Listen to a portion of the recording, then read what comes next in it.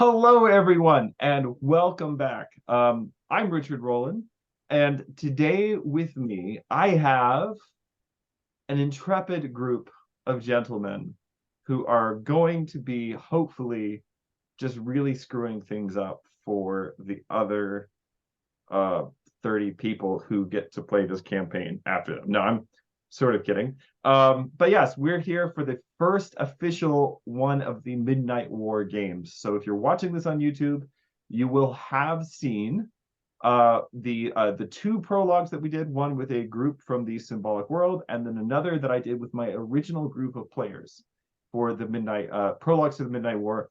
The Midnight War event begins now. And the way that this is going to work is that we are recording things in basically sort of batches, and then we're going to air them all at once. So the players here have not actually seen the prologue that I recorded with the players, because if they had, then they would know things I don't want them to know yet. Similarly, we're going to be running all of the games in the first wave of the Midnight War and recording them at once. And then once they've all been recorded, and after we've already kind of got the wave 2 games on the schedule, or maybe already recorded as well, we'll put the the wave 1 games up on YouTube. So if you're watching this on YouTube now, presumably that is what has happened. And basically this campaign is going to have basically 3 groups of player characters who will be going at any given point in time, more or less at the same time. It's going to be a little chaotic, and it's going to require a lot of work on my part to keep track of things. I literally spent about half my day today just re-listening to the prologue episodes to make sure there were not any details that I had missed. So all of that being said, I want to give my players a quick chance to introduce themselves and tell us who they'll be playing tonight. And then we're going to do a recap of the story so far, at least as far as the player characters know it, and then we'll get into things. So I'm going to go start at the top of my screen here, which is you, Grady. Introduce yourself, anything that you want to say about yourself, keeping in mind it is for the internet, and then tell us who you'll be playing. All right. Well, hi, I'm Grady Fisher. Is my last name. I'm playing Abram. Is that how you pronounce it? Right. Yep. Right. Abram the Verkenbori, a swashbuckling sort of merchant captain type character. As for myself, I've been playing D&D for a long time. This is the first time I've ever played a D100 system, or so. Very excited to see how it goes. A little scared to see how it goes, but As well you should be. All right, Matt, introduce yourself, please. Hey everyone, my name is Matthew. I play games sometimes. I just started running a campaign in like Arthurian in space, which has been a lot of fun. And I am playing Akar the Chebori. So yeah, we'll see how this goes. All right. And Paul. Hello, my name is Paul. I am playing Chlorpame, a Waxren. I'm going to probably butcher this, but Waxrenbori. There you go. That's it. Warrior, and I've done a lot of run some of my own games, as well as been a player at the table. So, but this is the first time I have enjoyed the world under starlight. So this is very exciting. Yep. All right, and then Andrew. I am Andrew. I've recently been playing a few campaigns with some friends, local friends, mostly D&D 5th edition, and starting with the One Ring soon. I'm playing Yamar, Wakes Rambori. Excited. Very good. All right, and then finally Damien. Hi guys, I'm Damien. I'm probably best known for being a professional tag athlete. I do World Chase Tag Online, Damien Zumtobel. So I'm pretty new to this whole idea of D&D. I've done a few campaigns before. I got a little bit late to the party, so I apologize if I screw anything up rules-wise. I'll try not to break the game too much. Just more or less along for the ride. It looks like I am playing Raznan. He is a scribe and a poet, which is extremely exciting. That lines up with what I love to do in my free time anyways. And I'm a soth boy, not a sloth boy. That would be really cool. Hopefully he's better at climbing. I don't know, but we'll see. Just He excited does to sort of for come the from a campaign. forest. There is that. Yeah. Actually, Okay, perfect. So this worked out is what I'm hearing. that actually is what Sothbori means in Emborian. It's like the people of the forest. So Oh, let's go. I'm down. This Yeah. worked out perfectly. yeah, perfect. Great. Well, we have a really eclectic bunch of people here, and some of you I've gamed with for a long time, and most of you, this is going to be our first time playing together, and I'm really excited about it. For people who don't know, these games that we're doing for the Midnight War are for people who backed the Amboria Role-Playing the World Under Starlight Kickstarter at the Hero Errant or the Hero Errant 2 level.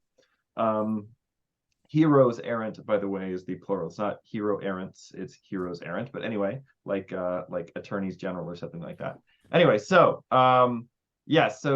we have our Heroes Errant here today, and we're going to be getting into it. And the way this is going to work is that each wave will have about 3 play groups, 3 or 4, kind of depending on how the scheduling works out for everybody. But each one of the play groups will be working for and hopefully trying to advance the goals, although it's not up to me to tell you what to do. Hopefully trying to advance the goals of one of the 3-ish factions involved in the Midnight War. So I'm gonna, at this point, we're gonna do a quick recap of the where we are in the setting so far. If you have been watching up to this point, there probably won't be any surprises because you will have already kind of caught up with some of this in the prologue. But here we go.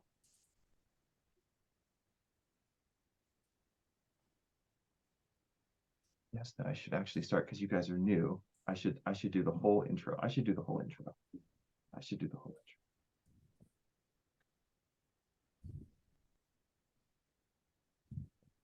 The Amborai are the people of sky, forest, and water. They trace their lineage back to Lananomen, the last of the lords of Starland, who came out of the west with a great host, and thence to Fehoth himself, the first star to glimmer in the western sky.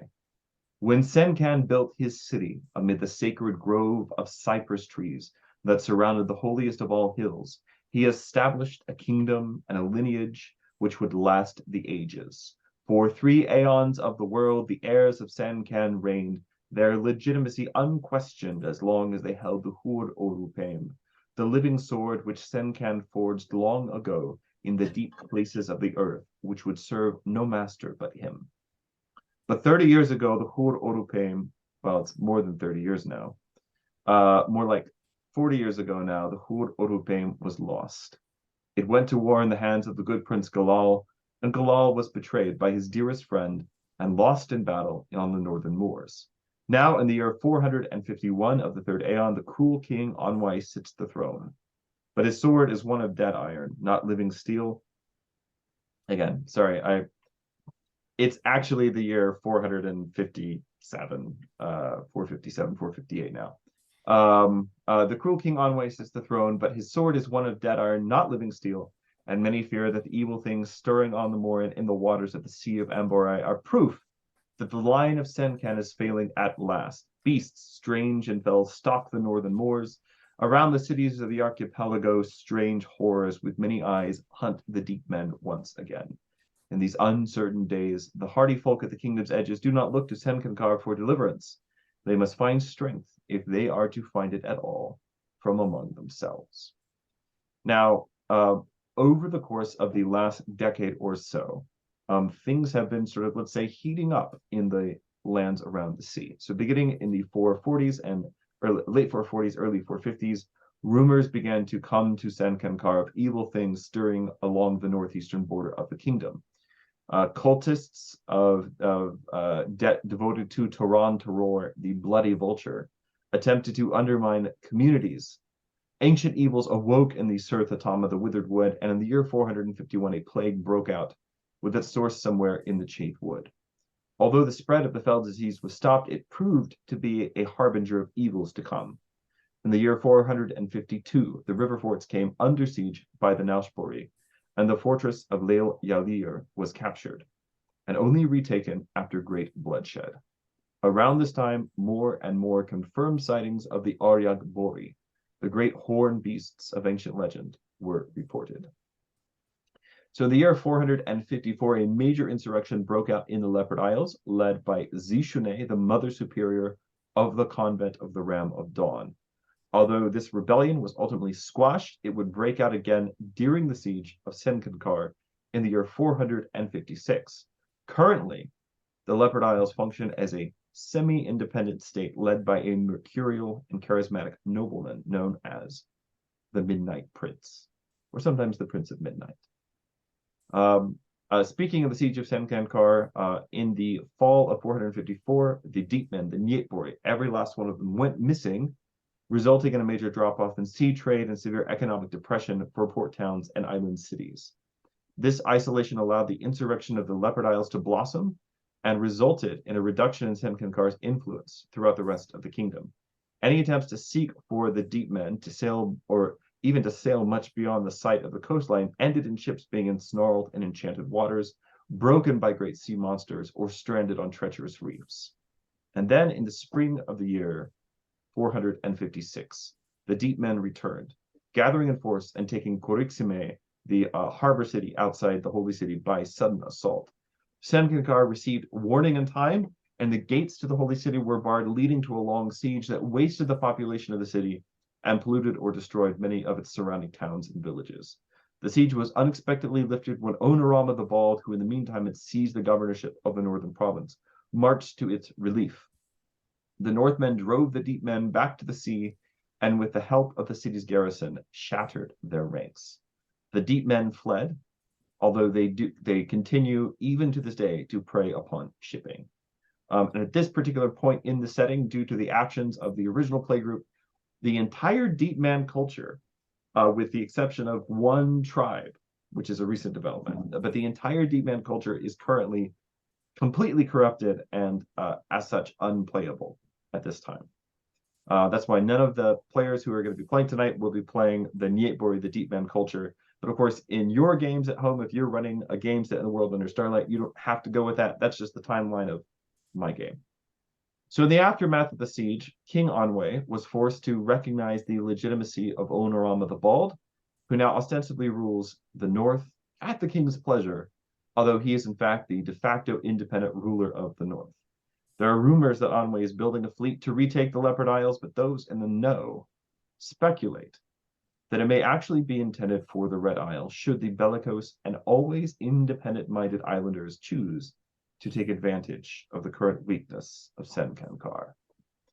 Concerning King Onwae's own state, the rumors are dire. It is whispered in the streets of Senkankar that the king keeps to his own quarters, ranting and raving for hours at a time.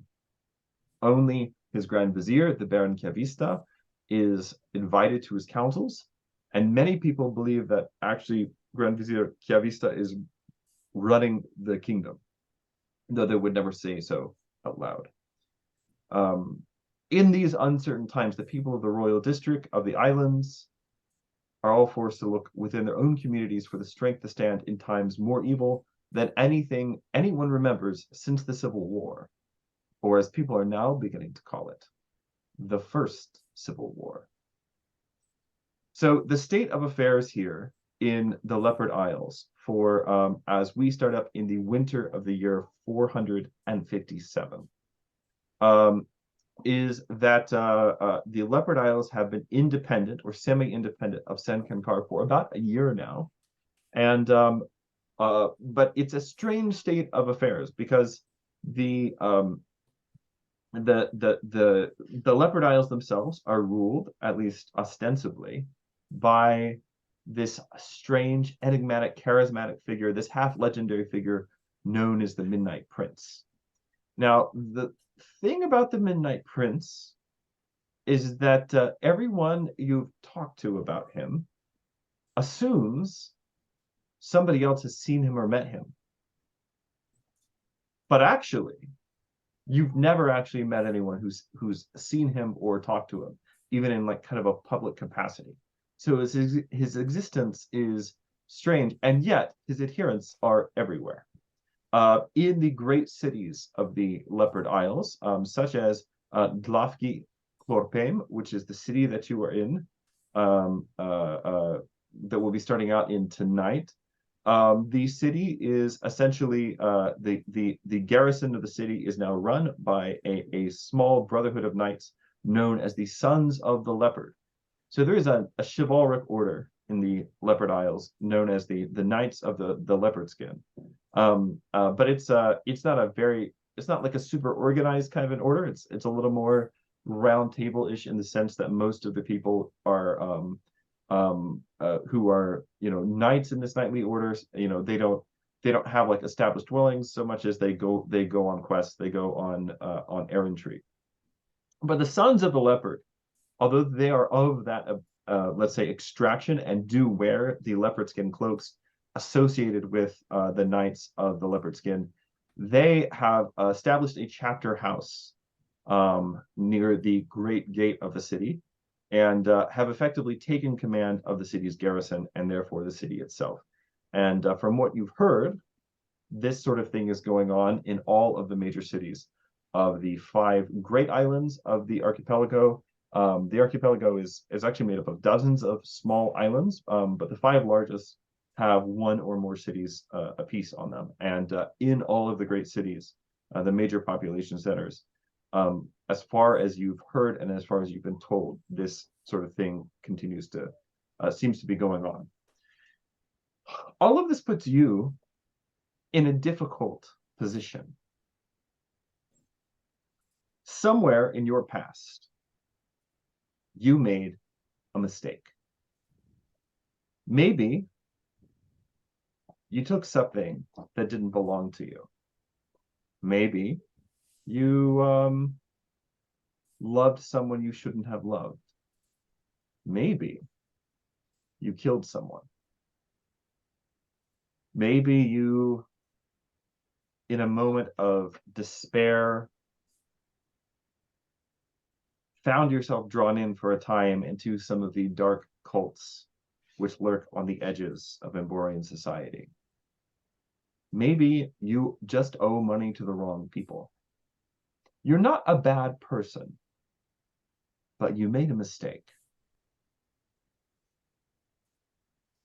And that is the long and the short of how you became a storyteller. The Storytellers are a small and secretive organization. I say small, but actually you don't know, and you're pretty sure nobody knows just how many there are. It is, in fact, a vast network of informants, the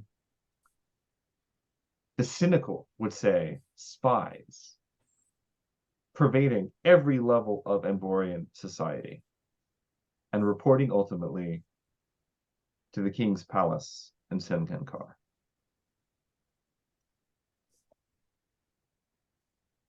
Now and you've mostly just sort of gone about your day, day to day, month to month, year to year, living your life, attending to the cycle of the seasons, following your vocation. But every now and then, someone in a distinctly drab apparel, which itself is unusual, since Emborians love, as a rule, love color, and in the Leopard Isles even more so. But someone in, usually a man, sometimes a woman, in kind of distinctly drab apparel shows up.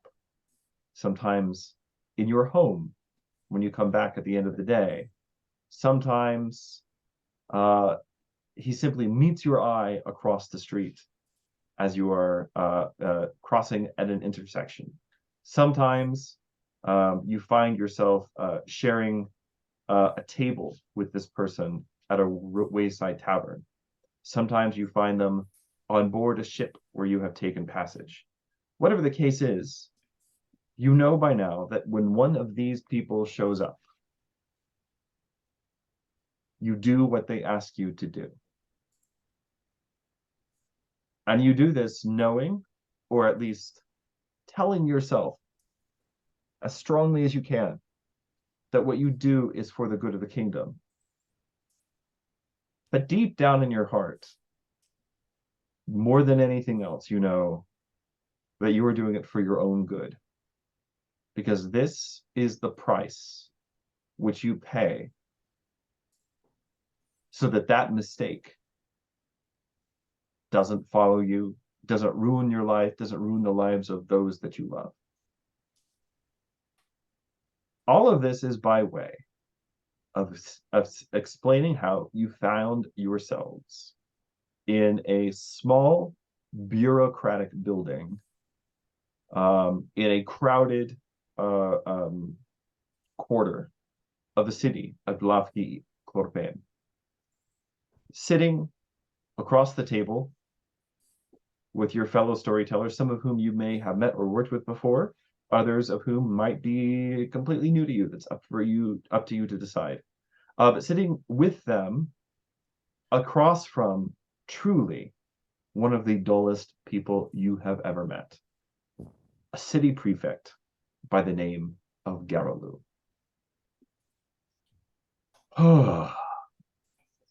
I want to begin today on behalf of His Majesty, King Onwae, the first of his name, by thanking each one of you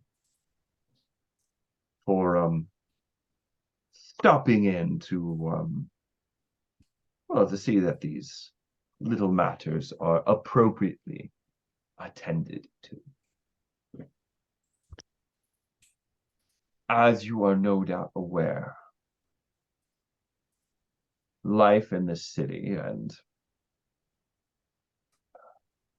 even as he talks, Garalu, who's kind of like a heavy-set man with kind of like, you know, like sagging jowls, and yet you get the sense that his sort of like heavy-set, pale, flabby skin, like he didn't get this way by living a life of excess and pleasure, right?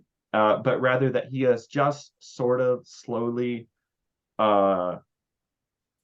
expanded like an amorphous gas to Gets just kind settled of over like, time. he is just settled over time, like the foundation of an old house.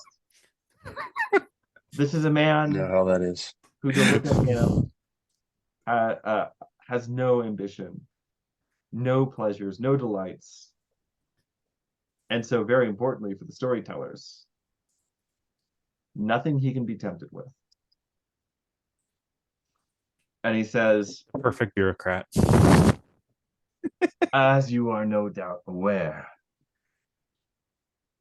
life for those of us who remained faithful to the good King Onwae, may his reign extend beyond the...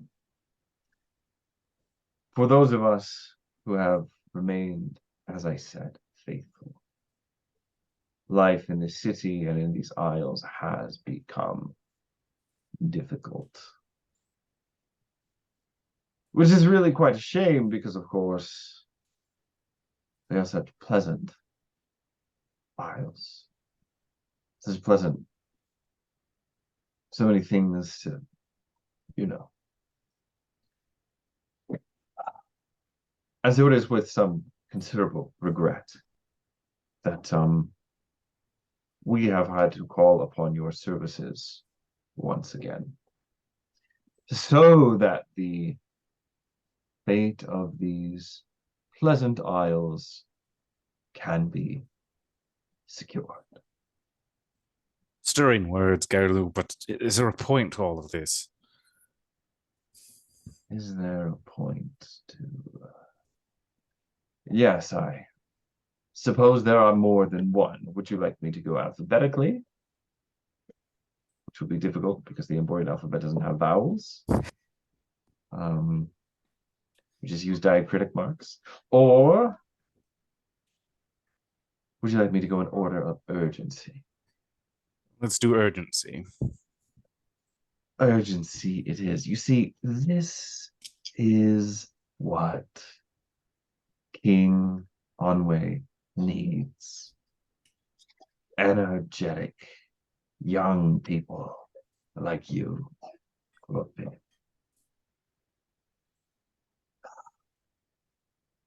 As you are aware, there have been a number of rebellions in these isles the last couple of years. The spiritual heart of these rebellions is Mother Zishunei of the convent of the Ram of Dawn. Even though she did not lead the most recent rebellion, yet people look to her for spiritual leadership and a blessing before they backed this upstart Midnight Prince. If he truly exists, I, for one, find it all the cloak and dagger of it to be in very poor taste. The Storytellers recently undertook to hire a man of, well, of your people, Akar, one of our better agents, a man named Tanorendel, a famous hunter of the Northlands. He has done us good service before, and he was contracted to, shall we say,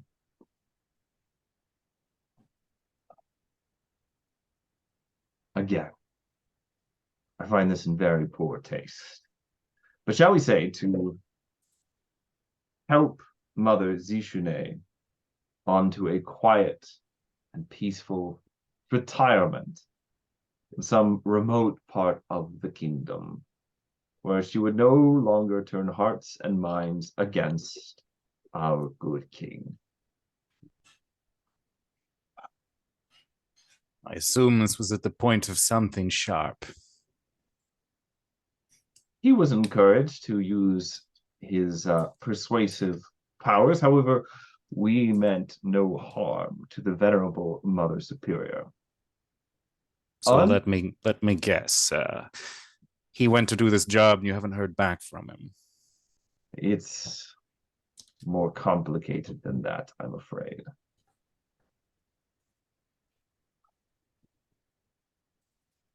How much more complicated are we talking here? Nice. Mother Tanorenda, when he went after the Mother Superior, decided to take matters into his own hands. And he is, we believe, currently undertaking completely of his own recognizance an attempt on the Mother Superior's life. This was not what King Onwae wants, but also it runs the distinct risk of making a martyr of the Mother Superior, when all that we really want is for her, an old and troubled woman, to have a life of quiet and peaceful retirement in, as I say, some obscure corner of the kingdom, where her troubled mind need not trouble the minds of those weaker. This leaves us in a very difficult situation, which is that we find ourselves needing to task someone to find this Tanorendo and protect the Mother Superior from his felonious intentions. Now, unfortunately, this coincides with another major difficulty for us, which is the identity of the Midnight Prince himself. Recently, we have become aware the order known or calling themselves the Sons of the Leopard. Well, that they, shall we say, have an opening this week, in keeping with the festival of Abraham, the Ram of Dawn. They are accepting new candidates. For those of you, shall we say, martially inclined, this gives us a real opportunity to see if we can't get someone on the inside and hopefully learn the true identity of the one who calls himself the Midnight Prince. If we could put an end to this rebellion, and these fair islands would prosper, and etc., etc. If you would be willing to undertake steps toward either one of these endeavors, King Onwae considers that it would go a significant way towards repaying the debt which you owe to his beneficence. By the children, my good man, if this is how you deliver urgent news, I shudder at the thought of what lies lower down on your list. But I do have some rather scintillating shipping receipts, which I would be happy to go over with you. No, that's fine. I think we've got enough to work on right now. Guys, I still need this delivered to me in alphabetical order. Do we have time for that? No. Unfortunate. The shipping receipts will have to wait, but it sounds like we're just about ready to take off, guys. Who's in? Do we have a choice? I found that usually we do not when such delightful company comes to call. Huh. So, if you want to ask any clarifying questions, either of him or of me, gather information, etc., the ball is in your courts. All right. So out of character, I'm thinking probably what we would be good to know is where to find these two different organizations. If they've got a headquarters, a chapter house, something like that. If there's any names of any people we could use as a contact or a way in, someone that might be more sympathetic. And then probably if there's anything that any information that we could use that would help us in finding Tanarindel, because I'm assuming he's probably like us, and semi good at his job, assuming. So probably we're not going to bump into him. So we'll probably need to know something about him if we want to track him down and discourage his efforts. To clarify on that, this is another storyteller we are supposed to be keeping from doing this terrible thing. And just to kind of clarify, you've really been given a choice of two different missions. Why not both? You can tackle both. I'm sure the king would be very grateful. But you've got like kind of a couple of different directions you can go here. So, Mother Zishunei is the abbess of the convent of the Ram of Dawn, which is essentially the second oldest continuously used kind of like religious site in the lands around the sea, other than the Holy Hill in Senkankar itself. Okay. It's in the part of Lafi Chlorpain called Old Town, because it's like basically like the original city, that the rest of the city kind of expanded around, and there's like some famous like tombs and catacombs kind of on the outskirts of town out there. And then and then there's the convent itself, which is quite large, hosts many thousands of sisters, as well as like kind of their dependents and whatnot. It's almost like its own little sort of a city complex. So that's the convent, and that's Mother Zishunei. As far as the Sons of the Leopard go, they have set up a chapter house, basically right inside the main gate of the city, and could probably be found there quite easily. When is Basically find them like kind of all over the town. They are now the people since the revolution. They're the people who are sort of like de facto actually ruling the city, because nobody's actually seen this so-called Midnight Prince. When is this recruitment event? That's a good question. So today is the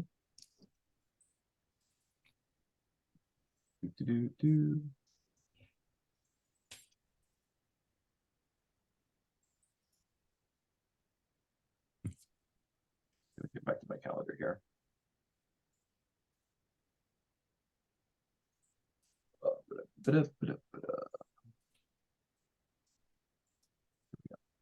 Yeah, so today is the 18th day of the month of Abram, which is the kind of the first month of winter. It's one of the shorter months of the Amborian year.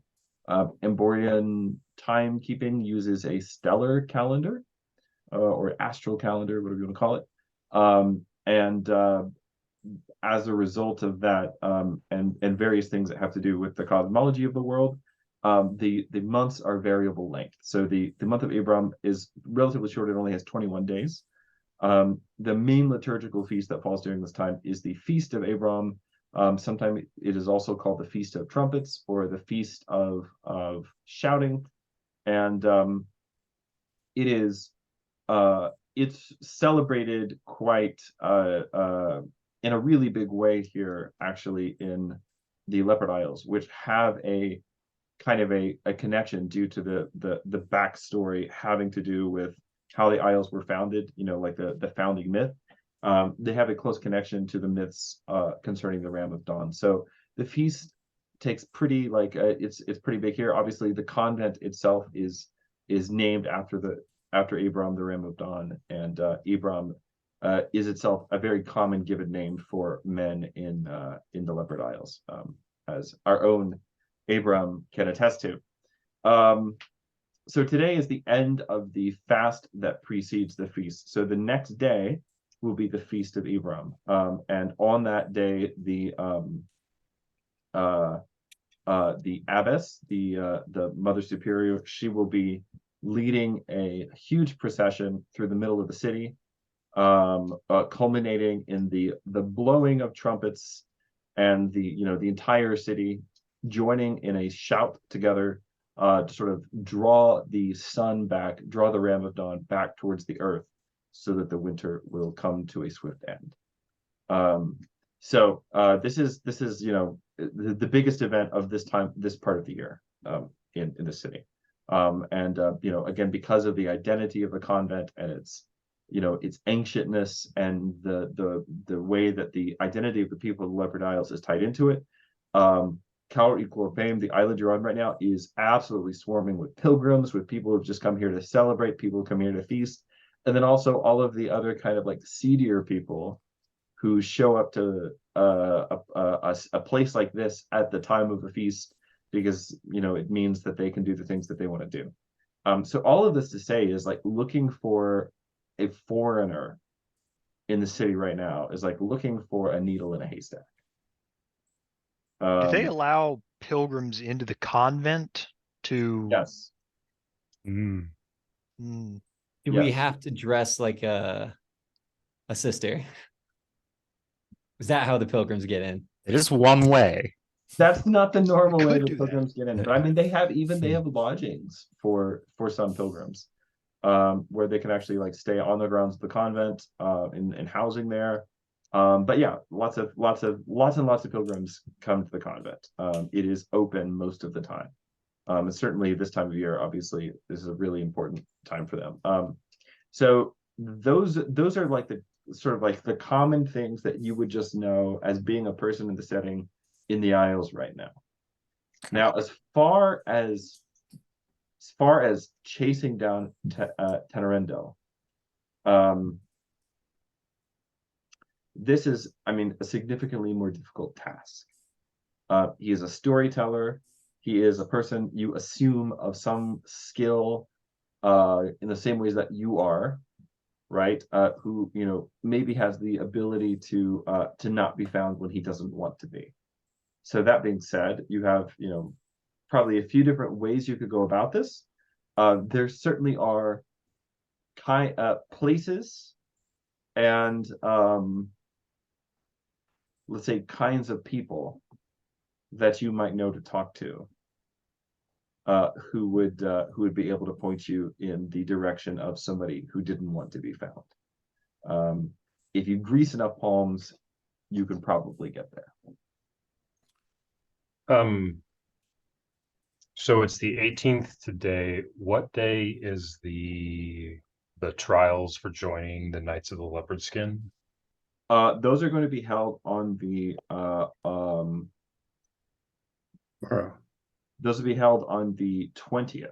So the feast is on the 19th, and then they'll be held on the 20th as part of the continuation. Okay. So Akar wanted to ask Garalu a question. So he says, so Garalu, was Tanarendil sent by himself or with others? Did he go off rogue by himself? Was there a group that he was brought with? A very good question. He was sent with a group of ne'er-do-wells in his employ. They were the same group as responsible for the assassination of the governor of the North some years ago. Governor Neretsoen, I believe. Charming. So was anyone concerned that when you hired a bunch of assassins to help move a woman that, you know, it might have gone wrong? You picked a hunter, not a politician or a knight, or I don't know, it's just confusing to me. What are you trying to say about assassins? You make They're the some most trustworthy. interesting You know what they're going to do, perhaps, points. if However, that makes them trustworthy. I'm afraid to say that mine is not to reason why. Usually, by the time these sorts of things cross my desk, well, Well indeed, Garulu. Another question for you, and if you could spit it out rather quickly, that would be excellent. Is he aware that he is being sort of hunted, or that he has fallen out of favor with the rest of the storytellers? one would certainly hope not. One would. I believe he was asked to desist from his plan before he went rogue, but as I was not the one handling that particular case, it would be difficult to say for sure.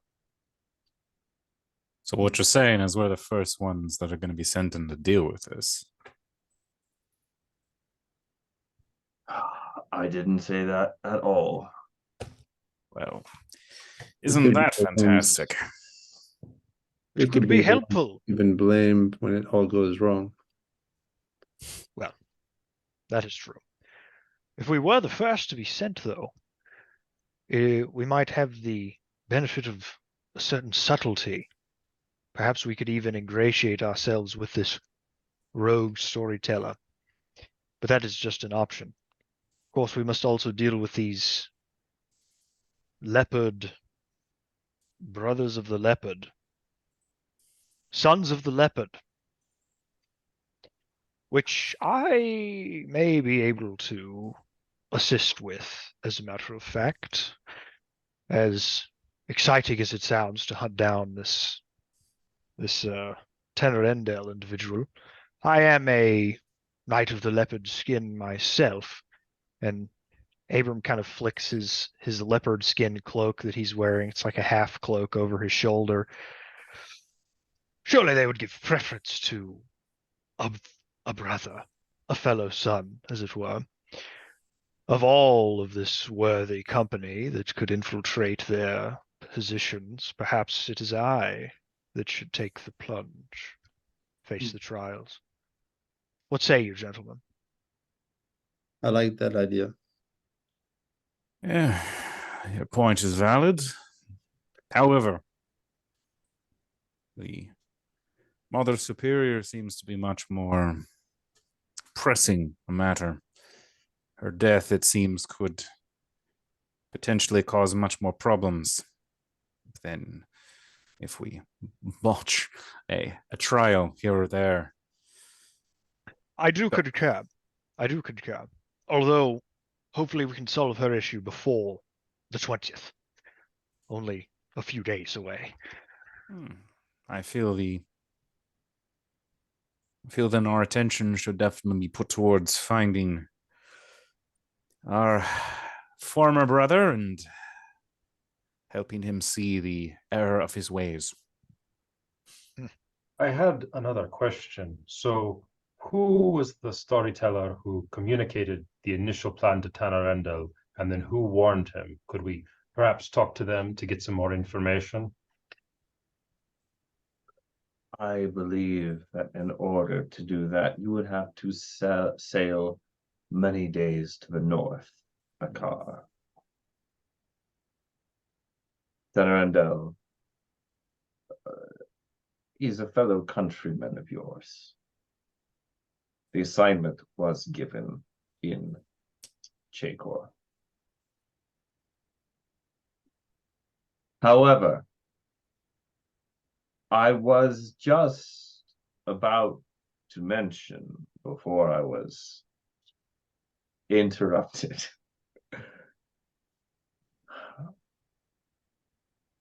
Tenerendo is known to have used contacts at a circus on the outskirts of town, known as the Circus of the Damned. I suspect that you could begin your search there. That is quite helpful. Anything else you were just about to mention?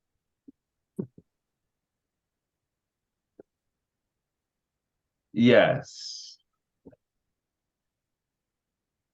The Sons of the Leopard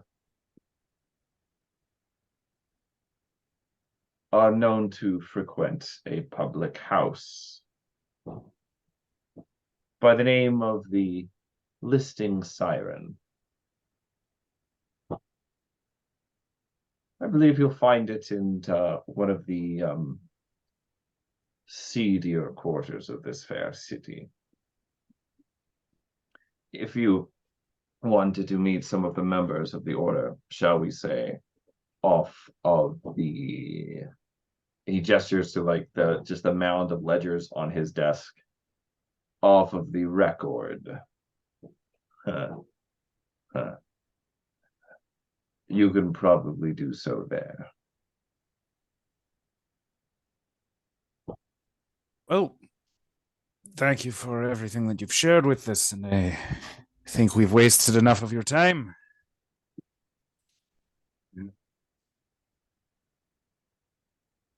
Have a nice day. Yes. Indeed. What time of day is it? Mid-morning. Good. So we got here at like 3 in the morning. Yes. It's now mid-morning. We've been Yep. waiting. That Please conversation take a ticket. took about 5 hours. We I was cut it gonna down for say, everyone. we probably could have stretched it out for the entire session if you guys Could've. really I wanted mean, to. we still haven't heard I'll the do it. alphabet yet. Don't think I won't. Oh. Don't tempt him. Um, So, Well, do we all certainly. know each other? That might be a good question. Or are we all strangers? Up to you guys. I think Chlorpime and I are both from the same place, same islands. We may be acquainted. Yeah, I was thinking so.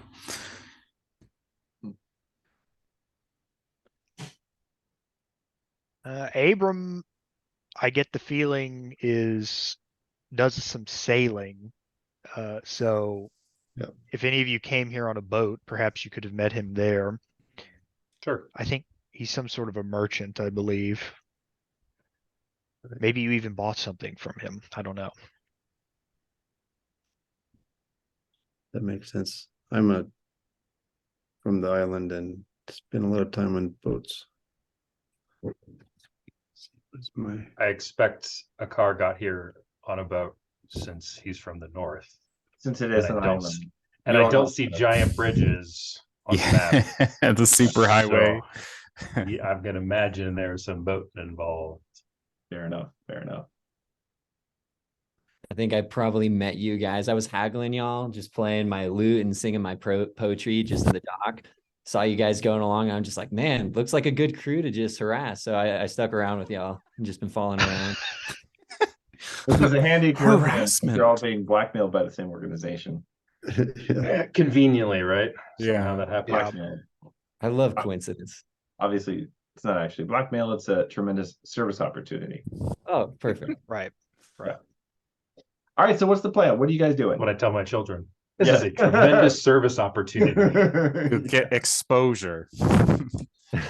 These days, We're what are the hours of the carnival? They usually a daytime or nighttime event. the circus would definitely, I mean, like if you want to go see a show, probably the evenings. But we want to go talk to some people and, Yeah, poke around. hear what they have to say. Right. Yeah. Yeah, I say we go check out the Death Circus before they're doing their performances. We go check out all the stuff they're setting up beforehand, the dancing bears, the juggling seals. I say we go. Yeah, circus of all the damned bears and the damned seals at the Circus of the Damned here. Dude, they're Is the best. They're the best ones. Is this like do people know why is it called that? Is this an infamous circus or is it more of a So you- tongue-in-cheek type of You're a local. You can give me the first roll of the night, no pressure. Give me a culture own roll. So you're gonna roll a D100, and you're looking to roll at or below your skill level. Okay, I got it. I got a 53 and my skill is a 75. Great. So Very good. As far as you know, like it's just sort of like it's marketing. Like it's not like, there are no actual Okay. like ghouls or something. But it's demons being summoned. the circus is run by a famous acrobat aerialist by the name of Arpesh the Undying. Mm. And That's metal. and he so he's got a like a really famous kind of like not high wire but like essentially like a trapeze act, Yeah. which is really like death defying, super dangerous, etc. And so that's like the central act, and then it's just got all the other things you would expect to see at circuses, including like dramas are usually kind of part of it, like short, sometimes like historical dramas, or incredibly ribald comedies sometimes, etc. Things like that, interspersed by your jugglers, your fire breathers, fortune tellers, that kind of a thing. So it's definitely not the kind of place where people of good family and breeding are found. So we should fit right in. Yeah, these are a rough and tumble bunch of characters. Let's do it. Let's go. All right. So you head towards the outskirts of town. And out past the gates of the city, actually towards the catacombs and the tombs that I mentioned on the outside, and not that far from the convent at all. You can kind of see the place where the pavilion and the grounds of the Circus of the Damned have been set up. And it's mid-morning, maybe like 11 o'clock, not quite noon at this point. How do I put this? Most of them are not awake. And you kind of, like, as you roll in, you see, like, there's one very large man, you would guess like a strong man, like just bathing himself out in the open air, like in front of his tent. There's a couple of other people kind of like staggering around. The general sense of the circus is one of just a massive collective hangover. And so you're kind of walking through the tents looking for someone to talk to, probably not the big guy bathing himself. And as you're kind of looking around, yeah, why not? You hear someone say, "All right, you lazy people, it's time to get up. Arpesh says it's time to get up. We have rehearsal. Someone has to oil Arpesh's skin, and we need to get going for the day. Wake up, you drunkards, you louts, you lazy, you sons of Jacobs." And kind of coming around the corner, you see a very well-built figure of a man, naked to the waist. His skin kind of like perfectly like tanned and oiled. His strong jaw, his eyes are kind of set, like smoldering in his beneath his brows. He's a very fit gentleman, and he's the one that seems to be waking everyone up. A few people shout curses at him, but you notice that they might not like it, but everyone is doing what he says. Is this the Arpesh the Undying himself? Are you asking? Have I seen their show before? I don't know. That's up to you. I mean, you're a knight, you're a merchant. This might not be your scene. No, I've never. I would never debase These- myself. Absolutely not. Absolutely Yeah, not. this is no. the first time you've been here, and for sure this is I mean, there are some smells here you're not used to. I think I'll walk over, Especially and the big guy. ask him, "Are you in charge around here?" Where? The gentleman asked if Arpesh is in charge around here. Theoretically, Arpesh is in charge around here. Unfortunately, people do not always listen to Arpesh and get up and do their work. But typically speaking, the answer to your question is yes, Arpesh is in charge. You have any work that needs to be done? Any work that needs to be, he We're kind of steps looking for some back work. and starts stroking his chin. He's got like Handlebars. it's like a perfectly oiled Van Dyke. It's a little like what Damien has, but like a little more trimmed. Like it's just like, yeah, it's just like perfect V. Yeah. He steps back and begins to stroke his chin, looking at all of you, and finally, hold on. Oh wait, I've got your character sheets. I've got the print version of your character sheet. Right here. Ooh, Um, good edition.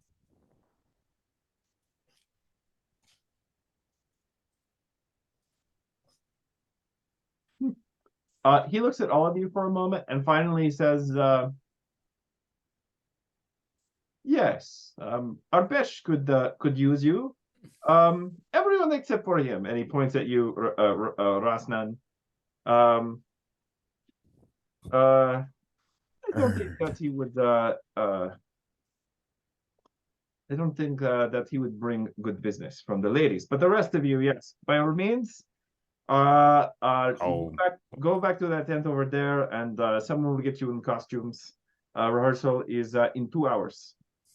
well, I You'll be wouldn't. surprised how good he is with the ladies. I was gonna say I wouldn't judge him too harshly. He's pretty hardy. And just gives you like a massive like slap on the back. Arpesh, you really don't remember me?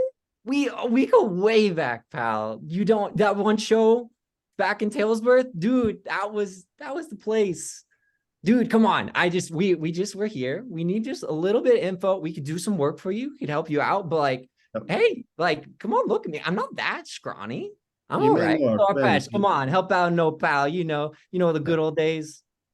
We had good times, man. You don't remember me, but like, don't worry about that. You may know our friend who recommended us to come here. I don't remember his name.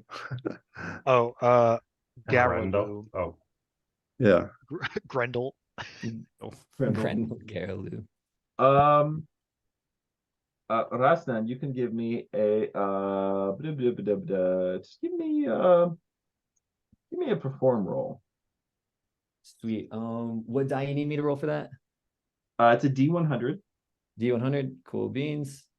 All right, and I got a 35. Under or over what? Let's see, a D100. So sorry, I'm using my phone app. I'm kind of a boomer when it comes it's to okay, this you're stuff. fine. So you're rolling against your skill. So if you look at your character sheet, you've got a deception skill of a perform skill of 30. Perform skill, so yeah. So what did you roll?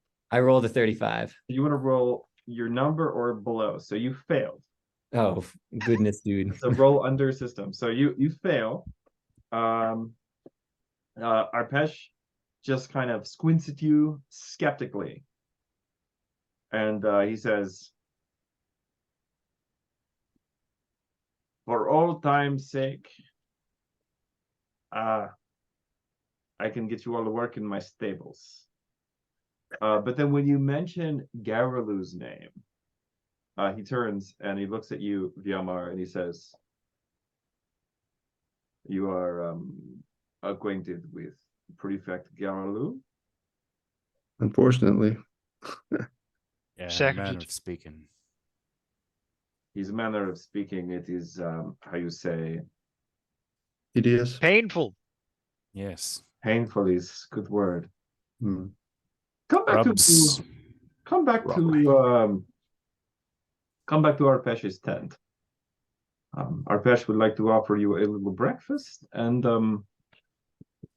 you can tell me about Prefect Garaloo. Oh, wonderful. I couldn't stomach any food in front of that rather disgusting man, so some breakfast would be greatly appreciated there. I think that's your You think he is disgusting? You should see our big one. Oh, please. I'm sure he's great. Not interested in seeing that. I think we already saw him. Not before we eat. Good point. So he takes you back to his tent, and a couple of the basically like the circus girls, like young women, very made up, but also like clearly still very hungover. Come out and set a small breakfast, which in Aboria usually means something like rice cakes and a little bit of wine. But in this case, the food is extremely plentiful and kind of like too rich. Like there's like rich foods that wealthy people would eat, and then there is like you're trying too hard. And this is very much kind of like a little bit over that line. Like fried butter. And there's just like massive amounts of they don't use a lot of butter in the Leopard Isles, but like rendered fat from like waterfowl and things like that, just dripping off of everything. You know, it's like the pizza where you gotta like soak the grease with a napkin before you eat it. Everything is kind of like that. Arpesh is sort of sitting there, and instead of like wiping his fingers or his mouth now and then, he just kind of like rubs the grease into his beard and then just kind of rubs it on his naked chest as he's talking. How you stay oiled? A lot of chest hair there to oil. No, he's Bare complete. skin. Oh, that okay. I see. Yeah. It's like the visual has completely changed. Gotcha. Gotcha. I mean, it's yeah. He's glistening Glistening. like a mirror shine on those abs. Like beautiful. yes, exactly, yeah. So Wow. after the food and the wine has been brought, Arpesh kind of leans back. Now then, you are going to be telling Arpesh about the prefect Garalu. You have come to see Arpesh on business for the good prefect. How is the good prefect these days? Is he just as loquacious as ever? One assumes. Don't know what that means, but if it's slow, then yeah, he's about the same. A very unimaginative man is Prefect Garalu. Now, Arpesh knows many different kinds of men. He is, how you say, a connoisseur of the human condition. He knows men's hearts, he knows their desires, he knows their weaknesses, and he knows their pleasures. But Arpesh does not trust a boring man.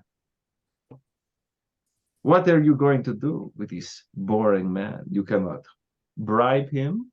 You cannot sell him anything.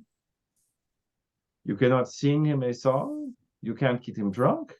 Of what use is this boring man to someone like Arpesh? No, the prefect and Arpesh, they do not see eye to eye. But for all of this, the prefect is a dangerous man. And if you have come to see Arpesh on the business of the prefect, then Arpesh has to assume you are also dangerous. Arpesh has put a little something in your food. Now, he can offer you the antidote before the symptoms begin to appear, but only if you tell Arpesh why it is you have come.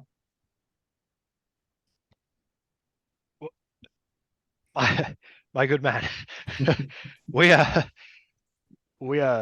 no friends of this Garulu any more than we are required to be, of course. Much like yourself, I find no draw to such boring men. Those who languish in mediocrity are, I believe I used the word disgusting before, and I will stick to that choice of words. We are at his service. Yes, we are at his service only through necessity. And so we come seeking your help from similar necessity, so that we may deal with him as little as possible. As far as your assessment of boring men, this is an example of somebody who takes pleasure in talking and causing displeasure for others. In that case, the value is in the listening. He has a lot of information that he's more than willing to torture anyone with. I mean, listening to him is torture enough, but yeah. An apt It is word. nothing Apt. compared to the torture which will soon begin to overtake and disintegrate each one of your internal organs if you do not speed up a little bit. Why have you come to see Arpesh? We need information. Why sent you here? We want information. We were told that you had it. And since you're a connoisseur of men, interesting, man. I'm sure you've probably met him. An assassin. The name of Tanarindel. He had other contacts with other people. He kind of leans back on the cushions he's sitting on and kind of steeples his fingers. Very interesting. You have Arpesh's attention. You are looking for this Tanarendel and his companions? That's what I Indeed. just said. And you hope that Arpesh can lead you to him so you can do what? He's about to make a mistake, and we would like to avoid that mistake happening. A mistake which would, for instance, For lead instance, to Tanarendel is going to kill the Mother Superior, or at least attempt to. He's a little, perhaps, overzealous. And we are simply- overconfidence, but a very effective man is Tanarendel. He and his companions, they're most dangerous. Yes, Dangerous like you thought we were dangerous, or interesting kind of dangerous? He and his companions are dangerous, but not to Arpesh, because Arpesh has their measure, and Arpesh knows what they want. What do they want? This Tanarendel, he wants to kill the Mother Superior. Your companion just said this. Hmm. And what More we than want. it, though, he wants to be free of the mistakes of his past. As I And what do said, you want? what does Arpesh want? How can we help Arpesh? Wants life. He wants song, he wants women, he wants gold. Oh, he wants gold. Now, Arpesh cannot tell you where to find this Tanarendel, because Tanarendel has already come and gone, but Arpesh can tell you when to find this Tanarendel. And when might that be? He plans to carry out this assassination tomorrow. During the festival, Indeed. while she's leading the procession in public. When there's plenty of strangers in the street, no one will take any notice of him. I see you have given some thought That's how I would do it. how to carry out these sorts of activities. It was either that or bribe his way into the Mother Superior's confidence, the convent just over there. Public assassination would definitely have a very defined meaning. So how The would enemies that, of the king. if he succeeds, that will bring war. If he More than- succeeds, then yes, How would that be good for your business? good for my business. War would be bad for the circus, would it not? My friend, my friend, my friend. Do you really think that Arpesh makes his living dancing for little children, swinging from ropes and employing all these mimes and jugglers? Arpesh makes his living because he knows the hearts of men and he knows their desires. Arpesh can prosper in times of war, in times of peace. It is all the same to Arpesh. But if you're asking what Arpesh would like to see happen, of course, Arpesh does not want to see the Mother Superior killed. They say she's a holy woman. And religion is very important to Arpesh. Oh, Arpesh is very pious. You must know this.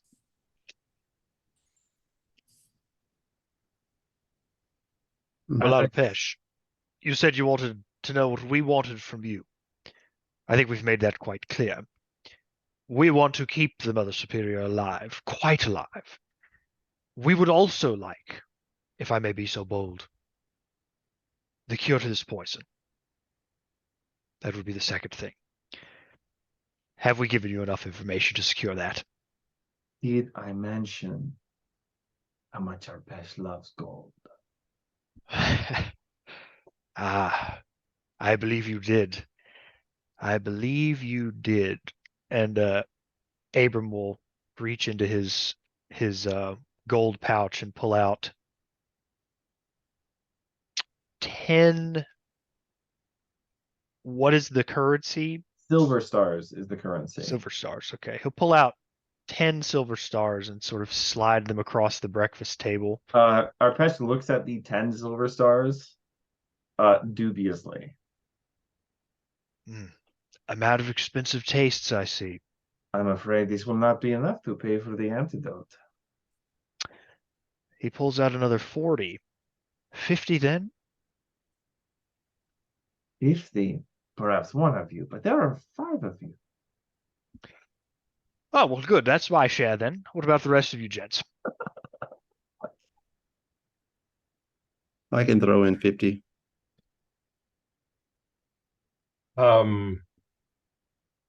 When I don't know if I have any reason to know this, but when a car was eating, was there anything suspicious about the food? Yeah, I was thinking that. You can give me a perception test. Yes. This is an ambush, right? No. Not unless I jump up and draw my sword. I rolled a 54. I have a perception of 75.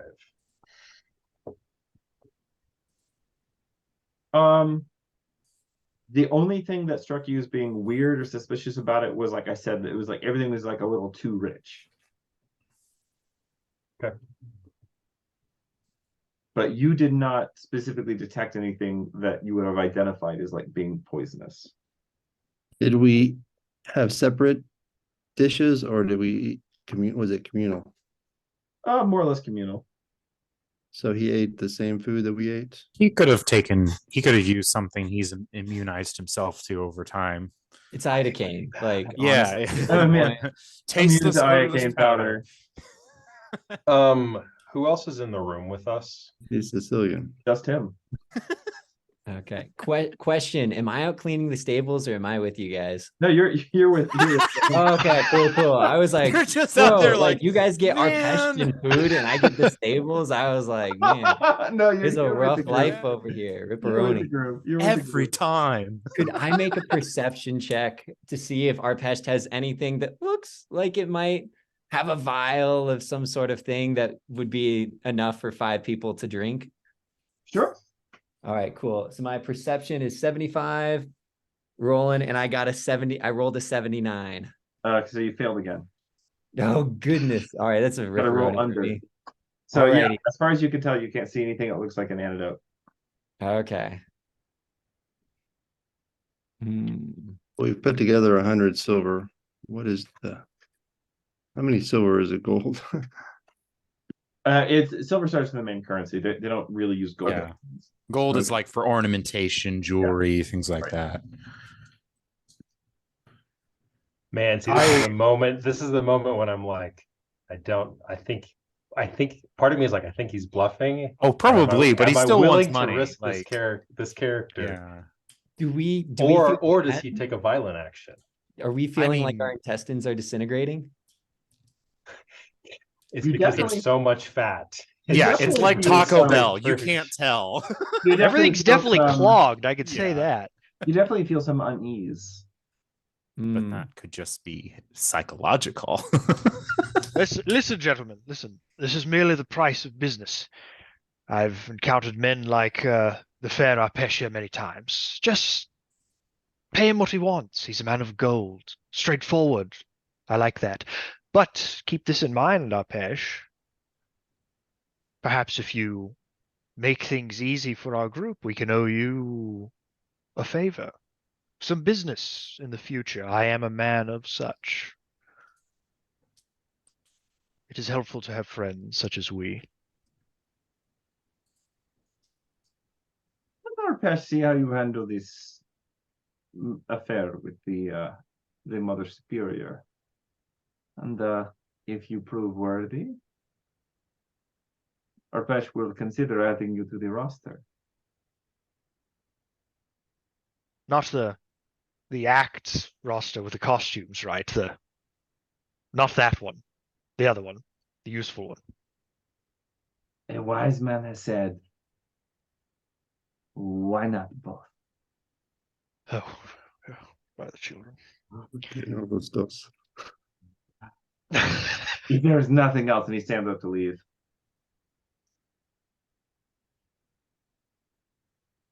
Fine. A car will stand up with him. If money is what it takes to get something done, then money it's got to be.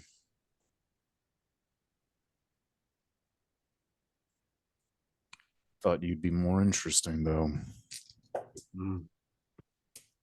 Arpesh is sorry to disappoint, but maybe if you got to know him a little better, such as buying yourself a drink. Fine. Is there a bar here? What do we mean? Buy ourselves a drink? You Put your assume money on the table. you Is that assume the antidote? you assume it's talking about the antidote, yeah.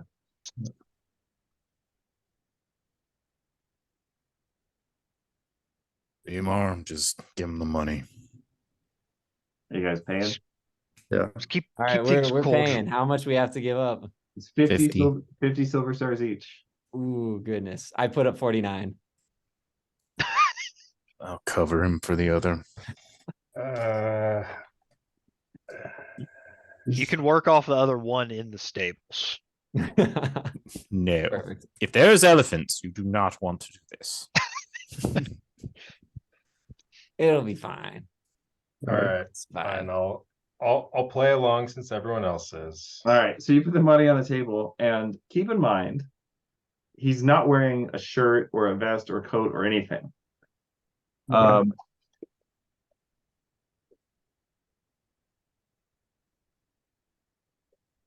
Nothing up Arpesh's sleeves. And when he turns his hand back around, there's a long glass vial in it, full of just kind of a clear, effervescent liquid. Make sure you portion this evenly among yourselves, won't you? I would hate for someone not to get enough. And he looks at you, Akar. If Arpesh can ever be of service to you again, you know where to find him. A pleasure doing business with you. Let's get out of here. Maybe we should take the With put it, the yes. vial here. Yeah, first. I assume. Yeah, Yes, Yeah, with we the just antidote all for the scramble vial. away and be like, wait, sorry, we almost forgot this. Make sure I get enough. He wanted me to have enough. It would be bad. He would be very disappointed if I died. So right. That's right. All I right. thought he was Definitely pointing said to me, that. guys. What do you guys You were a do? given, Raznan. You were a given. He Oh, good. loves good. you. You go way back. That's all. That's what I thought. Just Yeah. like We'll partition it up a little bit. Whoever Abram will take the little vial and carefully kind of everyone gets 5 drops. Like an you, eyeball, there's exactly 25 in this vial. you apportion it out as evenly as you possibly can, given the lack of like precise measuring tools. And you each drink a dose. which one of us didn't get enough? It tastes this is the poison. it tastes exactly like mineral water.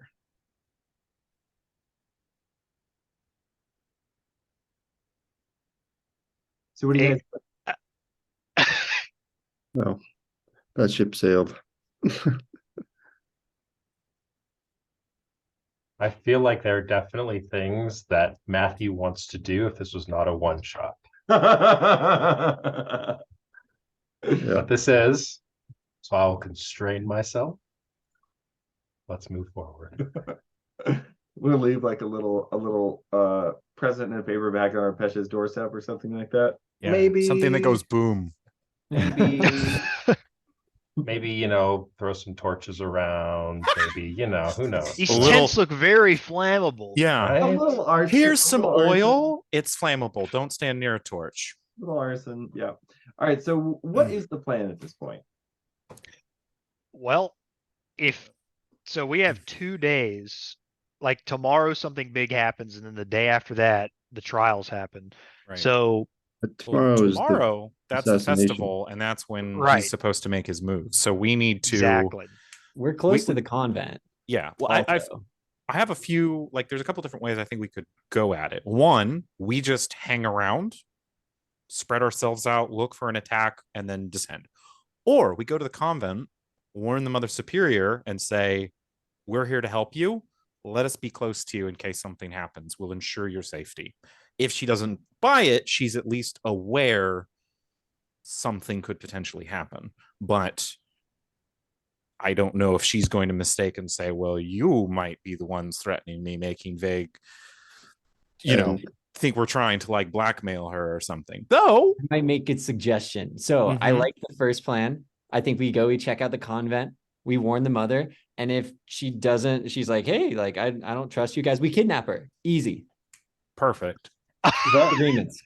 The I- third option Yeah. is we Oh. just decide to assassinate her. Whoa, whoa, And, whoa. go that Okay. route. Jump into A, extreme. a very unforeseen third option. Also, Counter okay. argument. Raznan may have to put a qualm in there. There may be some infighting at that point. Hey, Matthew. All I'm gonna say is, whatever actions you take impact the next 30 people who play.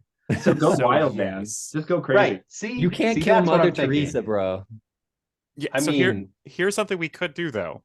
We don't necessarily have to kill her, but if we make it plain that there is going to be an assassination on her life, and she would be prudent to vacate the city for a time long enough that it looks like we've done our job, and she's not at the festival, which would have the same effect, but she's still alive, so she's not a martyr. But the danger doesn't go away if they fail this attempt. We have to That's find. True, Yeah, but we so- know where he's going to strike. If the Mother Superior is not there, I'm volunteering one of you guys to dress up like her and go in the processional. Yes. Does anybody have a makeup kit or illusion magic? You We just- you can we definitely steal- get the necessary implements to make a disguise here in the city. Hmm. At the Or Grand we just- Bazaar. What if we break into the convent, steal one of the outfits, and then I just pretend to be Mother Superior? We kidnap her, and then I take her stead. Like, I'm sure all the other nuns and people in the convent, they'll just be like, oh, like, I can act. I got this. Like, come on, dude. I'm a poet. You have So- all the liturgy completely memorized. Yeah. So what's the Resnan problem? mentions this, and everyone's just looking at him like, yeah, he could fool me. That's not the Mother Superior? I'm gonna grab a beer while you guys formulate a Okay. plan. Oh, I have a Perfect. question before you go. How long is the procession? Like a mile? Like roughly? Roughly it's probably about 2 miles, but it Okay. takes about 4 or 5 hours because there are a lot of stops and Yeah, of course. Oh, Okay, cool. does it take the Thanks. same route every year? yes. Hence why Okay. he knows how to do this. Yeah. Okay, so we could look for like advantageous positions. I do think we should at least talk to the Mother Superior Right. first. Unless we really did want to go, because I guess we are supposed to be trying to get rid of her. So Well, the thing was, they did not necessarily want her to become a martyr. That was very clear. right, So without killing her. Right. So if we convinced her that it was in her best interest to go Okay. on a pilgrimage for a extended period of time, and it would probably ensure that she continued breathing like a normal person. because this threat is going to be persistent unless no one can find her. So if she does the work for us, she's still gone from the picture, which I think effectively her being absent, especially at a big festival she always leads every year, that would probably have the same effect. I have a suspicion that it will be really difficult to convince the abbess of the convent of the Ram of Dawn not to preside over the feast of the Ram of Dawn. Hence why I was wondering if maybe someone else posing, and then we would promise to protect them as best we could be an alternative. Well, I see Matthew's point, though. I don't even think it might be very difficult to even convince her to let someone take her place. Oh, sure. Just because of the religious significance. Right. No, Hence the backup plan of hitting her really hard over the head and sticking her in the broom closet first. Use the targeting stick. Or the first thing you mentioned where we just are there, maybe like get to some advantageous positions and see if we can just intercept the assassins. Maybe we could get a little bit more. We could try to find them even beforehand. I mean, well, sure. Our only complication is that they are experienced in this, so there will probably be a contingency, unless it's all like knives out and we go, pull a Julius Caesar. It might be kind of how they want to. I don't know how they're going to approach it. I mean, we've got bows, but then we might be mistaken for assassins if we're randomly shooting at somebody in the crowd who we know to be a killer. There's going to be guards, obviously. So our difficulty is saving her in a way that doesn't end up making us look like we're part of the problem, which might just be assumed to be just the risk we'll have. Do we know what methods they've used in the past in the other assassination that they did? That's a good question. Does anyone have high lore? Would we have remembered this governor assassination? A car, you can give me a culture own roll since this happened in your homeland. Oh, 35, huh? So I rolled a 65, so that's pretty good. Yep, that's really good, except that we're playing a role under systems, so that's a failure. You have no idea. You just vaguely heard about it several years ago, but it was mostly just like rumors. Actually, well, if we could heard is that they caught and executed the people who did that. So you don't even know what Apesh is talking about. Well, yeah. So, if we could get the Mother Superior's permission, then we could act as her bodyguards without having to remove her from the ceremony. And then maybe after the ceremony, we sort of, maybe we have a celebratory dinner back on my ship and I sail away and we're never seen again. I think this is oh, you thought you were going to leave. I should have explained. Anything could happen on the open sea. Oh my god. Because of the implication. A long walk off a short plank. So it sounds like plan-wise, we could go starting off with like, hey, we talk with her, try and convince her. And then if she isn't convinced to not go to the thing, we pretend we are like, hey, we could be her bodyguards. If that doesn't happen, then we kidnap her and pose in her stead. And then that's kind of like ABC. Thoughts? So one question I had, does it seem weird to anyone else that they're trying to do the assassination publicly, or does that make sense to everyone else? Because that was one part that I was... Yes and no. It makes sense in that if you kill a public figure in front of everyone, it makes a statement. Right. And if you were subtle enough in the execution, you could also escape into the crowds pretty easily. Right. Slip up, few knife thrusts, walk away. But also it would make sense. Right. True, an arrow. But also if it's to do it in private is also good, because if you kill them, there's more chance you survive to do it again. So is this both. Mother? I guess the mother is also in the background leading these. Supposedly leading these uprising, whatever. Right. So killing a leader of that who's an active enemy of the king sends a statement, but it could also it's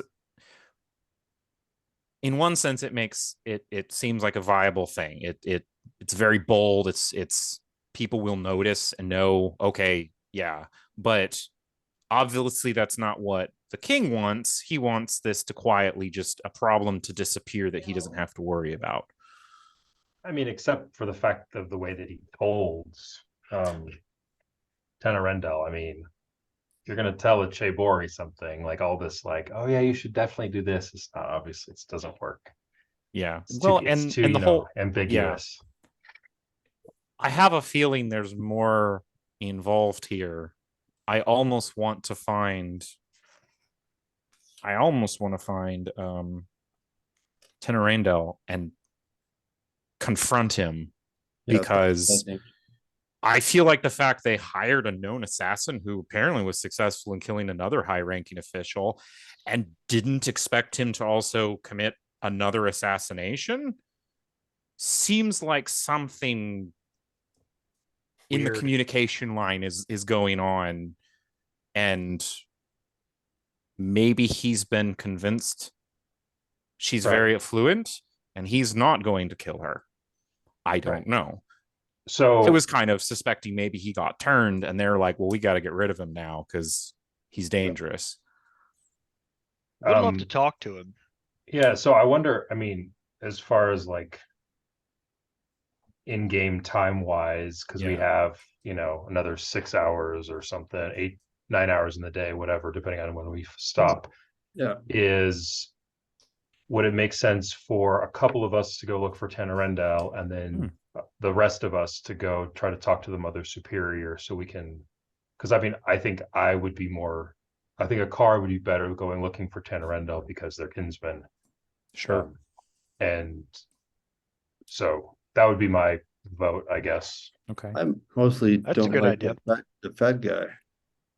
Mm, I don't know. He said that he's loyal to the king, but we're just taking his word for it. He may Right. be getting us to stop what the king's actually asked the assassin to do. Right. Right. Yeah. Sadly, we also aren't really in much of a position to defy or question whatever he just told us to do. Right. Right. Because we don't have anything to counter what he's told us. We have to assume it's true until we hear otherwise. Yeah. So that's a great idea. I think I'm not always a favor of splitting the party, but I think in this case we could probably cover more ground. Who is more well versed in the use of words and charm? Abram is he excels, I would say. Okay. Then probably you should go and talk to the Mother Superior. I'm Have influence. Clorpim is very much a fighter.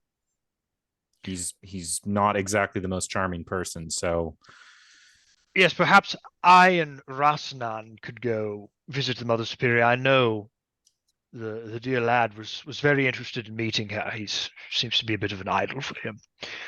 We could perhaps convince her to go along with our plan, and you three go look for that brute.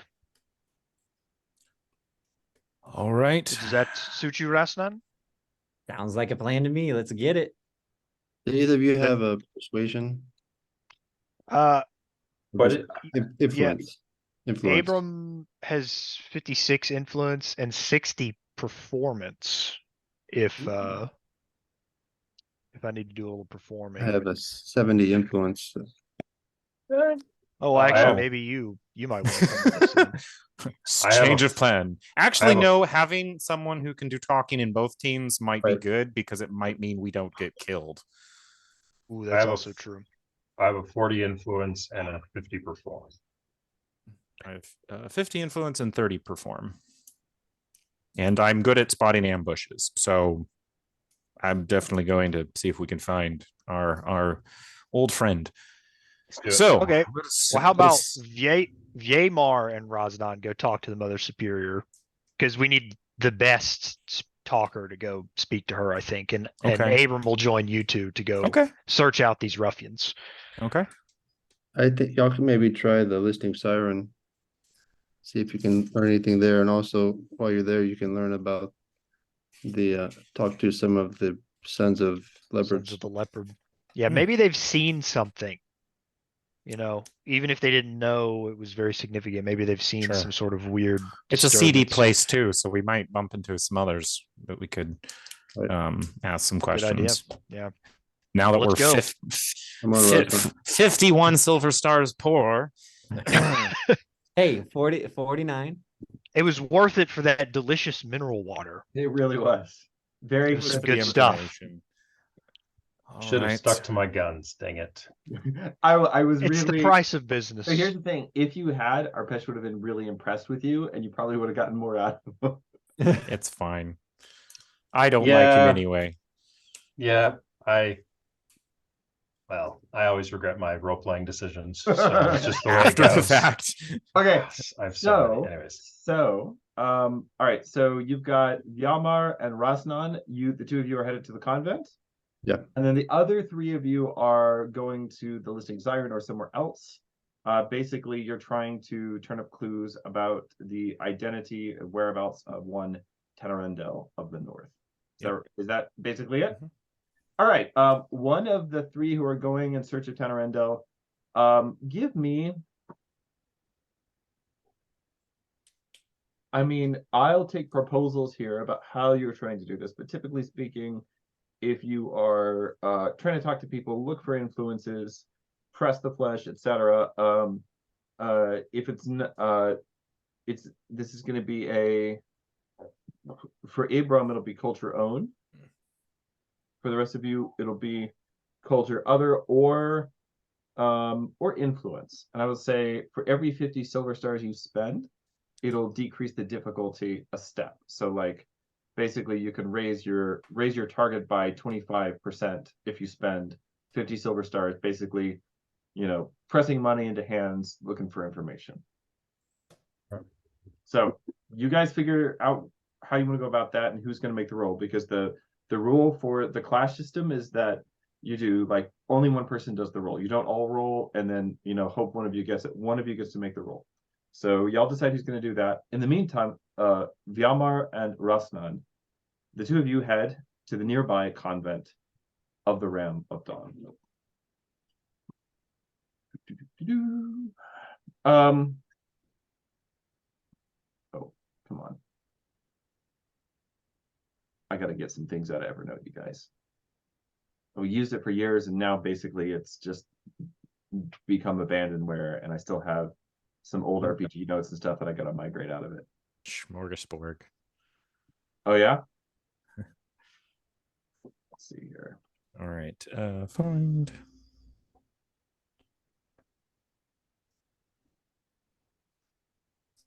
Come on. Sorry, guys. My notes, it failed me. All right. Well, I don't have enough money to contribute. I've got 50 more silver stars. Well, do we want to spend it? It would lower it like a quarter. I mean, that's a good odds in our favor because it increases the window base that we get to roll in for a success. But do we want to blow all our money doing this? It is a one shot, so no consequences down the road. No consequences except for other people. I mean, this is pretty ideal. Yeah. Perfect. Well, I mean, 75% are pretty good odds. What would what exactly would it do by decreasing it? Like what percentage could I add on top of my thing here if we greased enough palms, Richard? So 20, did you say 25%? Well, my culture is a 75. Oh.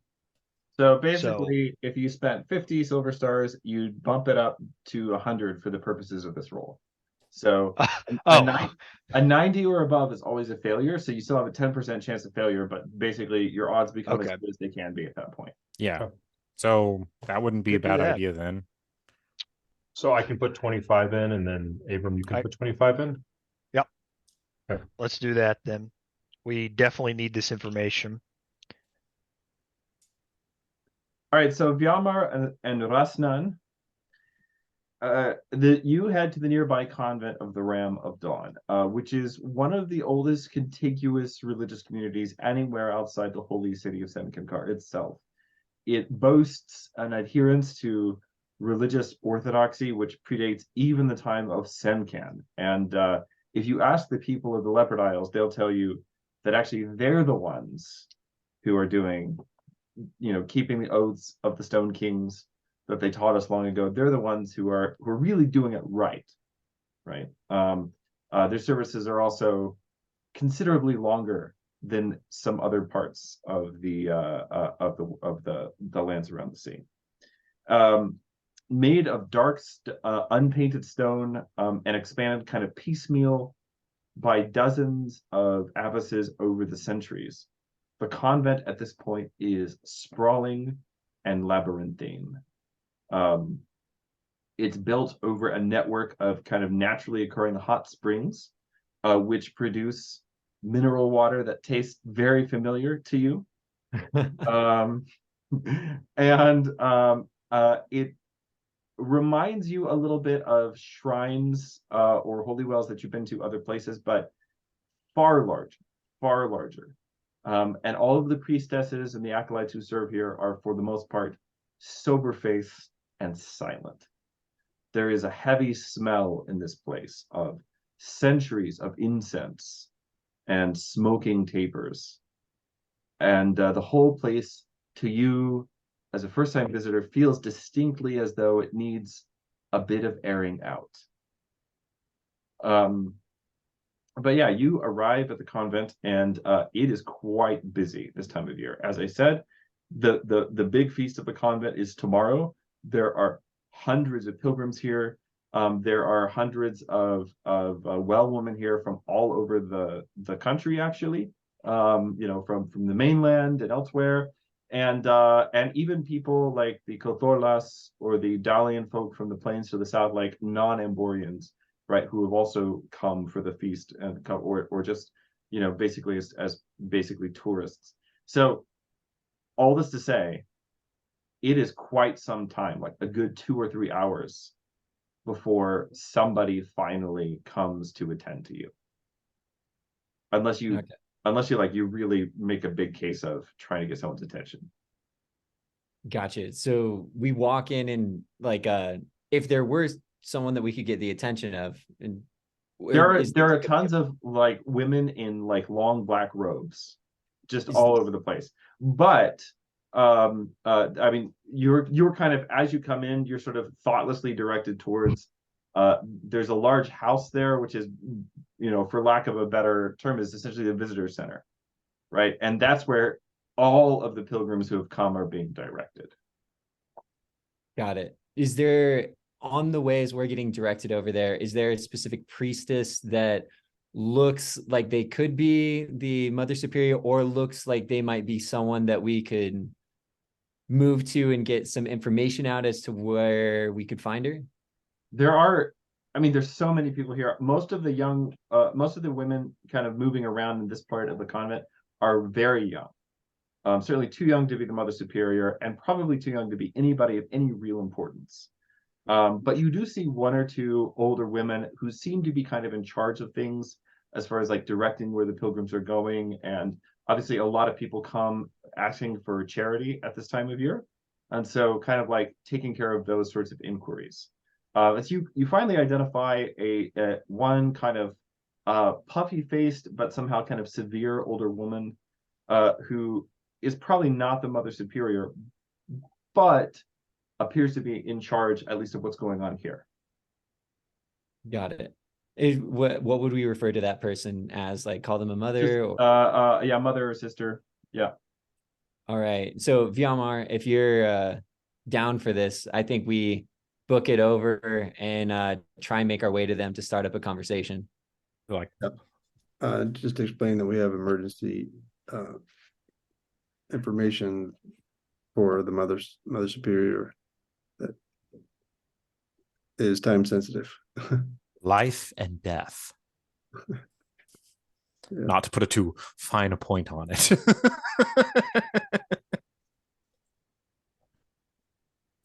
All right. What are you doing? So we book it over to the mother or sister, the older looking puffy faced one, and it sounds like Viamar was asking. Yeah, tried to ask her to help us to speak with the Mother Superior. She looks at you and kind of she's much taller than you thought she was going to be. When you get over to her, and she actually kind of like looks down the end of her nose at you. She's not actually taller than you, but it seems in the moment like she is. And she kind of looks over down over the end of her nose at you and says, "If it's charity you're wanting, you have to get back in line. There are no handouts for people who cut." No charity, sister. No charity at all. Don't do I look like I need charity? No, no, no. Listen to this guy. No, we're not here for charity, Mother. We're here to warn the Mother Superior of imminent danger to her life. Yes, we've heard this sort of thing before. Do you have an appointment with the mother? Yes, yes, we do. Yes. Where is she? All right, yes, we do. Give me a deception. Give me a deception test there, Rasnan. All right. Deception. Let's see. Looking at it. I have 38% deception on my stat sheet, and I'm about to roll. It's your honest face. It's my beautifully honest, unlying face, and we roll a 59. What a surprise! She scowls a bit and she says, "But if you have an appointment, Can you explain to me? you'll know where to go."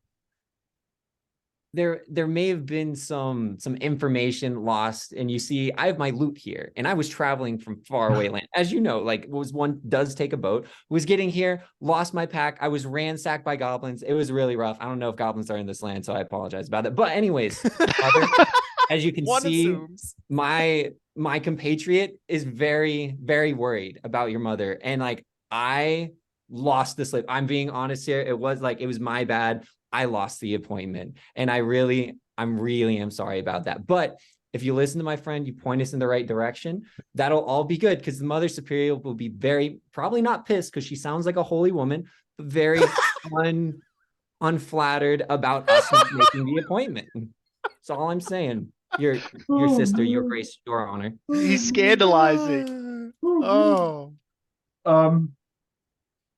She says,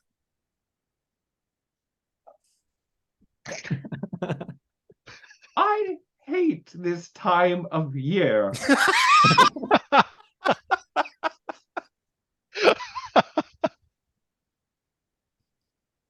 "Give me your message. I will see it is given to the Mother Superior in due time, and if it is of interest to her, we will send word for you." All right, thank you, sister. Thank you. You're too kind. So here's the I guess we write it out on a slip of paper or something. So we have. Take a second and figure out how you want to word that. So I'm going to switch to the other group. So take a second, figure out how you want to word it, put it in the chat. Okay. Okay. You got to think about the kind of information you want to give. May or may not be the sort of thing that actually gets somebody's attention to get you this kind of an audience. But what if I want to watch who she hands it off to and I accidentally slip off to follow them? Also great, but you go ahead and like write the message down. So I'm going to switch to the other group real quick. So which one of you is making the roll here? Abram will make Grady will make the roll for Abram. And right. I believe we are pitching in a combined 50 silver stars. Abram's going to try and grease the palms of his regular contacts here in his hometown or his home culture. You know, he knows who to get money to. So I just need to not roll a 91 or above, or a 90 or above. Okay, 56. All right, very good. Your inquiries do lead you. You grease a few palms, talk to a few different contacts, especially the kind of people who run shipping, right? You know, like captains of ship's crews, etc.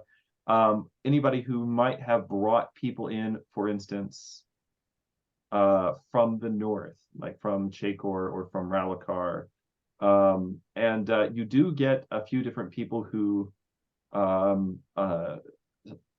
you know, when you kind of describe the things that you've heard about Tenorenda, like a hunter from the north, has a big longbow. That's really all you know about him.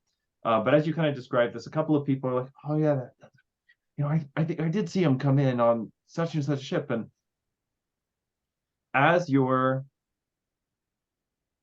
as you make your inquiries, you do find yourself by chance, if chance you call it, at the Inn of the Listing Siren, which on the sign outside there is a kind of a sort of cartoonishly portly mermaid, essentially, kind of like tilted over, like just kind of like a little bit wobbly on one side. And as you you make your way into the inn, by this point it is kind of mid-afternoon, so business is starting to pick up, and a car, as you're sitting, a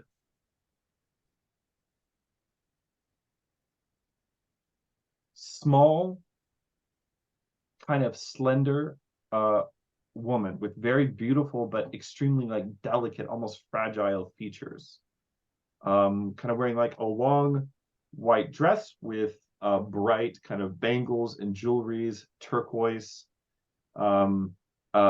She slides into the seat next to you.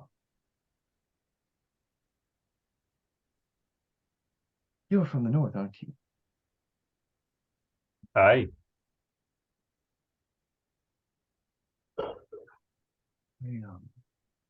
I heard somebody was looking for a Northman.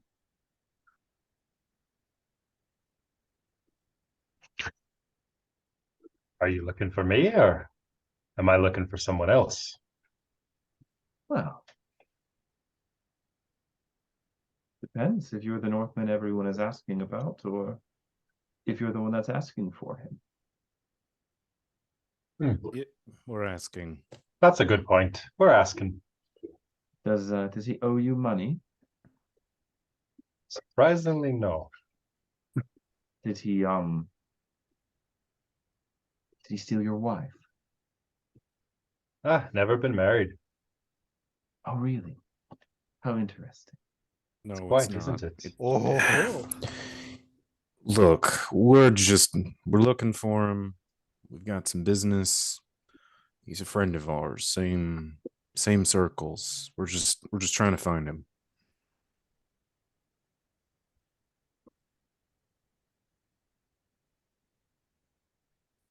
My name is Fiameru.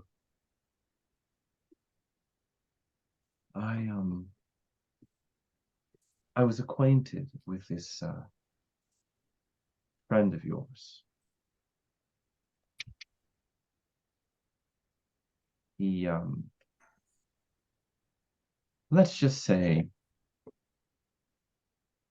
our acquaintance ended unpleasantly.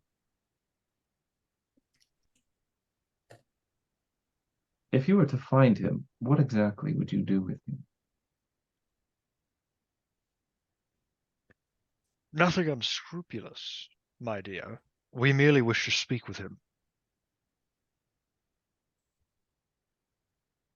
Do you want us to do something to him?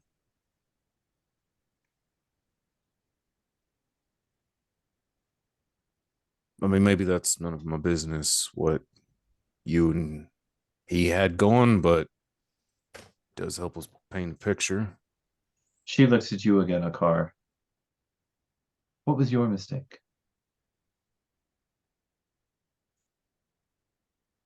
Someone died. Someone died.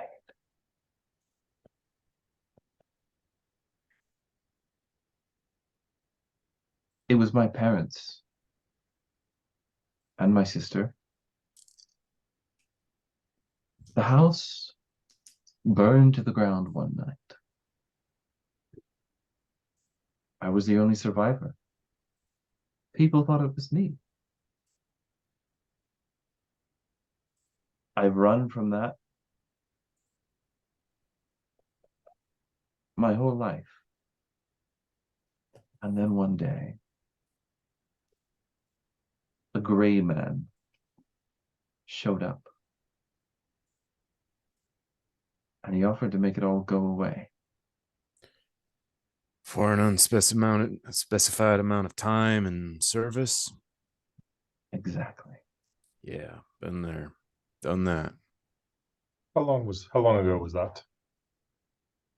A few years. But you're not the first they've sent after Tenerendo. Who else did they send? He's not the smart one, is he? It's okay.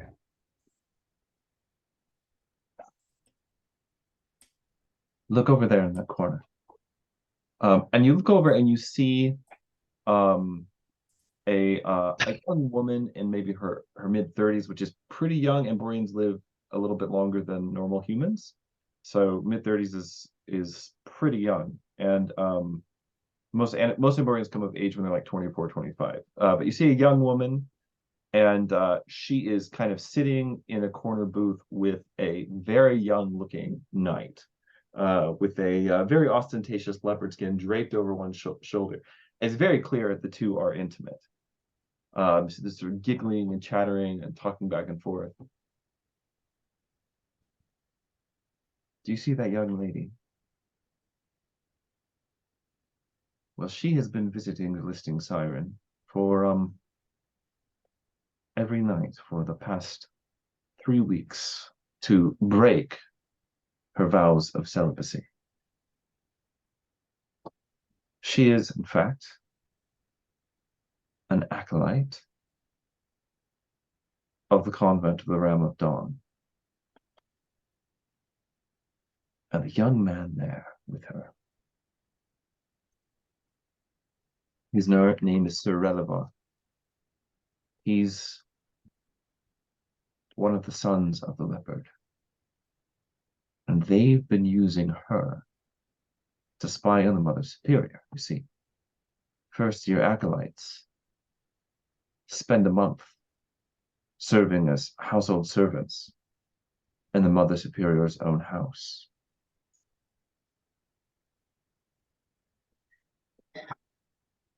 Now,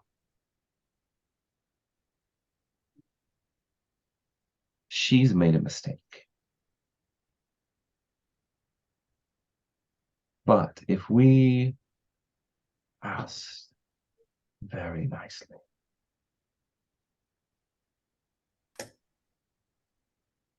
I think she could get us to the Mother Superior before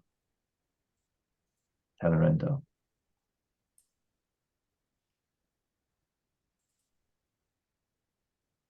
That would be most auspicious. How might we ask so nicely?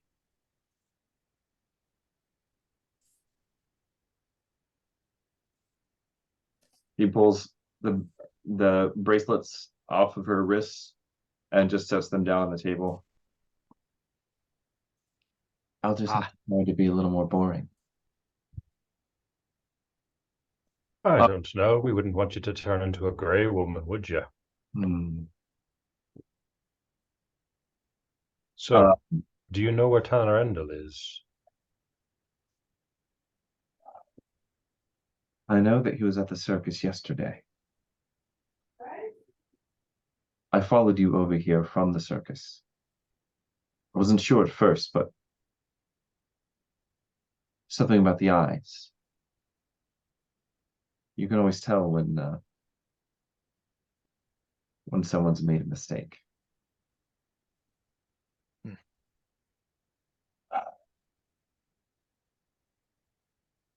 He was at the circus yesterday with his friends.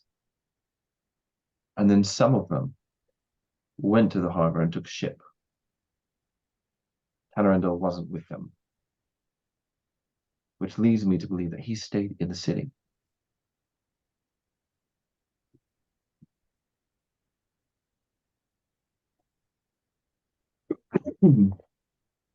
Now, if we can use the young lady over there to get to the Mother Superior first, we can deal with Tenerendo, protect her, and be on our separate ways. What do you say? What What's was in your all this? relation? What was your relationship with him? What Tenorendo? Aye.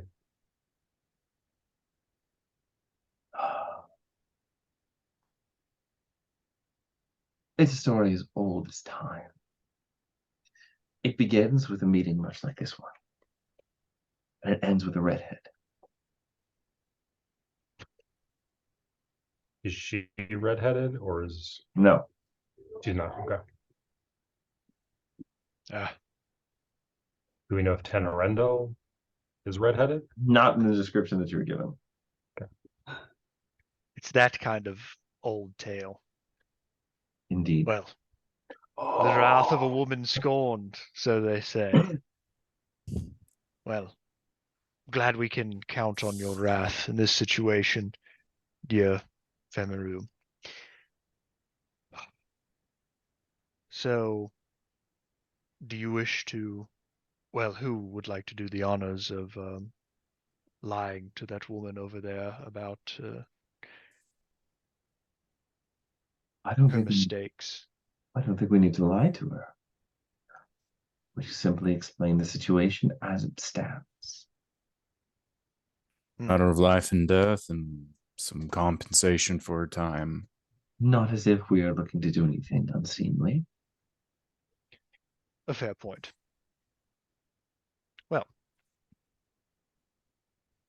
who would like the honor of trying to get in between the that knight and his lady then? Matt's face is just cracking me up. I feel like we're the bad guys. Like this whole thing, I'm just like, something is going wrong here, and I don't know what it is, and I don't know enough about the world, and we don't have enough time to explore it. But I think we're gonna find out we're the bad guys. That's my inclination, regardless of what we do. Anyways, We'll burn that bridge when we get there. That's right. I like yeah. it. Well, that sounds good. Okay. Yeah, I mean, we don't have a better plan. We found someone who has an idea to get us to the Mother Superior to maybe protect Tanorendal, which would maybe loop us back with Viamar and Razdan. So This is a good lead. I don't see a reason not to go with it. Akar will keep an eye. Okay, her name is Fiame Arun. Fjameru. Fjameru. Fjameru. Fiameru. Akar will keep an eye on Fiameru. Something, I don't know. Something is tripping my. Oh, she's easy to keep an eye on. Great. This Well, Akar will make sure that he keeps both eyes on her. Yeah, I bet. All Suddenly, right. everything is in black and You white, sly and dog. there's a saxophone playing. And Yeah, the lights have dimmed. There's some I mean, that takes two ambiance. people. Otherwise, it's just a weirdo. So of all the gin joints in all the world. Okay, so in the meantime, back at the monastery. This is our semantic range as a group is monasteries and bars. That's how we roll. Like it. both all right, in so game and out of game. you pass off the note. You pass off the note to the woman, the sister, and she looks at it and arches an eyebrow. And now I'm going to actually read what you wrote.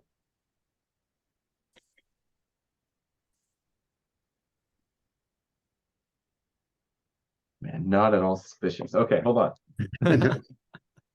This is exactly what I would say if I was trying to get an audience with Yeah. We withhold just enough information, but we still sound like we know what we're talking about. Damien, give me an influence roll. Influence roll coming up. And look really pleading. Ooh, sweet. Influence have is the- 50. I have the 50%, influence.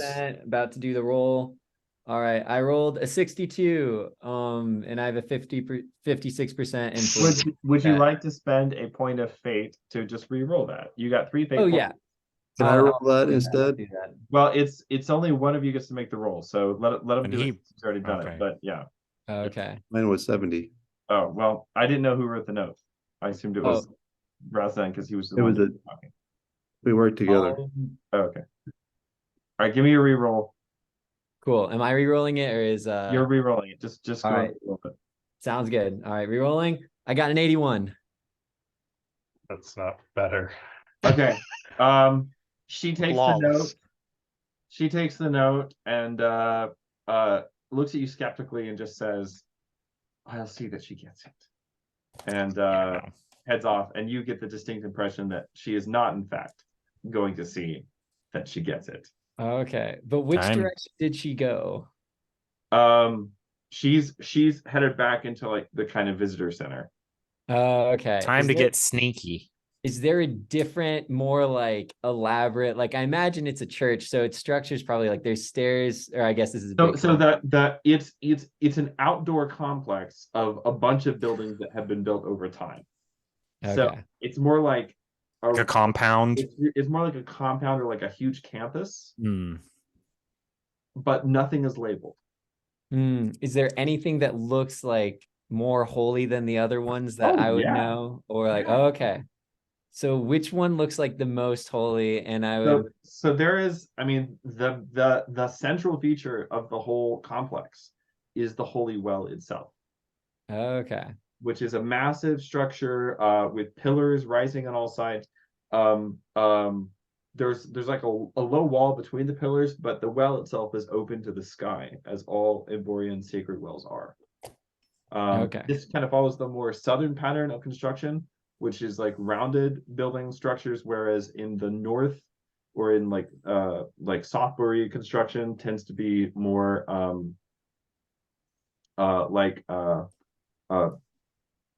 something closer, usually like a rectangular building, or sometimes something that's a little more analogous to like a ziggurat in shape. But this is kind of rounded. But yeah, you can go up steps, and there are, I mean, at this point it's middle of the afternoon, so they would just be performing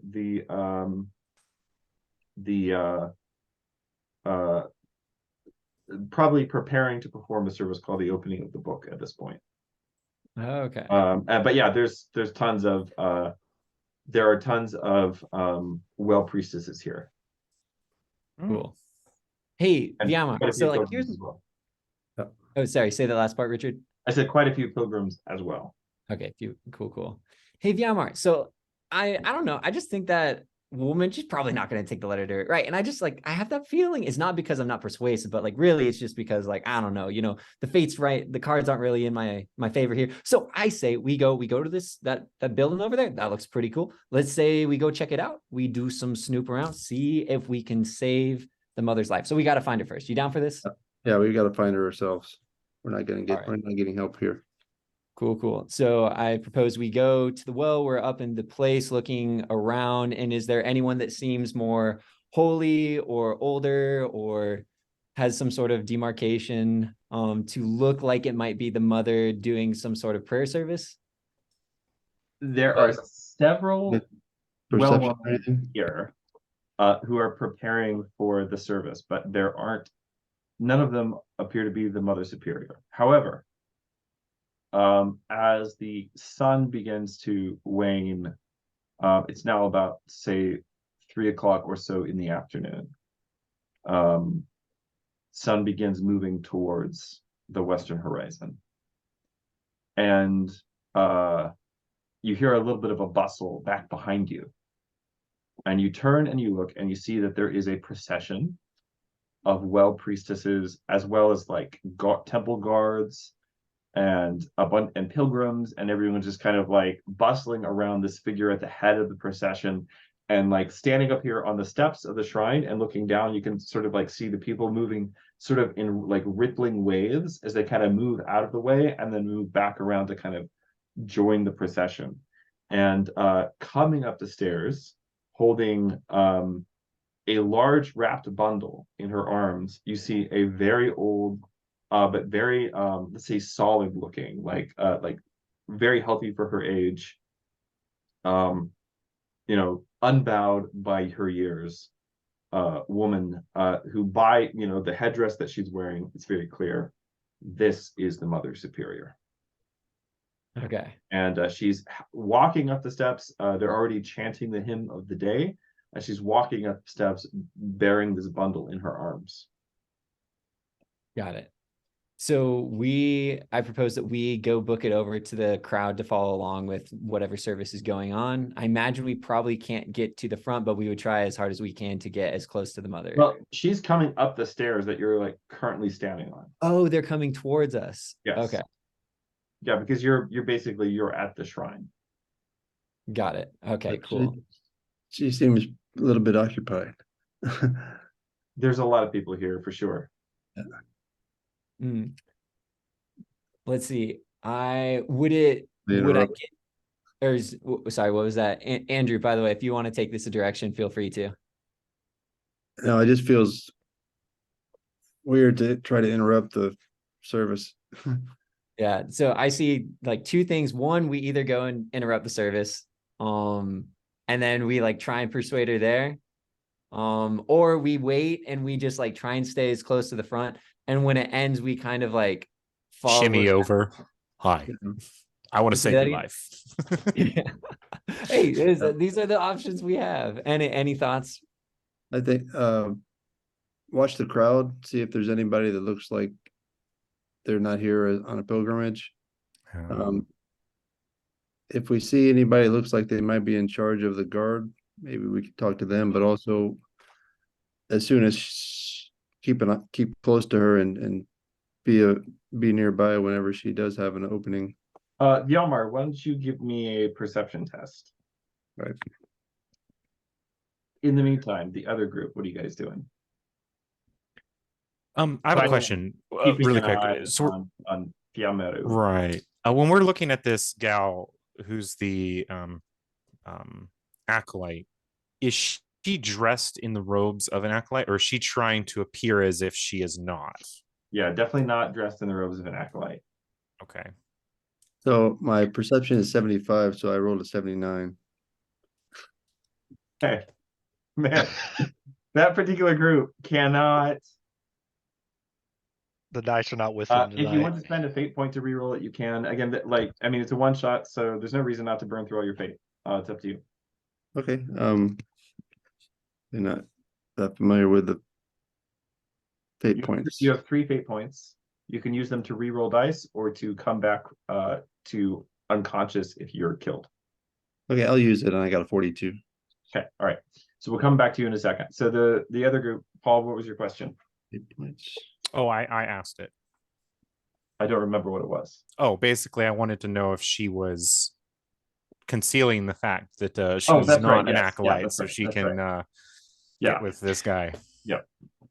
Okay, well, if we need to go talk to this woman. She's entertaining her beau currently, so we probably need to get her away from that guy.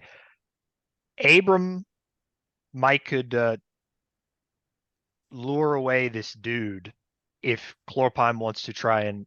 Is Chlorpine good with women? See, could he Do you speak see to this this woman and not face? offend her mightily? We'll that give it a face shot. that I'm seeing looks okay. I think. All right, We'll give all it. right, We'll so, give it a shot and see. Was Fiameru wanting to do that, or is that like, hey, why don't you guys go do this? Did we get a sense, Richard? You got that. Well, she's waiting on you to make. She's waiting on you to make a move, Matthew. Well, in that case, Say no more. she's sort of like saying like this is something we collectively should do. okay. Well, then we. All right. Well. All right. Yeah. So I guess Abram, why don't you see if you can get the guard away, and then Chlorpine, do you want to go talk to her by yourself, or should I guess? I can palm these bracelets and see if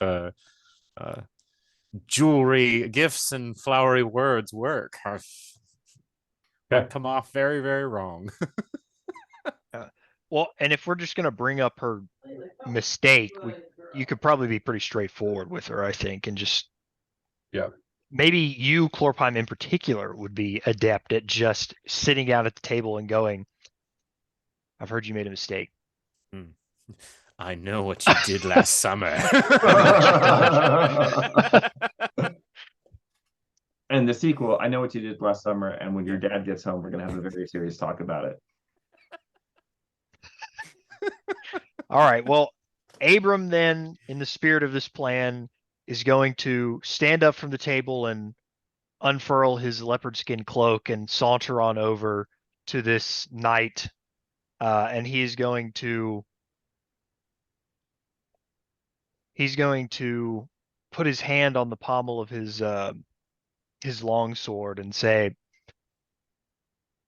"Brother of the leopard skin, an honor to meet another in this fair establishment. I'm afraid I may have some business with you. Care to take it outside?"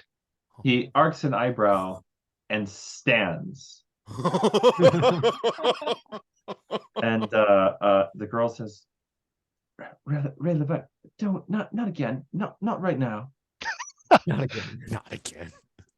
And he kind of like shrugs her off. If you would have words with me outside, then so be it. Though I do not relish the prospect of slaying a brother in arms. Slaying. See, this is where my mind went right away when you did that, and I'm like, I don't know if he really. He gathers up his cloak and buckles on his sword belt. Says, "Very well. You would hardly be the first." And he heads outside. A bold one your bow is. And then I turn around and walk to the door. Yamaru just like watches you go and kind of gives you two very half-hearted thumbs up. It's not my first duel. It's not my first.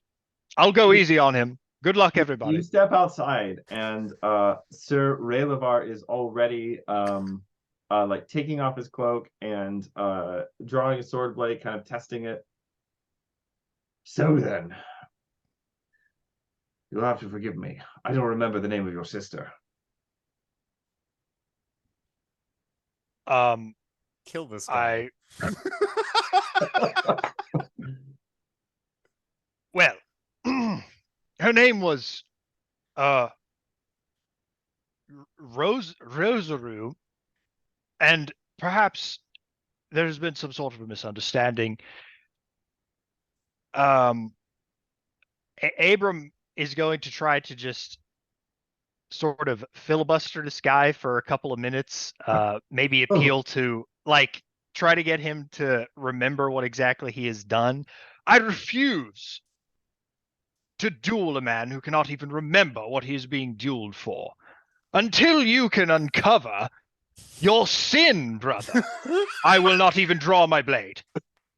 A very unexpected approach.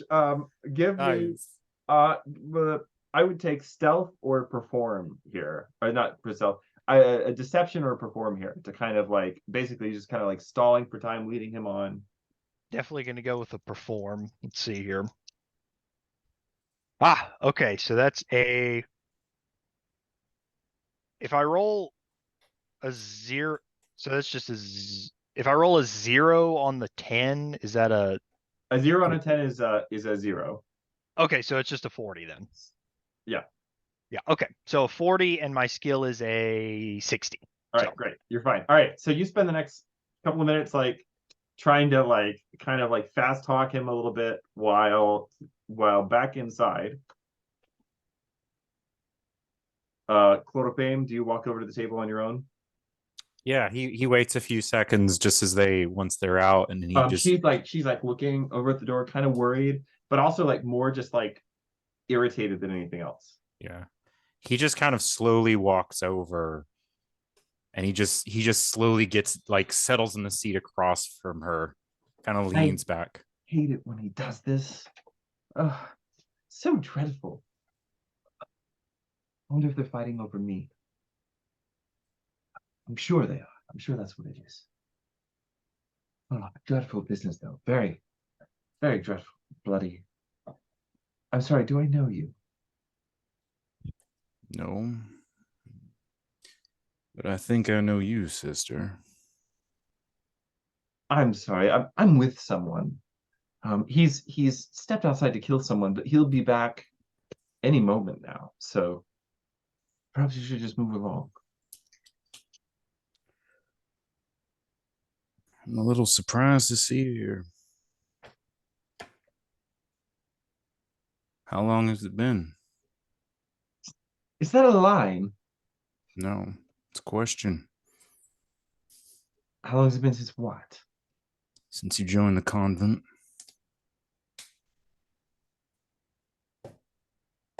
I don't think this is any of your business. I'm going to go outside and watch the fight. You can kind of tell people, the ones that make mistakes.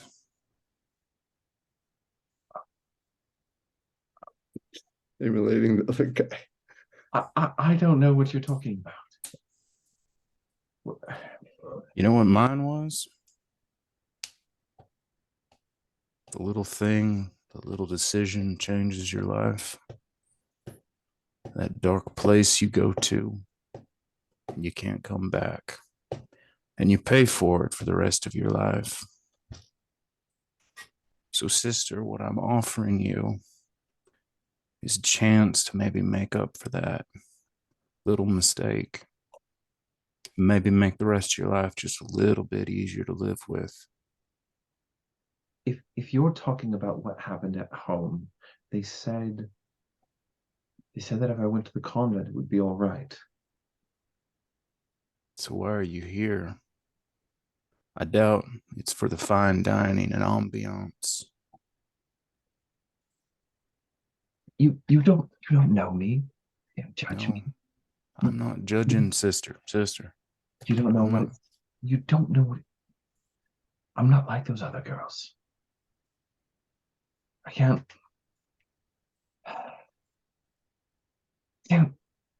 live that life, that stifling.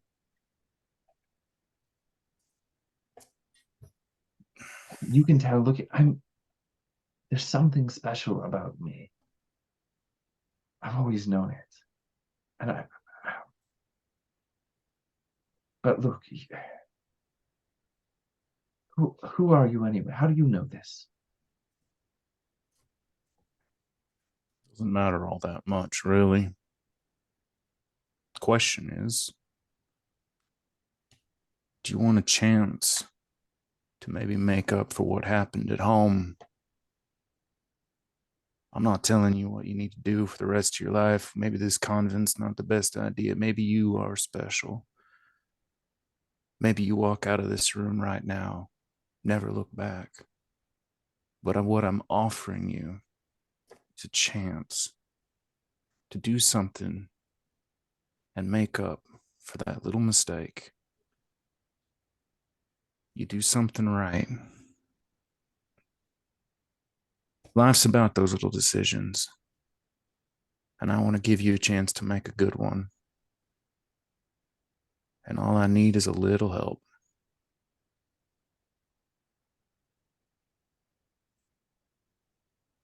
What is it you want me to do?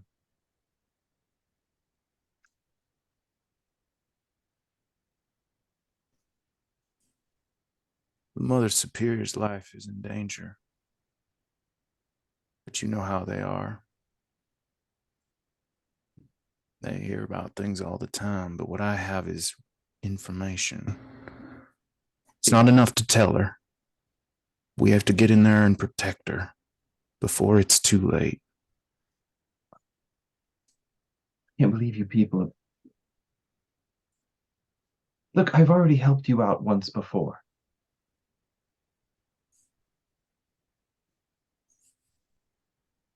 I already got your friend in. Isn't that enough? What do you look like? I don't know, big man, dressed like your friend over there.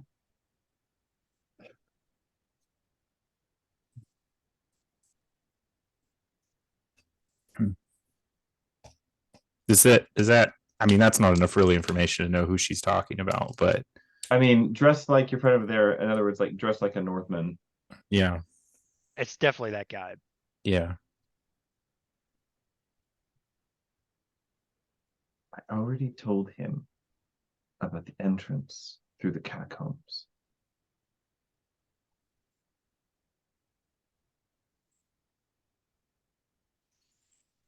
I don't see what else you people can ask of me.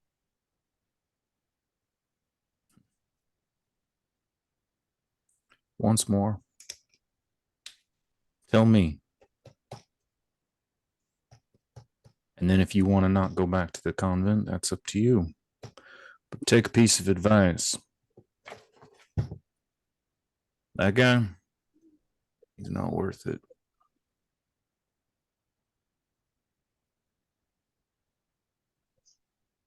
Vyamar, as Yep. you are kind of like looking out over the crowd, something kind of catches your eye moving up on the top of a roof kind of across the courtyard. And you catch just the glint of something metal. What do you do? Ooh.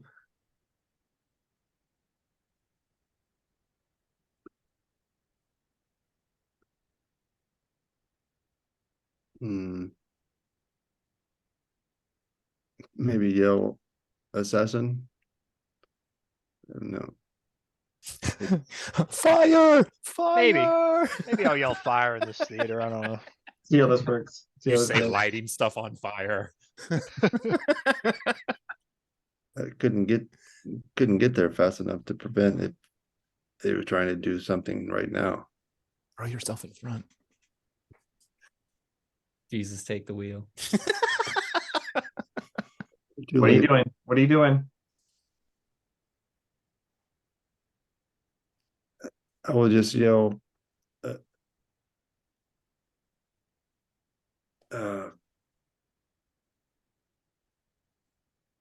There's a murderer. There's an assassin. Protect the Mother Superior. As he yells that, do I catch a glimpse of whatever it was that he sees? Give me a perception test. Did not All right. expect that. No. My stat is 75. Oh my god. Let's see. And I rolled a 45. Oh. Yeah, He did it. He did it, you boys. looked up just in time to sort of see the lights, the light of the setting sun kind of glinting off of the tip of an arrow. Okay. And you hear the I'm going to like full speed, like slow-mo Matrix style. I mean, of course, in real time it'll be fast, but jump like- in front of Mother Superior. so just give me an athletics test. Athletics. Oh. This is not going to be great because I only have a 20%. Oh, On this- no. There's my a reason big, Arpesh like, wouldn't hire my- you to do anything other than stable work. All right, so 20%, and I rolled a 17. Oh, Do I get it? So Oh, you literally had to beat a 16. no. No. In a good way, because it was an opposed roll. So if Okay. it's an opposed roll, we're both rolling under our skill, but whoever gets the higher number under their skill wins. So I rolled for the assassin and got a 16. Rolled higher. Wow. You rolled higher by 1. Oh, bravo. So you surge forward, throw yourself forward, tackle the Mother Superior to the ground as the arrow clatters off the stones. And at this point, absolute chaos erupts. Back in the tavern, Oh dear. there's an entrance into the convent. Sometimes I use it if I have to get back in after the gates have been locked. There's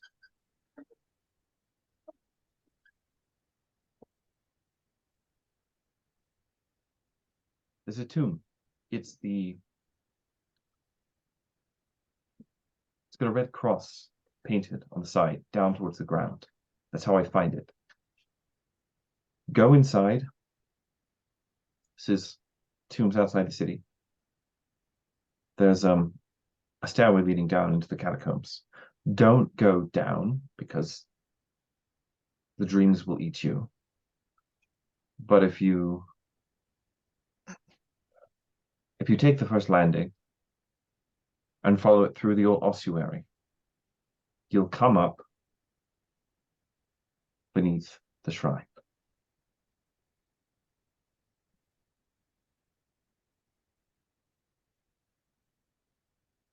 That's it.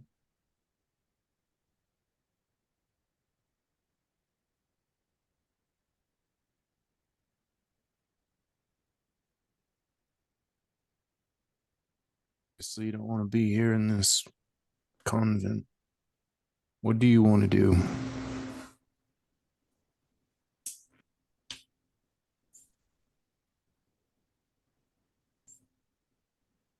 Not this.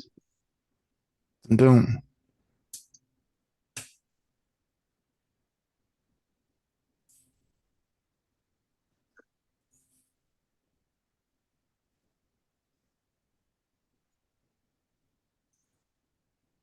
This is all I am.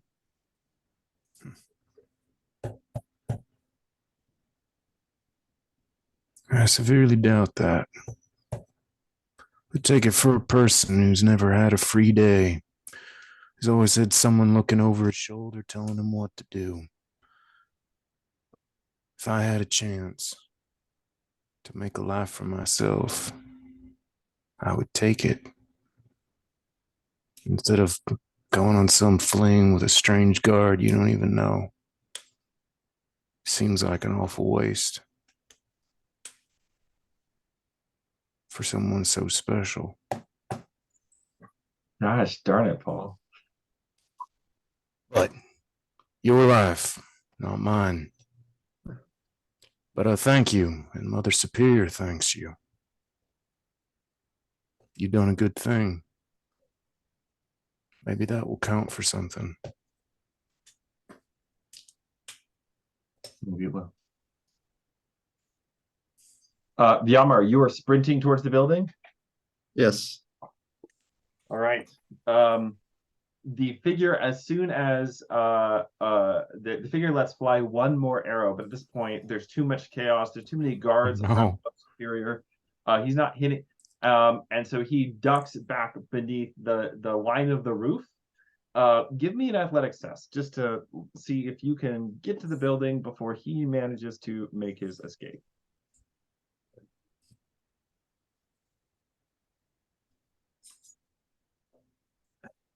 $99. No! No! Ouch. 99 is the worst. It's a 99 as well. I literally What? rolled a 99. That What is happens in when the you face. both write crit fail? The building Everyone collapses. Yeah, actually, the entire universe just implodes in on itself at this point, I think. That's That's gonna what have the table says. I consequences. couldn't make this up.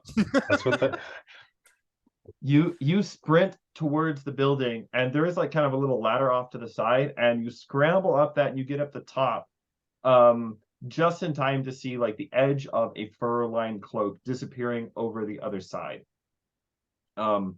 You book it across the roof, running after him, as he kind of goes kind of slowly and somewhat ungainly, just kind of it's like watching a gummy bear do parkour. As he just goes off the edge of the building and kind of like hits a couple of things on the way down, kind of grunts and swears, gets up again and starts running. And he starts running at this point for kind of a low door in the base of the shrine. I'll continue to chase him. All right, give me another athletics test. All right.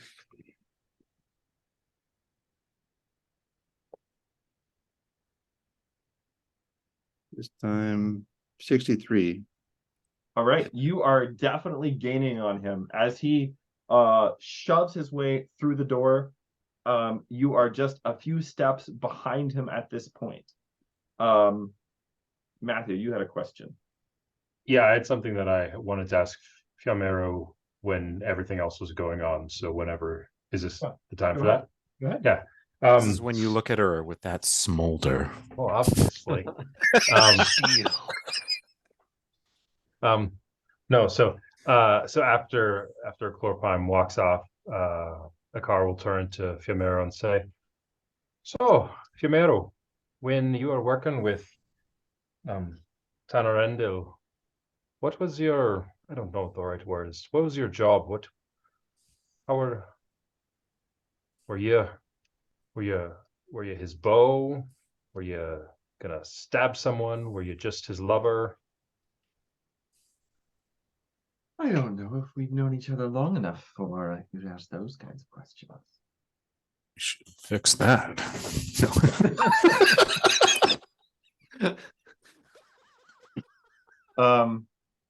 Tanarendil, All right, not there. Tanarendil had a particular set of skills, which made him good at things like tracking and hunting his quarry. But sometimes the skills you use to hunt in the wilderness are not the same skills that you need to hunt someone in the city. And that's where I came in. With a talent for applying pressure. That makes sense. I imagine you have a way to apply pressure when people don't even know it, eh? You didn't notice me this morning. Did not. It unfortunately wouldn't be the first time I've missed someone who's following me. Probably won't be the last. You know, in this case, I wasn't just following you. I was serving you breakfast. You poisoned my food. Well, that sounds about right. Too much oil. People never notice the serving girl. I guess you're right. Perhaps not in the way that I might have noticed you. Not in the way you're noticing me now. Perhaps not.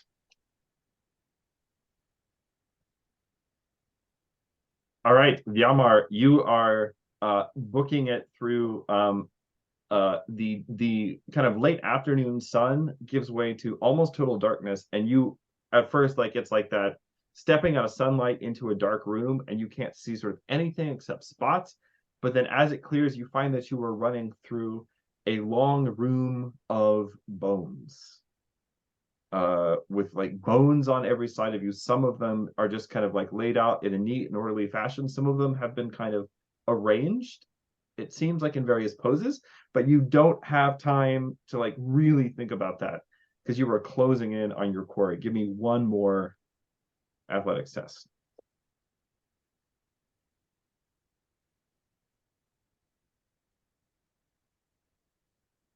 $69. Under or over? Over. Okay. At this point, as you start getting close and you grab at the air, he turns a corner and you kind of crash into the opposite wall. And when you get back up on your feet, he's already 10 or 12 paces back down the hallway. What are you doing during all of this, Sarasnan? Right now, I'm thinking through two possibilities. One, I'm staying very close to the mother, to kind of make aware, her aware of who saved her life. And I'm trying to think, how hard do I sell it? Because I have a dagger on me. And if I could pull it out and stab myself, making it look like it was like an arrow, just gashing my face a little bit. So it's the question of, can I pull that off? Do I have a cloak or something that I could hide under? Just a moment. But you are I will just tell you, there are at least 12 guards like all immediately around you because you just tackled a Mother Superior. Okay, I'm not pulling a knife on might that. not be like, I don't want to stop you, but I just want you to have all the information you need to No, make this decision. It's a bold thank you for the strategy. information. If I was a guard protecting essentially Mother Teresa, I would notice when someone, right after assassination attempt, someone pulling a knife. Right. So I'm going to refrain from that just Yep. this one time, though. Just this one time. So I am going to attend to the Mother. Mother Yeah. Superior, are you okay? Are you hurt? Are you all At right? this, at this point, two of the I'm guards sorry, like moving grab her. you by your arms and haul you up, and like you know, just in the adrenaline of a moment, like one of them looks like he's just about to go to town on you, and but Mother Zishunei raises a hand. It's all right. It's all right. I'm all right. Well, stranger, seems that I owe you a debt of gratitude. Allow me to express my thanks. Are you a pilgrim? No, ma'am. Not a pilgrim. And this is like, I don't know what's culturally acceptable. If I like get down on like my hands and knees, is that like a no-go to be like, man, I've like, you know, essentially telling her that I'm gonna, hands and like, knees might be a little much, but okay, a But little they much, can. like Yeah, the yeah. knights, you know, like you sit can down kind of on, you like, can kind one of knee. bow. Yeah, you can bow. Yeah. No, mother, not a pilgrim, but I have come to save you from this very thing. We got word of assassination attempt that's going to be on your life. We were not aware that it was going to be here and now, but I have grave news that we need to deliver to you about the festival tomorrow. See. She kind of leans forward a little bit. Are you one of Tanglever's friends? I knew it. Tangleverse? Sorry, going meta. If I lost, is that a name I should know?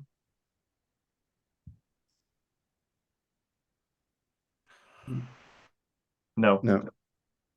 No, that's not a name I would know. No. Okay, cool.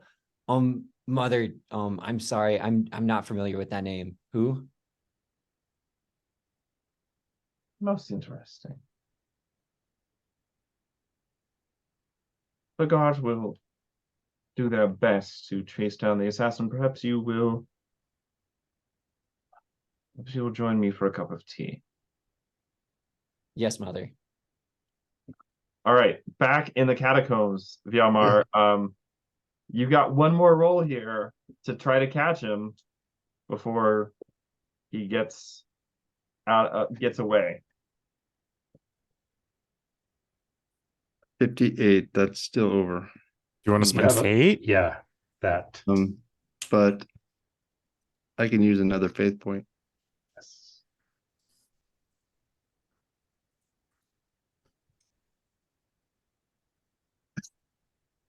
Oh no. 92. That is way worse. You guys are not going to believe this. Is it another 99? 92? 92. What's happening? I have the I same. feel like reality is kind of imploding right now. I don't know what's going on. Oh. So I'm bizarre. using the same black dice with white. 100 million. These are actually dark green. Okay, so you do not, you're unable to gain on him at all. And Grip on the bones.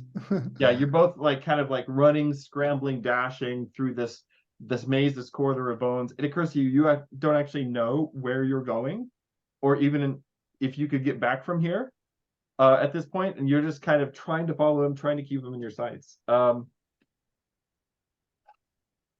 Back at the listening siren. Outside, this jabroni has gone on a long list of names, at least 5 or 6, who might have been your sister. Oh no. It occurs to me, Sir Relivar, that though you are a base troglodyte, you did not sleep with my sister, and perhaps I challenged you too rashly. I say we sheathe our swords and live to duel another day. And in case you come across my fair Rosalina, do take note. Do not sleep with her. Hmm. If you do, we will be out here again. And I would hate to kill a man as striking as yourself, a brother of the leopard. I am not afraid of fighting you or of anyone else, but as it happens, I have matters in hand this evening with a fetching young woman. And I would hate to frighten her, so I shall spare her the picture of your gore-stained corpse lining the streets. But beware, in addition to being one of the Brotherhood of the Leopard Skin, I am also a new initiate into a certain brotherhood, which, well, let's just say that if your sister were associated with them, it would lend honor and credit to your family.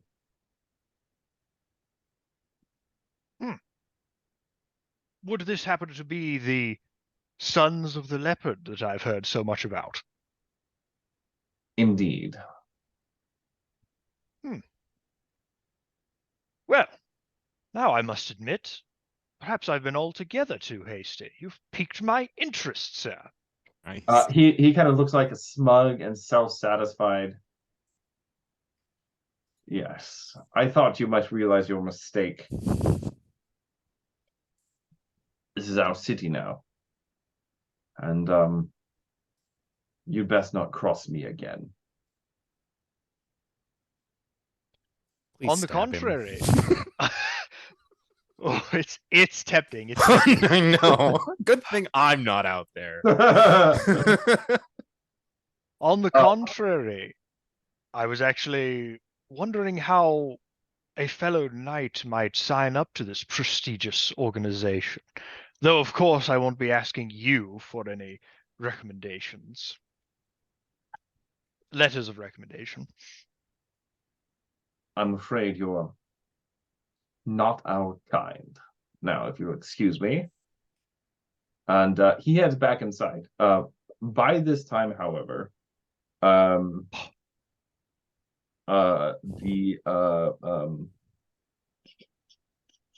Artiava, the young woman that you were talking to, Corpame, she has gone out the back. I have done a good thing. That was Take super nicely that, done. Valamar. It was super nicely done. Bialmar, give me another athletics test. If you both suck at running, then there's no progress made. 33. You know, Oh, that's that's less than my 55. You guys, Oh, that's a also crit. 33. You guys are not Please gonna do do not this. roll a 33. Did you roll What is it? it's an 11. 11? The same as a 33. It's also a crit. So at this point, this is insane. Keep rolling Crazy. basically exactly the same rolls. He turns a corner, heads up a flight of stairs, and as you follow him, you are suddenly hit by like the blinding of the sun on the sand as you find yourself outdoors again. Give me one more athletics test.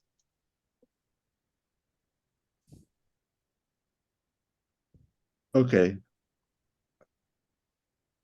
1. 1. I got one. It's not a one. It's not a one. It's not a one. It's not that. I got another crit. I got a 55. Oh my goodness. As you kind of stagger out, blinking into the sun, you look around. And you can't find him. Right. I have never seen so many matching dice rolled in It was insane. consecutive order. That was so weird. So weird. All right, I'll yell, Temerindal. Go, go. How do I say it? Temerindal, we know it was you. Come back. Let's talk about it. Can't get over those rules.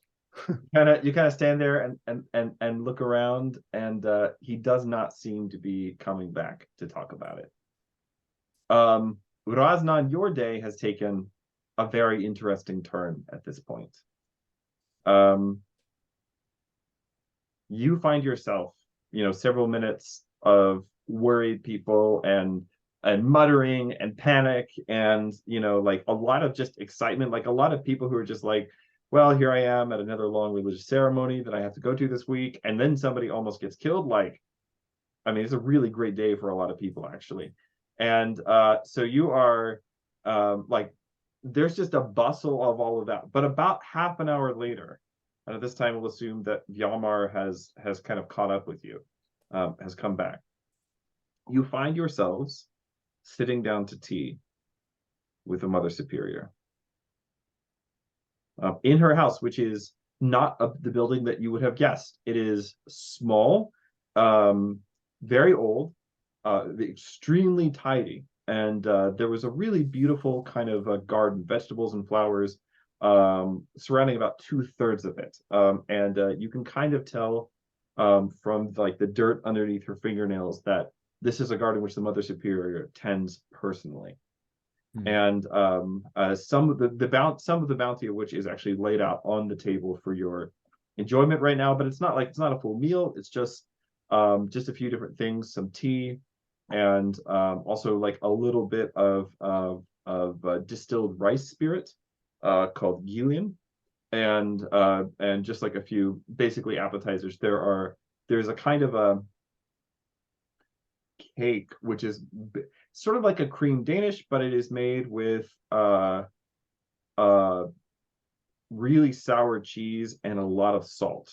And that's kind of the specialty of the monastery. And so those are being served as well. I can't remember what they're called right now, but anyway, those are being served as well.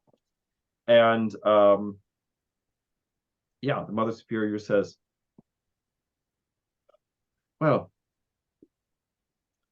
it's difficult to know how to thank someone who has saved your life, even if this isn't the first time it's happened. As you can imagine, over the course of the years, there have been more than one attempt.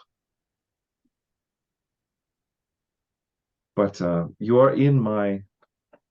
have my gratitude, and I am in your debt. And if there is ever anything that the Sisterhood of the Convent of the Ram of Dawn can do to assist you, we'd be most willing to do so.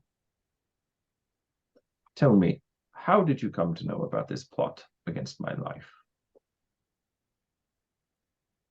Well, Mother Superior, we have been journeying a far long while to get here, and we were given the impression that your life was going to be in grave danger.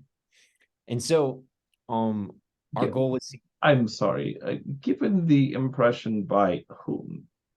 A man named let's see, Vyalmar, do you remember his name? I don't remember the dude. He was he took a long time to talk, and my brain just it flew away. I can't say. Vyalmar, you remember? I don't remember, but I'm still in the No. We assume at this point you've caught up. Okay. You come back. Oh, thank you. I didn't want to try to find my way out. No. Yeah, at least at this point you've come back, and I mean you can sort of follow your own footprints through the ossuary. But yeah. I actually don't remember his name, but I assume Elmar would. Let's see, where was it? No, I straight up don't actually remember his name. With a G. Going meta for a second, how much like should we, because essentially if I have it right, we ultimately want her out of the picture, but we don't want her assassinated as a martyr. And if we tell her like the whereabouts of like, or like who we came from, she'll probably be like, huh, like weird people to like save me, right? Do I have that picture correctly? Yep, that's right. We're not exactly working for an ally of hers. Gotcha. Cool. So, Mother Superior, The name escapes me, but we were told that your life was in grave danger. And I've had a numerous respect for you and for the convent over the years. And when I heard this, I couldn't shudder, or I couldn't stop myself from coming over here and just doing my best. And as the fates would be, everything aligned, the right moment, the right second. I don't know how it happened. You know, I roll a 17, you roll a 16. Who knows how it goes? But this is where we are, Mother. And I'm sorry, Mother, I couldn't catch the assailant. He escaped, so you're still in danger. Thank you for your solicitous concern. I've known about the plot against my life for a couple of days now. Some friends of mine came yesterday to warn me. Mm. However,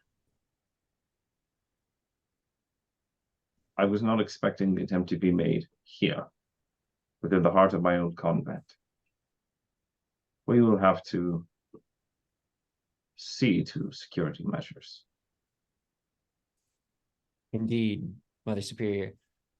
So the information we had no idea. We were just here to warn you. And so even further, if they could attack you easily here in your own convent, imagine, we feared that there will be an attempt on your life tomorrow at the festival.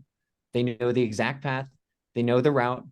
We have assumptions as to what rooftops they're going to use, where they're going to be, but we are here to warn you. And we have a couple ideas of how to help the event roll smoothly, because we know that you still have to be there. So we would warn you, and I know this will be difficult, you should not go to the festival.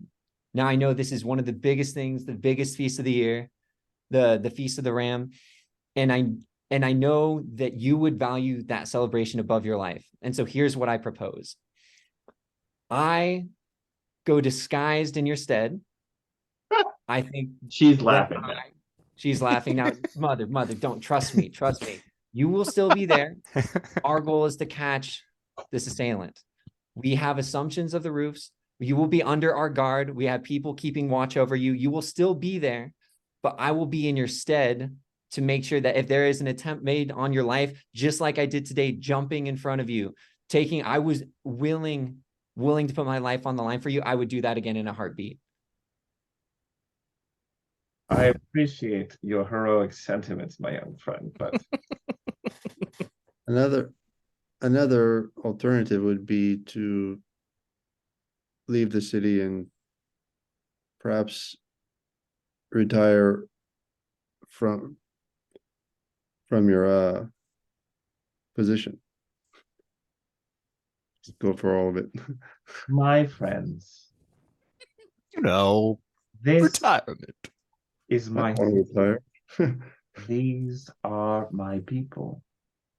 This festival, these services are my life. And if I ever find myself in a place where I would rather do those things and live, then I'm already dead. And you tell us how we can help. Take the information which you have gathered, make a full explanation of it to my personal guards. They will see to my security tomorrow. I appreciate what you have done, although I am still rather in the dark as to how you came to this information. But I'm sure that my men will be most interested to learn. Yes, Mother Superior. Now, you said earlier if there was anything that you could do for us on that debt, might I ask that you have me and Vyamar by your side tomorrow? You may, if you're still going to do this, we don't have to do the whole disguise, even though look at this face. Like, you know I could do it well. Like, come on. No, Mother, just don't give me that face. Mother Superior, by your side. That is all I ask. myself, and my associate. You could but grant us that, can't you?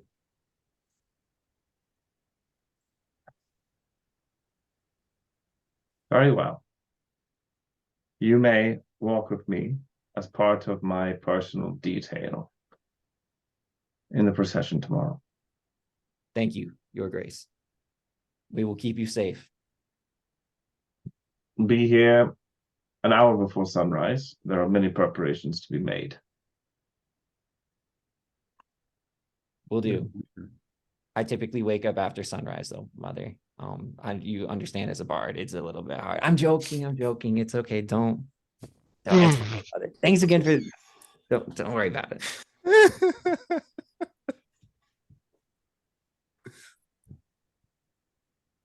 Well, if you'll excuse me, I have preparations to make for tomorrow. We will speak to your guards now. Thank you, Mother. Thank you, Mother Superior. All right, so you talk to the guards, give them some kind of a BS explanation for why you know what you know.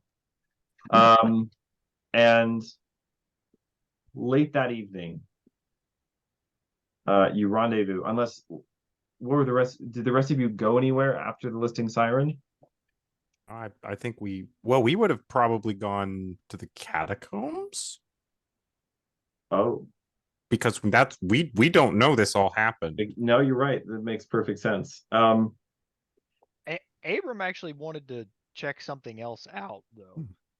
Something that once he gets back inside, he noted a piece of information that was quite interesting. The fact that his compatriots had gotten on a boat. Yeah.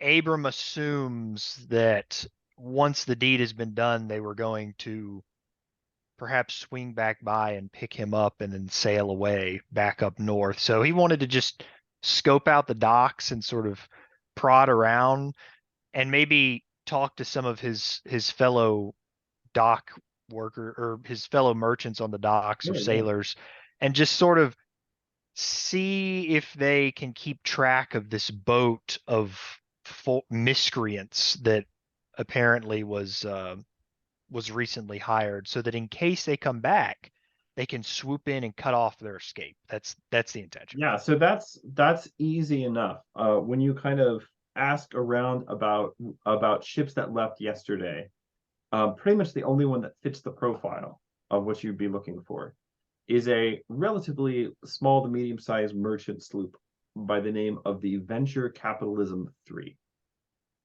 And its captain is a man by the name of Tanglebur Silverhand, who is kind of has, a sort of a dubious reputation, but famously has one hand made of silver. A man of fine taste. Okay. Well, I'm gonna get like a little. I'll throw like a silver star to a dock boy, a little dock hand, and tell him to find me at. Where are we going to be staying this evening, everybody? I'm not sure. Find me at wherever we're staying this evening. I'll assume that Abram knows that. Assuming you're staying at the listing siren at this point. Yeah, we'll stay at the listing siren. Yeah. Find me at the listing siren. And there'll be another silver star waiting for you when you get there as soon as this boat docks again. Oh, silver stars for me, sir. Why, thank you, sir. Right away, sir. It's Tiny Tim. Good lad. Yeah. All children are from Victorian England. 100%. 100%. And I adore how all over the place the accents have been tonight. It's just so good. So good. Not do accents. It's really working for me. All right, so so the rest of you head to the catacombs. All four of us. Well, the Three. I guess the other two of you plus Fiameru would be coming with you. Our femme fatale. That's right. This is gonna be fine, guys. Don't worry about it. Just not Nothing will go wrong. Yeah. the three of you head to the catacombs while Abraham is at the docks, I assume. Yes. Okay, cool. Okay. Yep, that makes sense. Which turns out to be very awkward because as you're kind of like making your way, trying to follow the instructions that Artiava gave you, you kind of round the corner to find yourself looking down the drawn weapons of about 6 temple guards. And Rastan, that is how, as you were sitting trying to spin your story for the security detail for the Mother Superior, you see 2 of your friends and a very beautiful woman whom you do not recognize being frog marched in to the guardhouse. Am I inside a building? Yeah, you're like right there when they're being brought in. Okay. I'm gonna run up to the guards and like I assume that the guards would I have any recognition that the guards would know who I am and that I like saved Mother Superior? Yeah. Oh, yeah. Okay. I'm gonna rush over to the guards. Guards! Stop. Put down your weapons right now. I imagine they're harassing them because they're a harassable type of like group. So hey, stop that. Don't smack Oh wait, who's not with us? Abram's not with us? No. Not me. Yeah. Don't snack Glorpum. No, what's your name? Sorry, I'm so bad at pronouncing these things. Glorpane, yeah. Glorpane. Don't smack him. Leave him alone. He's chill. We found these men in the catacombs. That checks out for a car. Jackwagon. I want to trust him. He made me do stable work. So like just do with what you will with him. But hey, everyone else, they're my people. I don't know what they were doing there, but like you trust me, right? I have nothing but the greatest intentions for Mother Superior. And these are my group. These are my posse. We traveled the seas to get here. So I'll please, go join and like, put my put down arm your around weapons, leave them alone. Listen to my play. Yamar over here. He's got some sound bites. You got to give me another perform or influence roll, buddy. Oh, goodness. I don't trust myself with these anymore. Pull out the loot. Yeah. Let me convince you with some song. All right. So let's see, performance. Oh God, it's a 30. That's rough. So I'm gonna roll. You're not a very good bard. 66 over 30. That is a critical failure. Critical failure. Well That's then. fine. Oh dear. Well Off to then. the executioner. So Akar, Korpem, and Kiameru, the guards escorting you say, we'll have to wait for the Mother Superior's approval. Till then, any points to a cell, and the 3 of you are kind of like just kind of goaded along into the cell, and it is locked behind you.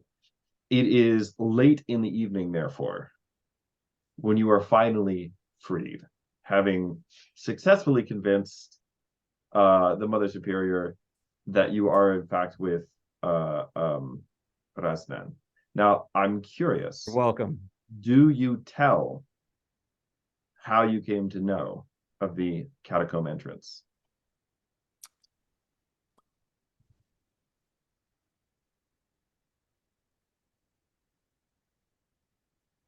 No.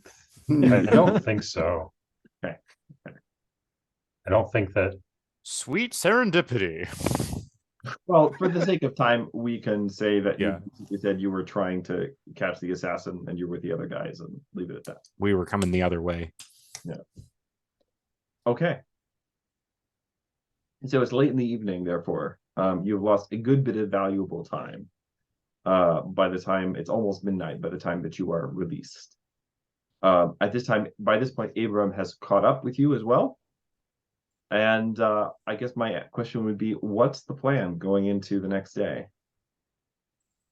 Well, 2 of us have to get up an hour before sunrise. How was your doing? You have Ashley just- late. Yeah. you have access to the Mother Superior. Okay. You have an invitation extended to all of you, if you would like, to join her in the procession tomorrow. What would you like to do? I think that's a dub. I say we all go with. Yeah. I need Mean everyone it. to wake up, Razdan. No. Yeah. You guys are gonna wake there. The rest of us are sleeping in. No, I guess we would. Yeah. Yeah, the only thing I was trying to think is I was like, is there any reason to go back to Arpesh and shake him down or see if Tenorendo is like actually staying there? That's a fair point. And what about this new gal who supposedly works for the same organization we work for? Are we bringing her along? Oh, was What she? could we- And Akar does not get a vote in this because we know it. Harsh. I mean, an extra set of eyes never hurt. I mean, it would be nice if wouldn't- his were actually working. Ah, they're That's working true. wonderfully. Work them in another direction, Akar. I work them in many directions. Ay, ay, ay. You think that just because, you know, she's beautiful, I can't like notice the other things that are going on. Name 5.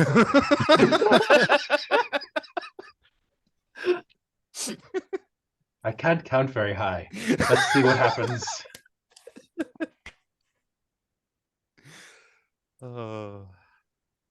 Well, we could bring her along for an extra pair of eyes. I don't think we should, send her sprinting after the guy if we see him, No. but she can at least call out. I think we should travel with the superior, but at least a couple of us should not be right next to her Right. so that we can be patrolling the sides. That way when Maybe we spot moving- whoever it is, We move in the they can run up. crowds watching. yeah, Yeah, no, I like that. Actually, spread I out a think- little bit. One of us had a high ranged attack. That was Akar. Not me. It wasn't. It's not me. Fiamero, when you were serving us breakfast yesterday, what else did you notice? How often did you see Tenorendil around?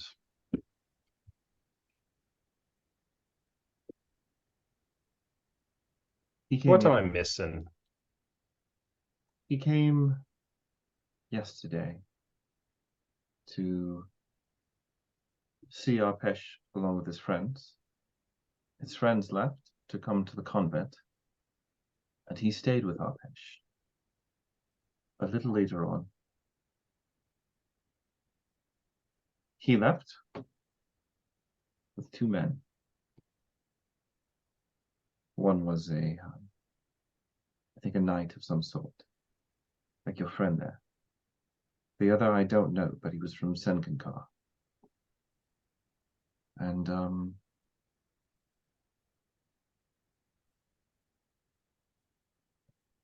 then his friends left town. And So they went to the convent, were there for a while, and then left town. yes. Did the other friend? Was there anything about him that was recognizable? Was he extremely fat? Sorry, which friend? Not the one from Sinkankar. Oh, no, I think he was a military man of some sort. But if he was wearing any insignia or markings, I didn't recognize him. Could you pick them out if you saw them again? I think so. I notice more than most people. We might have use of that. It could be that they've infiltrated the Mother Superior's guard if they never returned from the convent. And Well, his friends, I think, left town on a ship. the large group or the 2? The large group, the 2 I don't know about. They went off with Tenorendil. Mm.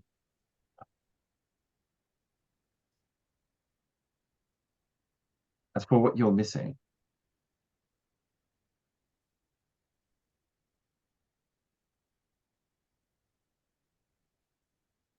why does Tengelbo want the Mother Superior dead?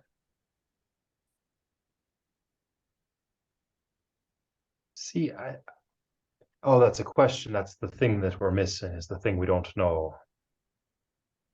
Yes. Do you know, for instance, that Tinglebell has a history with the Mother Superior? You'll have to let us know about Tanglebear. We're not. I'm not familiar with him. I see. He had some part in the first uprising. The one which was put down by the governor and his wife, the Lady Thauthonai.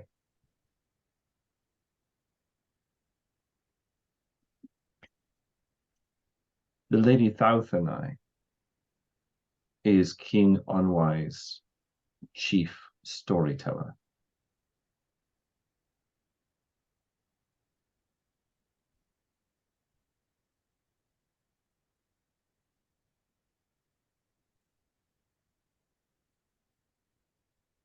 And a deep enemy of Tanglebur.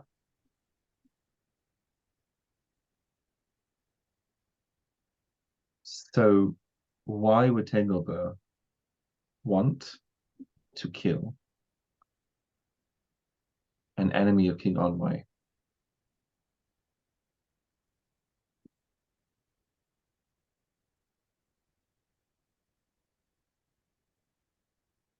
Well, to Sorry. create a martyr, perhaps. To intentionally ruin his position. Disrupt his storyteller's plans, perhaps. It seems like he would weaken himself in the long run. She's very influential. Storytellers. Maybe the storytellers are the target.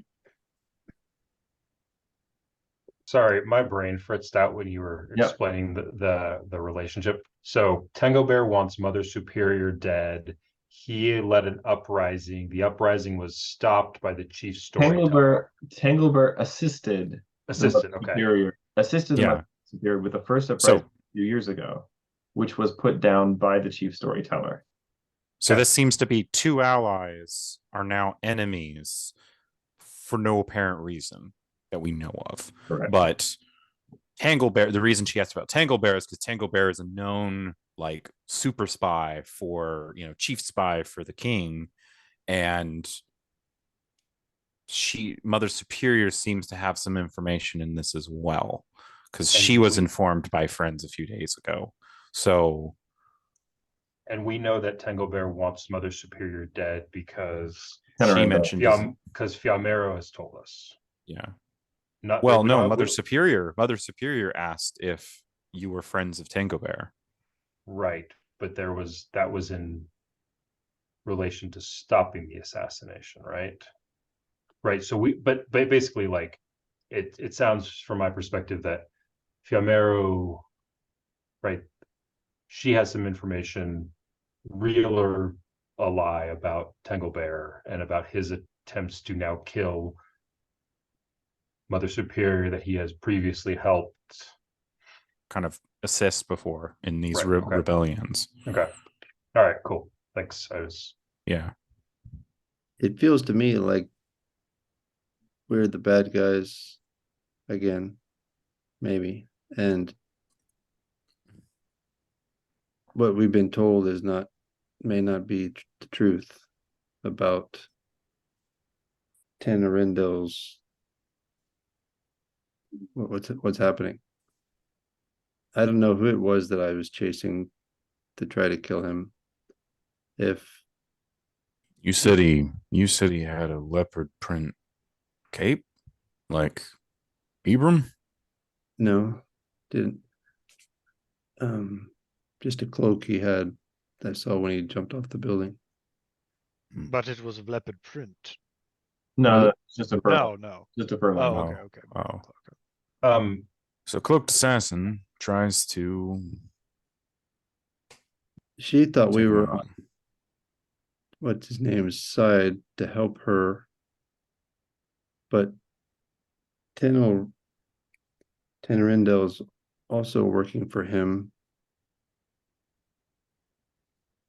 And Bill they're was both enemies of our boss. Fiamero, did you ever see Tanglebear or Tanalendil work together or meet? they came to the circus together the first time, Uh, but they've worked together for years. They were the ones who brought Onoram of the Bold into power.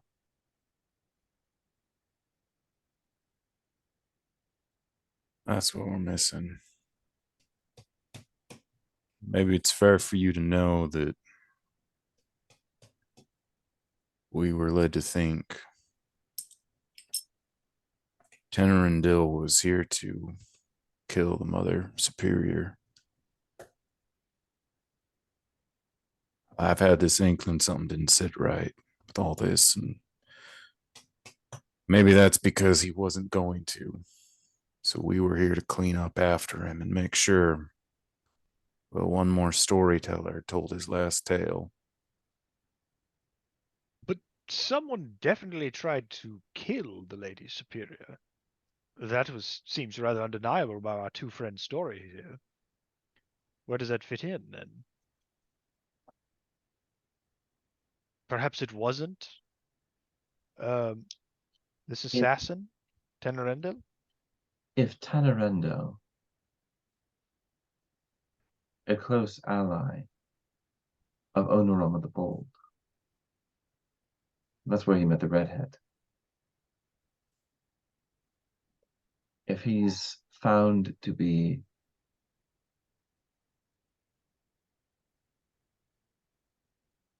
if he's found to have assassinated the spiritual leader of the people of the Leopard Archipelago, there will be war between the Isles and the North.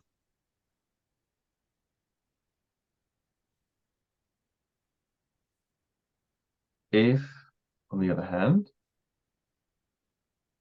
someone else is found to have killed her, a servant of King Onwae, for instance, then she will become a martyr, and the position of the Isles against Senkankar will become intractable.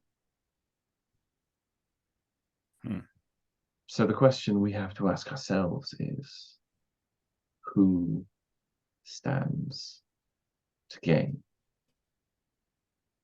from all of this? I think there's something the Mother Superior hasn't told us.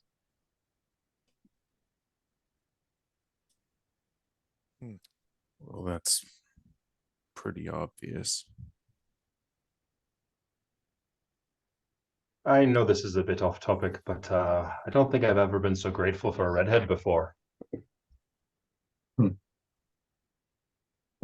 Anyways, sorry, let's get back to these important things.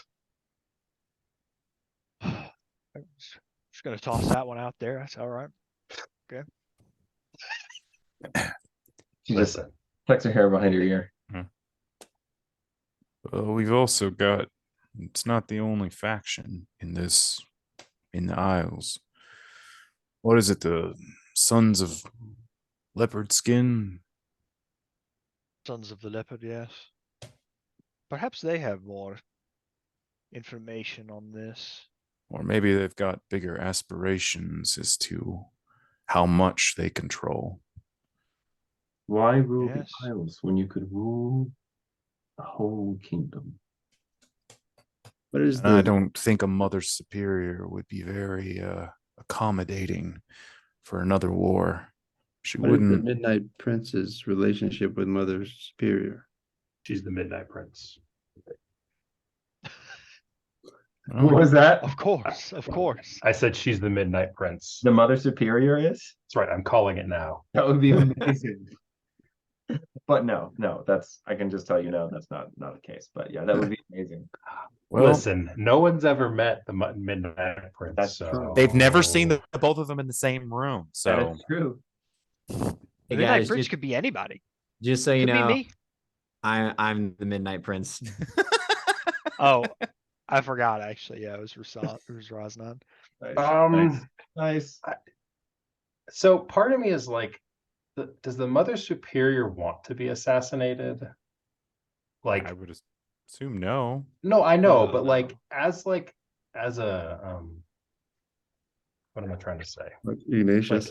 As a spiritual leader, like, is there something that she's trying to like Instigate. galvanize or instigate, and knows that, like, I don't know, she's had some prophecy, or she has some inclination that like her death is necessary to do something. That would be a very interesting twist to this. But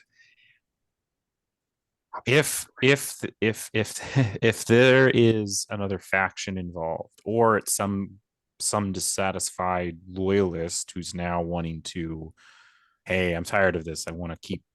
We need war again. Like, we need to fight. Like, we need to actually like gain our independence. What we don't know, we don't know. So I feel like our best chance is catching whoever this assassin is, if we can.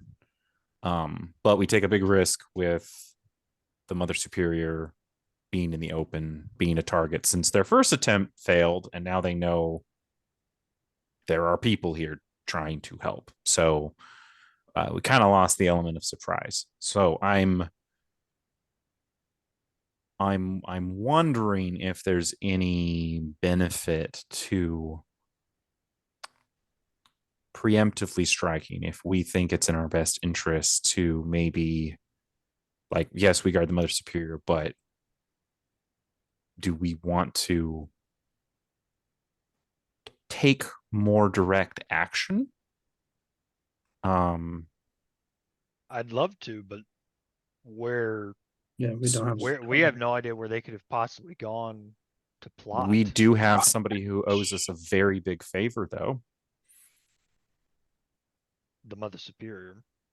And if we think she's hiding something, or she knows something that could help us, and we don't tip our hand completely, but we let her know that the future of, we have it on good authority, that the future of an independent isle might be contingent on her taking a semi-long pilgrimage and allowing peace to prevail. But potentially, she also, like, I asked her not to, you know, like, go out in the parade, and she seemed, even though she owed us the big favor, she seemed pretty hell-bent on. But she cares about her people. Haven't been. Having been. Thank you. Yeah. But she cares about her people ultimately. And if her presence could be, or death could be, the lead to thousands of her people dying, maybe it's worth the sacrifice. I'm trying to figure out who stands to gain from either of these scenarios. I mean, the one, because that's the big question. That's the big question we don't know. Who stands to gain if the storytellers are seen as killing the Mother Superior? And when you say the situation here becomes intractable, Richard, does that mean if she becomes a martyr, there's no way the city or the Leopard Isles are not going to stay independent? Or there's no way that they will, like, they'll at that point, it's not just like an independence movement, it's war with Senkan. Yeah. And the Senkan but has not war with all the isles. Right. Well, which is the other option. Yeah, actually, can you explain the difference? You said in one case there was like war versus the North, and in another case something was intractable. If Tanglebur as a servant, or not Tanglebur, if Tanarendel as a servant of Onorama the Bald, who is currently basically the warlord who rules the North now, technically is governor, but basically he's the de facto king. Tanarendel is like his right hand dude. So Tanarendel is seen to have assassinated the Mother Superior, then the Leopard Isles is probably going to war with the North, which kind of solves which would be real Onwae's problem of the threat, because now he has his two enemies fighting each other while he slowly keeps building his army. If, on the other hand, agents of King Onwae are seen as having killed the Mother Superior, then that is going to really strengthen the position of the Leopard Isles as independent. Yeah, they're Um, unified now against a Yeah, common yeah. enemy. Basically, it goes from being we want our independence to something like We will. time for a crusade. Yeah. And so when you are describing when you say the north, you mean like the Chaebori, Mhm. like that's the north, not Yeah. even the Senkinkar is north. That's not what Right. the That's north not what I means. mean. Okay. Yeah, I mean like the Right. northern province. Yeah. So Okay. the Northern King would benefit if we are seen as killing her rather than Tenerindo. I was just thinking Yes. Arpish. I mean, So- Arpish seems like an opportunist, really. He's going to go with whichever side is putting more coin in his pocket. And when And- you're the one selling and people are buying, you're in a very good position. And Tinglebur also hates the storytellers. So together, Tinglebur and Tenerindo have reasons to pin the murder on the storytellers.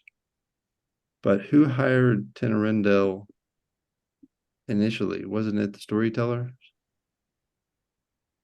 It was someone in the north, a storyteller in the north that Garalu was unaware of, like the Oh. details on.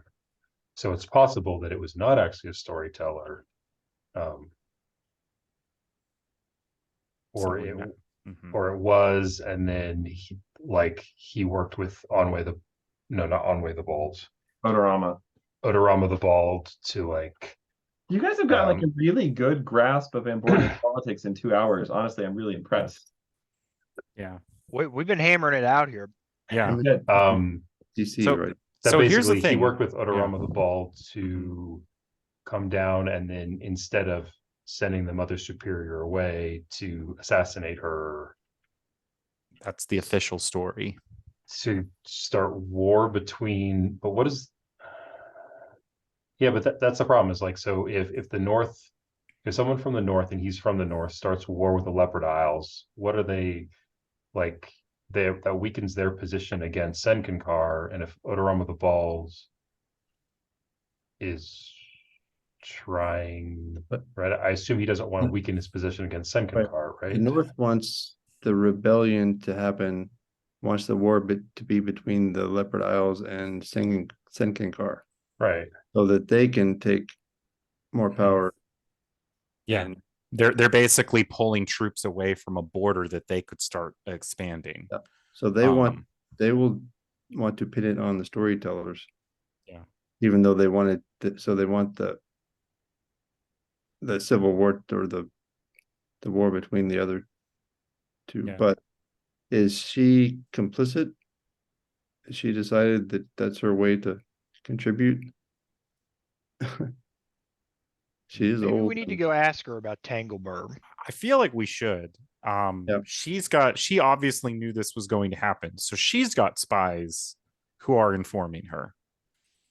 And if we know who is helping her, might answer the question we're looking at is, okay, who is actually the other person working this? I'm not going to be surprised if it turns out Senkinkar is trying to work something with their assassin to pin it up on the North, and the North is doing exactly the same thing. Right. And we're basically caught in the middle trying to catch arrows from two different assassins trying to, because she's the linchpin in all of this. Whoever assassinates her basically can be like, it's their fault. And We are the group of assassins from Senkinkar, though, right? We were sent to get Potentially. rid of her by the king. And yes, but not to kill her. So we're not assured that we are the only people here killing her. We might be the dupes who are supposed to be seen, or maybe not. I don't know. Well, no, we wouldn't want to be seen. I mean, maybe you have been now very publicly associated with her. Everybody knows your faces. Yeah, well, that's not going to help us. So Richard, is there, obviously I asked Fiamera what we're missing, but is there something that like our beyond what we've discussed and that our characters would likely know about the situation. I mean, that, like, honestly, I think you guys have a really solid grasp of the situation. okay, all right. I think we need to talk to the Mother Superior and see if she'll, Get there. Divulge what the heck's sunrise. going on here. yeah, because clearly we're missing something, and we might be the baddies. I mean, I'm pretty not sure what we are at this point. Yeah, I know too. I'm like, I feel like we have actually. I feel like we are in a position to decide whether or not we're the baddies. I mean, we already kind of have, but yeah. Yeah. I guess I was thinking just I feel like the whole Storytellers organization is just baddies from top to bottom, and it's just exploiting people who are unable to deal with their shame and this lack is of repentance. classic. Clearly, clearly. Yeah, this is classic spycraft where they're like, "Oh, you have a terribly dark secret. Well, I need a password, and you're gonna give it to me, or bad things are gonna happen." Remember I that also- espionage you works. just did that to someone else. We did, and we love it. We know how it works. We're playing the game. Yeah. All right. Chloroprime did. So the playing the one game. thing I wonder though is, because of the way the Storytellers organization is set up, like, people, like, you never actually know if it's legit, right? Like, some drab, boring person comes to you and tells you to do something, right? If they figured out that you or Tanalendal or whoever is like part of it, and then they come and tell you to do something, like, there's a trust that this will be somehow like for the king, and but there's not actually like I assume none of us have worked with the prefect Garilu before, and No, so I don't so think it's we'll like, be able to be sure about that. Yeah, no, we're working in shadows, so Yeah. what we know is what we can suss out, more or less. okay. Well, Has the dock boy contacted Abram in the meantime? No? Okay. So they're just gone. I don't know where they went. Those guys are just out of here. Well, let's just go So talk to the Mother Superior then. Yeah, I think as much as I think, because of how late it is, right, we need to go sunrise. to bed. Yeah, And we'll then get a I sunrise think- meeting. I think as much as I want to go mess with Arpesh, I think probably the best thing just to do is to Get there. talk to early. the Mother Superior tomorrow morning as we're getting ready. So maybe make sure we're a little earlier than we're supposed to be, and see if we can figure out and put the pieces together. And I assume Femero is coming with us. Since that seems to have been the plan, since she has, good eyes. Size. Great eyes. Beautiful eyes. Among for what other you say. things. Don't worry. I won't get lost in them. It's fine, guys. I've never made bad decisions before.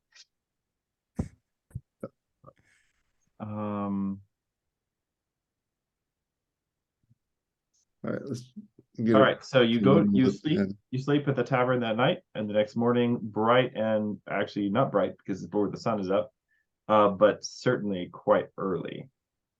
You get up and you make the trip to the Monastery, convent, whatever. yes, I'm sorry, I was trying to find something for some notes. Oh gosh. Contingency 10. Let's see here.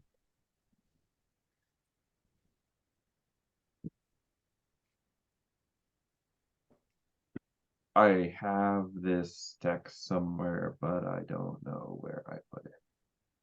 Oh, that's so annoying. One sec. It's not super necessary, but it would be some nice flavor. I was trying to see if I could find it.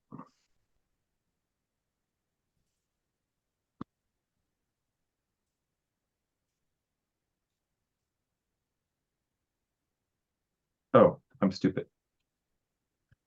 Just a second. I'm stupid.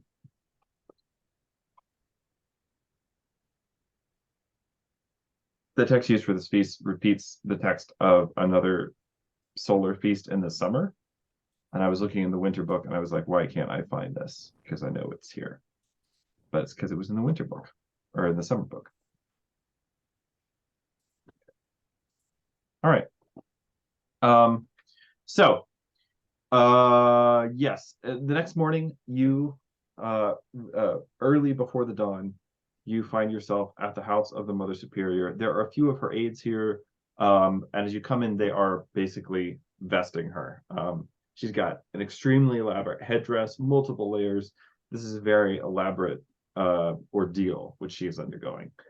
But as you come in, she says, well, you'll be commended for your punctuality, nothing else.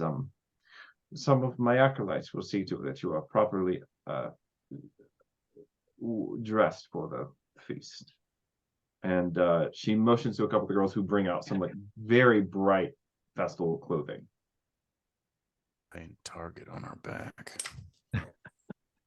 Will everybody else be wearing similar attire? Oh yes. Oh, well, so we'll blend right in then. Amborians are like wear a lot of colors at the, even like on normal days, but like feast days, it's like really Nice. over the top. Yeah. Just Abram's style.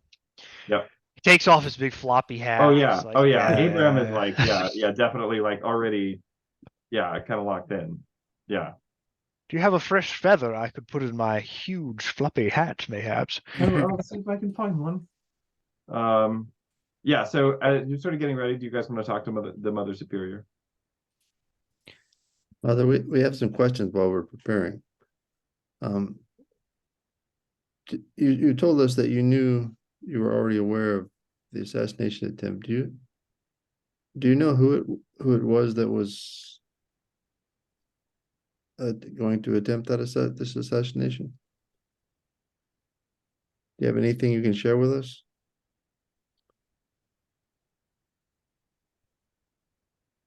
I suppose you deserve an explanation.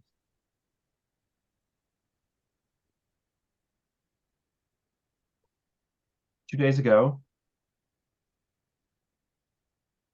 the outlaw named Tanglebur Silverhand came to me, along with his companions. Tanglebur has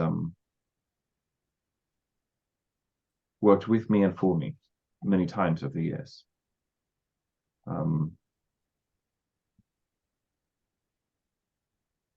A long time ago,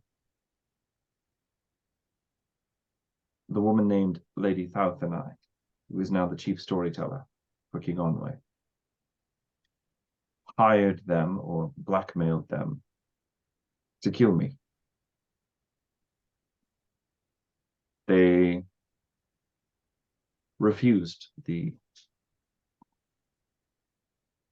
commission, earning the enmity of the Lady Thalthanai ever since. Some weeks ago, she apparently herself went to Chekor and took captive the wife of Tanarendel, a Fletcher named Talini, I believe. Using her as leverage, she forced Tanarendel to return to the Isles and finish the job that he had failed to carry out some years ago during the rebellion. Instead of doing that, he sent his friends. And they warned me that Tanarendel had been given this commission, but also that there might be other assassins who would similarly be seeking after my life. It's my belief that it's not just a matter of King Onwae or whoever's running the palace these days wanting me dead. I escaped Thalthanai's clutches once before, and she has never forgiven the insult. I believe for her that this is a personal vendetta, and that she will not stop sending people until I am dead.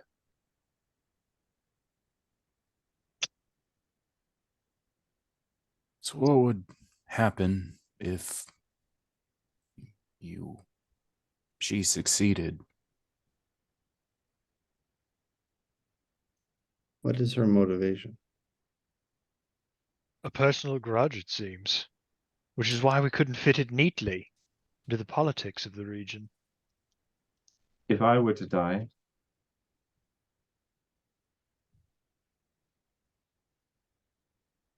there's no vanity worse than false humility.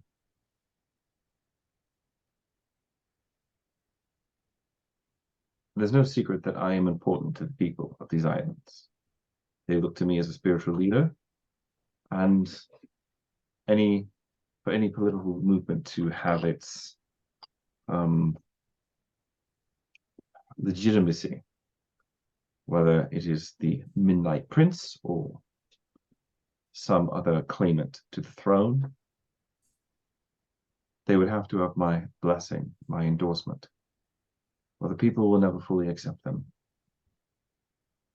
If I die, then whoever kills me or is seen to have killed me will be an enemy of the people of the Leopard Isles. So long and short of it, whoever's left holding the blade that takes your life, they're gonna be the sworn enemies, for life. Indeed.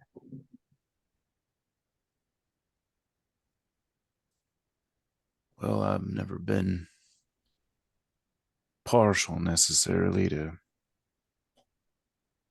just killing people just because somebody thinks it needs to be done, but there's been some who deserved it, and I don't think you do.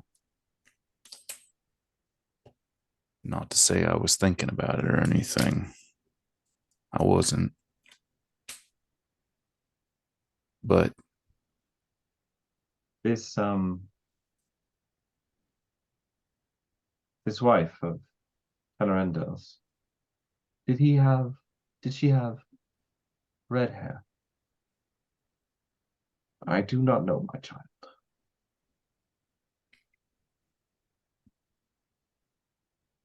Doesn't matter. well, we figured there's probably more assassins out there. But I don't know exactly if we can stay on here forever, making sure you stay safe. Lord knows I don't want to see another war.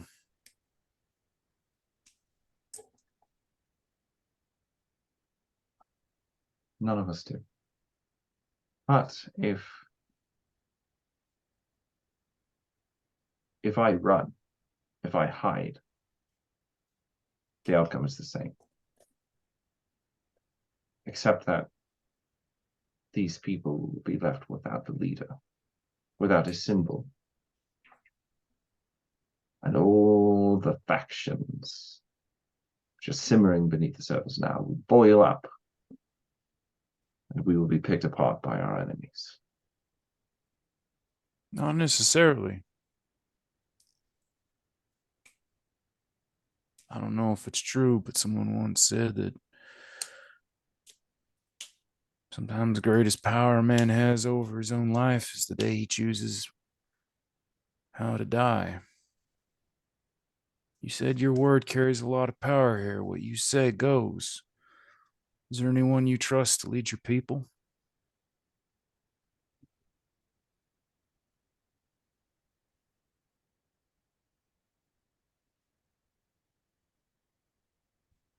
Because I bet if a woman of your renown, right before she suffered from some unfortunate, unforeseen illness, maybe, all natural, of course, bless the future leader of the Leopard Isles. Well, that'd be a unified nation behind somebody who could lead your people. With, of course, an unknown advisor behind the scenes, quietly instructing and advising. But I don't know much about politics, so Deception and subterfuge might be your tools, my friend, but they are not mine. And she kind of gestures to all of the vestments, which are just like heavy and hanging from her now. Fair enough. This is the life of my people. And as long as I live, I will not take that away from them. She's right, Chlorpine. I'm not Our clear people are. what's Tanglebur's position in this. I'm not clear. Engelbert? Yeah. He is a very dedicated man. Why But is he working only together with one goal. Tenorendo? Tengelbert has spent the last 2 years seeking to find and to kill this Prince at Midnight. Little else concerns him, but he has been a good friend. And for the record, I do not think that Tenorendo means me any harm. I think he did. Why is he working with? Wait, But Tengelbert and Tenorendo have been Yep. traveling companions for many years. But I do not think that Tenorendo means me harm. The fact that he was willing to warn me even when his wife was taken captive says something for his quality. Then who was the man that tried to kill you just the other day? just That last did not month. follow the warning. That is a very good question. Certainly, if I've learned anything from talking to all of you, it is that someone wishes me dead. I have a job to do today. If the stars shine upon you, perhaps you will find the assassin. If not, I'm at peace. Well, hopefully you can remain alive and at peace, Your Grace. Well, with We all will of do what we these can. heavily armed, brightly colored men around me, I don't see how the assassin could hit his mark anyway. All right. And so kind of with that, she begins her kind of bustles out. The rest of her acolytes and her bodyguards follow. And that morning, as the sun rises, the procession sets out from the Gate of Dawn into the city, to the chanting of hymns, the swinging of censers, the ringing of bells, as the ancient hymns recount the story of the Ram of Dawn, and how in ancient primordial times he was drawn too close to the earth and scorched it, leading to the oaths of earth and heaven, which the Stone Kings kept, and which now we, the children of the sky and water, keep in their memory.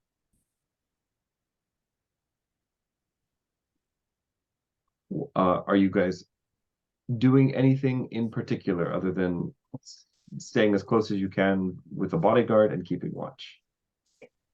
Is there someone with a high athletic Um, ability? Because mine's 20. I I'm a think we should have 53. someone parkouring up on the roofs, if you know what I Mine's mean. Not 49. gummy bear style like before, but We should have people interspersed that can reach buildings quickly if we spot the assassin.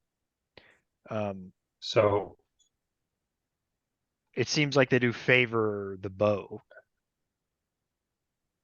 Yes. So my So, thinking was a car Abram was will be going to one be of the. behind. You're on mute there, Matthew. Not sure if that's delivered or not. Yeah, I know my internet started being goofy. Oh, no worries. Uh, Abram will be in the crowd, And I wasn't ready to sure. jump into a building. Okay. So you're in the crowd and just trying to kind of watch from a distance, watch the crowd, see if there's any threats. Yeah, the moment the alert is called, he's sprinting into wherever the assassin has been spotted in. Who is staying close to the Mother Superior? Rosnan will stay close. I will stay close. And Hekar, you have your bow ready? Yeah, I was thinking that a car would stand, I guess, behind, like to keep an eye out, Keep on an the eye on your important new things and girlfriend. have his bow ready and stuff. She's not Very my good. girlfriend. Very good. Yet. Not my girlfriend. Jeez. He's just gonna assume that from now Just Okay. you're right. I should have positive mental attitude here. So, the chanting tells of how the ram of dawn, Abram, drew too close to the earth, scorching it and melting the gates of the Queen of Winter. And all the seasons in the earth were disrupted and thrown into chaos. And then the hoary Queen of Winter took her scepter, raised it skyward, made complaint to middle heaven, to the pole star of the Northlands, mighty Rheos, who in heaven nearest stands to Nan Canella. Though there is a void between them, greater than the mind of mortals living time-bound under starlight, comprehend or hope to fathom. Hear me, Rheos, shining patron of the northern meads and moorlands, I who rule winter's terrors, icy winds and grinding glaciers. I have kept the times appointed by the one who gave the starlight to the world for times and seasons. I have never grasped at power, never sought another's office, never wounded happy summer, or the fair and youthful springtime. Now the ram of dawn attacks me in his hot and burning passion, bringing floods and sudden fires on the fragile race of mortals, driven by the hunter's servants. And as the chanting is kind of taken up by another one of the choirs with this loud, "Hear me, Rheos, shining patron," suddenly a scream goes up from the crowd as one of the acolytes standing near the Mother Superior goes down with a long arrow in her back. Those of you who are out watching in the crowd can give me perception tests. Oh, out in the crowd? Yeah, or just, I mean, yeah, you Or can all kind close? of, yeah, give me perception tests based on kind of where you are. All right, Abram rolled a 67. That's under 75, so he succeeds. All right. I rolled a 12. Okay. That's good. That's good. It's good. That's good. Yep. I assume your perception is not 11, so that's probably fine. It's not 11. Yes. Yeah. I got a Okay. under also. Yeah. All right. So I did a re-roll. Used a fate point and did a re-roll for a 13 using my sleepless vigil for noticing ambushes and or watch. Yep. Very good. And then I got a 15 under 75. Okay. All right. You guys are all like super Johnny on the spot. Eyes out. We've been preparing. Abraham, over on the side. Sorry, just one question. Yes, go ahead. One question. So I have the Panther Eyes, a trait for deception, detecting ambushes. Does that mean I roll the ones twice? That's right. And you take the better result, which means you're more likely to get like a critical success. Okay, cool. No difference. I just wanted to Okay. make sure I understood that. Yeah, that's how that works.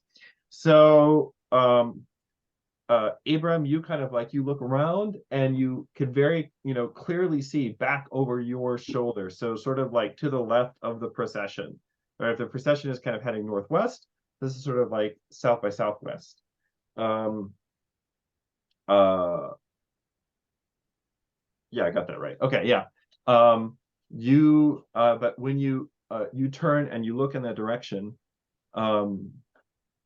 you see a very large figure wrapped in like a fur cloak, with a long moorland longbow, such as the men of the north use, very similar to the one that Akar carries. And he is already fitting another shaft to the string. He is probably about 20 or 30 yards away from you. Abram, as soon as he spots him, turns and begins shouldering through the crowd as fast as he can Okay. to try and get to him. He is not very good with a bow. He is not even going to try. He does have a speed of Satella trait. I think that only helps for dodge, but can that help him kind of dodge through the people in the crowd? Yeah, I'll allow it. So here's what we're gonna do. At this point, we things are gonna get really messy if we don't roll some initiative. So the initiative in this game is a D6 plus your initiative value, which should be on your sheets. Ooh. I got a 4, so 14 for me. Okay. I have 13 for me. 13. So 14, 15. 13. Okay. 15 for Yamar. I'm And- having trouble finding it on the sheet. Where's initiative at? It's right above your combat section. Middle right. Mhm. Middle right. Damage bonus, movement, initiative. Cool. I got a 1 plus 14. So 15. All right. So here's the initiative order. It's very simple. The assassin gets to go because he got a 19. And then all of you get to go in any order. And then we just repeat that. So it's pretty simple. All right, so the big thing in the clash system in terms of combat are your clash points. So if you look at your character sheet real quick, you will notice that you have, and I'm sorry it took us so long to get to a combat tonight. I have no idea how these things are going to go. Like, some of them are going to be a lot of this. There will probably be some group that just gets all fighting, but you guys have been killing it with the role playing, so I'm not really sorry. I don't know why I said I was sorry. Because it's been a lot of fun. But yeah, if you take a look at your character sheet, you will see there's clash points over the left-hand side.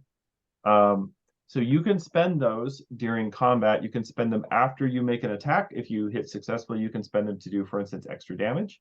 You can also spend them to react to things. So for instance, this might be a relevant example. If you wanted to kind of, if you have a shield, there is something you can do called interpose, right? Where you spend a clash point to step in front of an attack and basically take it on behalf of someone else. So that might come up in what we're doing tonight.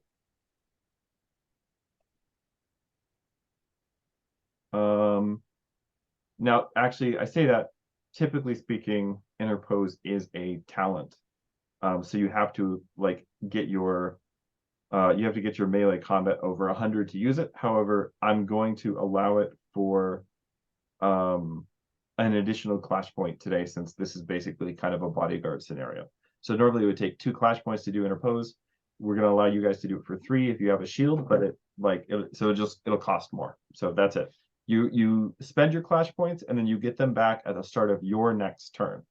But you can use them like on the bad guy's turn to react to things, for instance. So bad guy attacks you, you could fight right back instead of just standing there and taking it like you would in like 5e, where like the bad guy rolls to hit and then here's all the damage you take, like in D&D. In this game, you can clash, and if your fight roll is better than their fight roll, then you can hurt the bad guy on his turn, and of course he can do the same thing to you. So it's pretty handy. All right, so that being said, Is there a list of what we can use clash points for somewhere in the book? Since I have a bow and most of the ones you described. It's on page 58 in the book. Thank you. Yep, what he just said. All right, so a bad guy gets to go next. He is going to make another shot at the Mother Superior. Did I react with the clash point using if Yeah, I got so a shield? the way this will work is you will spend 3 clash points. So out of your total of 5. You get those back on your next turn anyway, so it's not a big deal. But you're gonna spend 3 clash points, and then you will give me a melee combat roll. And this is an opposed roll, so you need to get under your skill, but also beat what I roll. Got it. And I'm doing the D100 for that. Mhm. Cool. And then combat. Sorry, just so this is this considered melee combat since I'm just hopping in front with the shield? Yep. Cool. So melee combat is 75. I rolled a 44 under 75. So you critically succeeded. I rolled a 43. Nice. So you beat it by Amazing. 1, and you got a And critical critical. success. I don't. These dice rolls have been like so close tonight. It's freaking me out now. Ridiculous. David Mother Freaking me Teresa, out. let's go. Yeah, you step For the and second you step time. right in front of her, raising your buckler above your head, and the arrow just kind of. You see just the tip of the arrow kind of come through the backing of the shield. But you definitely saved her life on that one. All right, that was the assassin's turn. At this point, he sees that his plan has failed, and so he is going to he's going to sling his bow over his shoulder and start running. Okay. Away any or one of y'all's turn, in any order. Akar, you want to shoot him? I do want to shoot him very much. Shoot him. Alrighty. Okay, so I think I'm gonna roll my range combat. I rolled it. Oh wait, I get a roll. I have a trait for that. Okay, so I rolled a 12. So I assume that's good. It's under my range combat score. And then Yep, that's it. So I can't rapid fire at the same target, right? no, but Precise you can aim. do precise aim, basically, or you can also do overdraw and add there's no point to do precise aim here because you've already hit. That's But true. you can do overdraw Right. to add some extra damage. So he fails his dodge roll, so you do hit successfully. Okay, and overdraw, I just can do that once, right? I have 4 Yeah. clash points, Mhm. but I can only do it, Right. or can I do it twice? You do it once. So you spend 2 clash Just once? points, Okay. and you can add an extra d6 damage. And then go ahead and roll your damage. Tell me what you get. Oh, shoot. And it's the damage bonus die plus the damage of the weapon. And in this case, because he's overdrawing, he gets an additional d6. Right. Is that right? Okay. So do I roll the damage bonus even though it's ranged, or is that just for melee? The damage bonus is just for melee. Oh. Okay, so I rolled a 10. Okay, does that include your I rolled a 10. dice? Yes. Okay, all right. You see your arrow kind of hit him, and it kind of like bounces or glances off. You get the impression he's probably wearing armor underneath his cloak. But it does Does hit. that mean it did nothing? No, it doesn't mean that necessarily. It just didn't do as much damage Okay. as you were hoping it would do. It kind of like sticks in his Okay, cloak, just but wanted it to- doesn't look like it fully penetrated. Okay. Okay. Abram will jump off the back of watching the impact, and he's going to keep sprinting through the crowd. I have a movement of 6. How far away is this guy? Yeah, your movement is on the sheet is wrong. I think the person who did that pre-gen calculated the movement incorrectly. But What is it supposed to be? your movement should be something like, I think 12 or 13. So at far he's about 20 or 30 yards away. So it would take you, Plus deafness. if you and then he did his full movement after shooting. So let's say he's 30 yards away now. So if you spend your full action just moving, you can close about 24. So you're about 6 yards away. Okay. Can I use 2 clash points to move an additional distance to my move rate? Or was that doing that? That's a thing. Okay.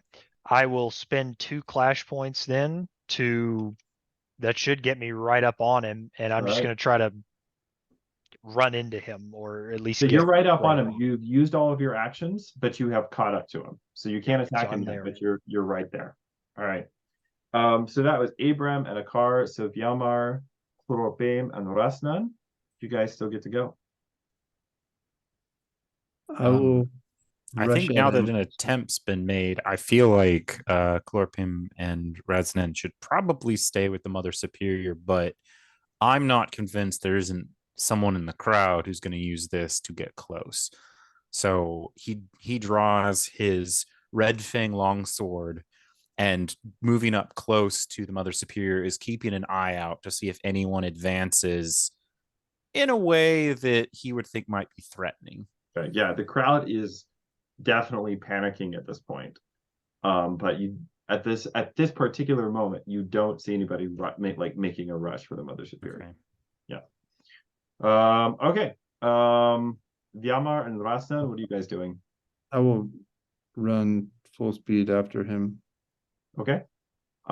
You are so if you very similarly, basically, if you do your full movement and you spend 2 clash points, you can catch up this round. Okay. Yep. And then Rasnan, what are you doing? Could I just like adjust my movement to be close to Mother Superior, shielding her with my shield and positioning in a way like I'm trying to think of the architecture around where like it's not going to be in front of her again, just so or ultimately does it really matter the specifics depending on like the combat? No, like you're just trying to protect her. Like Yeah. if we had like a battle map or something like that, then we could be like, okay, you're trying to get under cover of this, but you know, Yeah. since we're doing Theater of the Mind tonight, when I run in person, I do like running with the battle mat. But and there are like technological solutions for that, but for like a group of first time players, when you're just trying to learn the system, when you also have like tokens and stuff to move around, it can be a lot. So That makes but sense. yeah, so so you're basically covering her with your shield and trying to get her to cover. Yeah. Yeah, I dig it. Very good. Yeah, I mean the rest of the bodyguards is also like closing around you now at this point.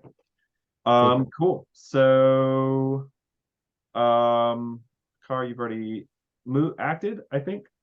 So it's top of the round and he gets to go. So Vyamar and Abram have caught up. So now the Northman turns around and his face is kind of like partially obscured by the hood still. But he draws a large battle axe from beneath his cloak. And Abram, he steps forward, and at this point you're kind of like back behind the first row of buildings, out of the line of sight of the like all the chaos that's going on in the main street, and you're kind of like in this sort of tight alleyway, which is where you've caught up to him. And he draws his the battle axe out of his belt, and he's going to take a swing at you. So now you get the option here to clash. So you can spend 1 clash point to, instead of just taking the attack, you fight back with a melee attack of your own. If you beat his attack, then you get to damage him. I'll clash. I have 1 point left, so we'll do that. Sounds good? 27, that's under a 75. All right, I just got my roll. I rolled an 85 under an 85. So he's A gonna shame. he's gonna hit Real you. shame. He's gonna hit you with his axe, striking a and this is gonna, so in the clash system, monsters have attack chains. So I'm gonna roll the damage for the first attack, and then he'll get to attack you again. You'll get to clash against that one as well as you want to. You don't know how many attacks are in the chain, but basically if you can beat one of the attacks, then you break the attack chain and take less damage overall. So just That is a shame I don't have any more clash points there. But wouldn't they, sorry, since it's like a new turn, wouldn't they have renewed from you using the last he'll one? renew on his next turn. Oh, okay. So it's not his turn yet. Oh, so you can actually kind of control the rate that you get your clash points back by deciding who's going to go first this time. right? Because you're not stuck to the initiative that you rolled. It's basically whenever you roll initiative, you're just reserving a place for your team, right? But you can decide, oh, so and so's going to get attacked, so let them go ahead and take their turn, so they get clash points, and now they're going to be ready again. All right, you're going to take 15 points of damage. Now, this is minus your protection. So Oh, the protection you get from your armor. You're wearing okay, and I have a chainmail shield as and a well. shield, yeah. So you should So have it's like 4 or 5 armor total, probably. yeah, I have 5. I got Yeah. chainmail and a shield, so Yeah. I took So that the 10. 15 becomes 10. So damage Okay. goes to your valor first until your valor is all used up, and then it starts going to wounds. All All right, he's gonna make his second attack from the attack chain. I think you're out of flash points. So he's gonna hit again for another.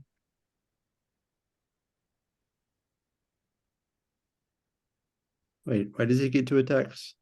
He has a It's with chain. it's basically you can see it in the book, but basically the way that monsters and bad guys work in the class system is that they have like attack bands, like ranges. So based on like every 10 that, like let's say like his combat skill is 85%, but then like every 20 on there is a different attack. So I roll the attack, and the higher I roll, the more attacks I also get. So it's Okay. yeah. All right, this next one is going to be 9 points of damage minus your protection. right. And then Take a additionally, full you 4. need to give me a hard endurance check. So it's going to be endurance at a minus 50% to your roll. Or minus 50% to your target, basically. Okay, wait, sorry, repeat that. Somebody is Give me an endurance test. Give me an endurance Oh, test. okay, endurance test. Okay. Yes. Okay, that's a 62. Oh, I failed. All right. So you are bleeding heavily from like an artery as the axe bites into you. Okay. You are going to be taking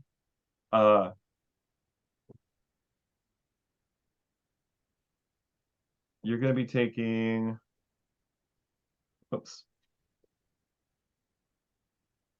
So this round you take 3 points of damage that ignores your protection. And then for the next 3 rounds, you're going to take 2d6 bleed damage every round on your turn. All right, so that was his turn, and now it is all of y'all's turn in any order. Now, Ibram's fate points will have reset. So That his clash Correct. points. If I take clash my point, sorry. turn right now, do you want to, or do you want us to go? Abram is gonna stagger back bleeding and let Volmar get in there. Volmar, he's a bit tough. Watch out, he's got a big axe. All right. I will attack with my red Fang longsword. Yep. All right. That's the 2-handed heavy weapon, right? He's So- gonna clash with you. The character sheet says 1d10, but the book says 2d8, so I'm not don't know which is The book is right. 1d10. Whatever the book Well, says. the book says 2d8. Then 2d8 is correct for damage. I like All that. of our pre-gems tonight were made by lovely volunteers, but they may have gotten a few things wrong. So Yeah, they looked at the one-handed weapon instead of the two-handed weapon. Yep. Okay, so I need to So you're gonna roll. That's your damage though. So first, just roll a melee attack.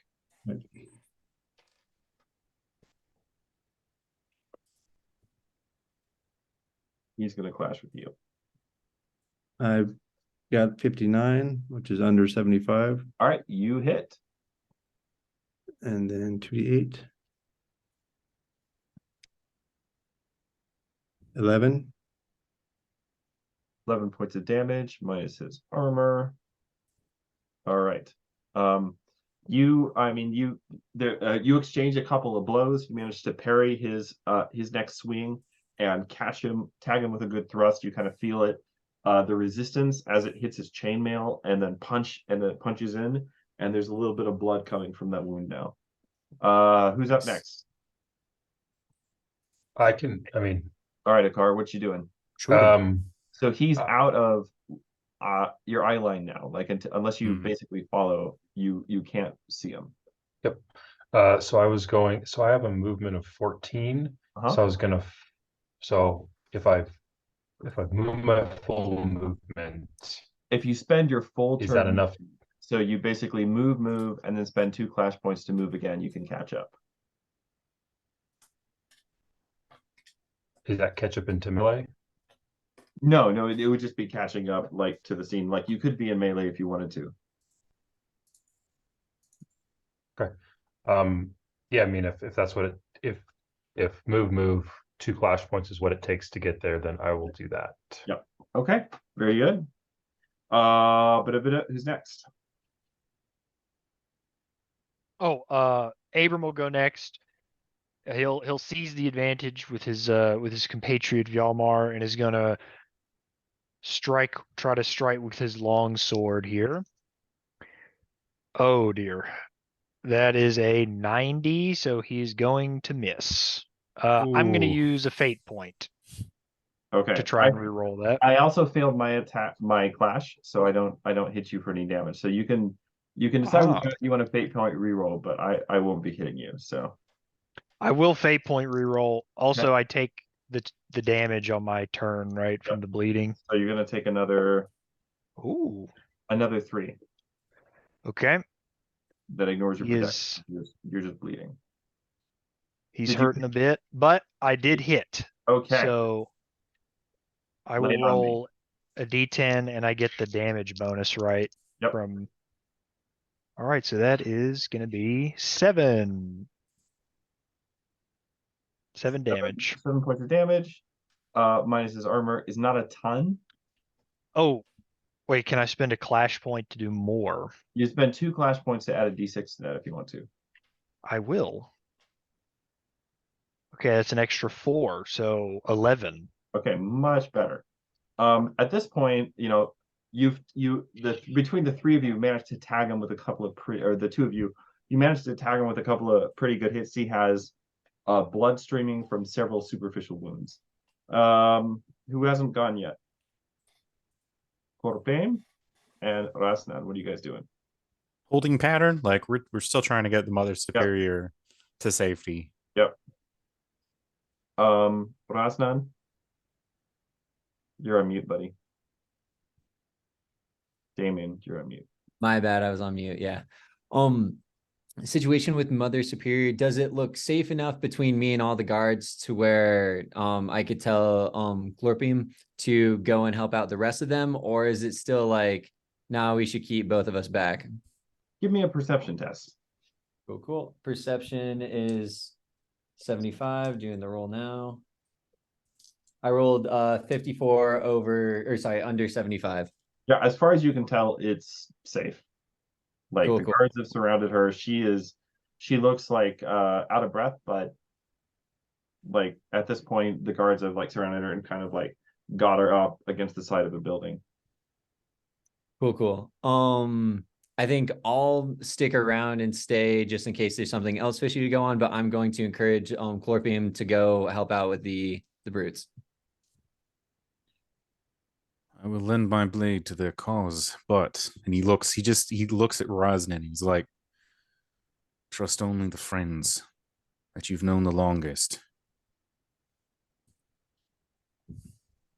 I look him back in the eyes and say, I trust no one but Mother Superior. I was going to try and come up with something clippy. I was like, there's a Lord of the Rings moment in here. And I just I dropped the ball. So anyways, I scoot you off and tell you to go do something emotional with your friends and All right. have fun saving their lives. Corpain, do you spend your turn catching up? You're the worst, Rosnan.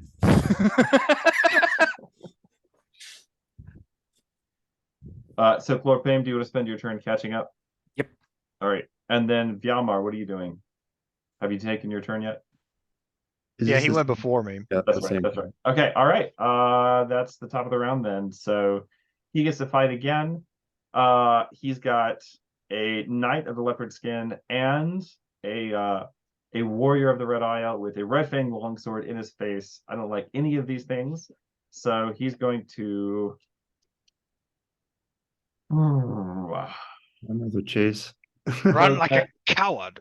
the let's say like the technician in me wants to focus fire because that's the best way to kill one of you. But the role player in me says if a dude pulls out a giant two-handed greatsword, that's the guy I'm attacking now. So That's that's what we're gonna go with. So we're gonna It's not- attack Yamar. Yamar, you can spend a clash point if you want to clash with this. And you can do melee combat to counterattack. You could do also dodge or depending on what you want to do. So Yeah, I'll spend it. all right. So you spend one clash point and you just roll melee. Right. Mm-mm.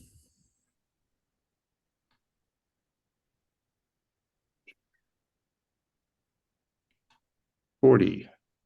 All right, Under 75. I got a 60, so he's gonna hit you. So his first attack does oh, it's pretty good. 13 points of damage minus your protection. And then Okay, he so gets 4. Yep. So 13 points of damage, then minus your protection, it goes to Valor first. And when you run out of Valor, it starts going to wounds.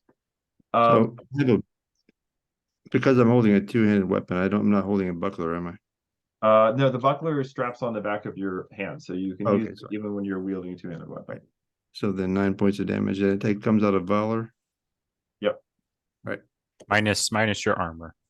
Right. He gets a second attack for this one. Do you want to clash against that one as well? No. Okay.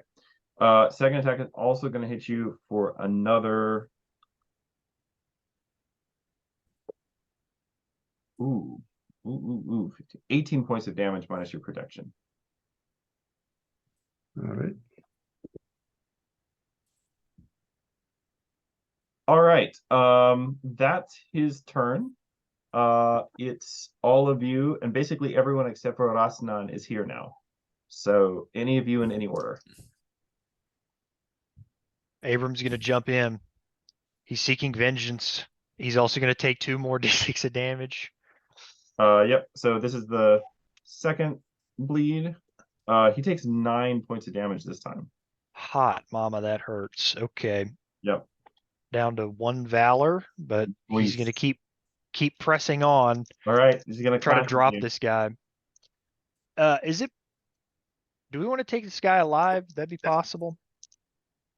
Can you do a cold shot? Just say, hey, I'm not trying to Yeah, kill him. yeah, I yeah, just want to yeah, work Yeah. him down. Okay. I'm if I see him about to go down, I'll hit him with my pommel. Yeah, I got So you. that's a 25 for me, Well, which succeeds, I got a 94.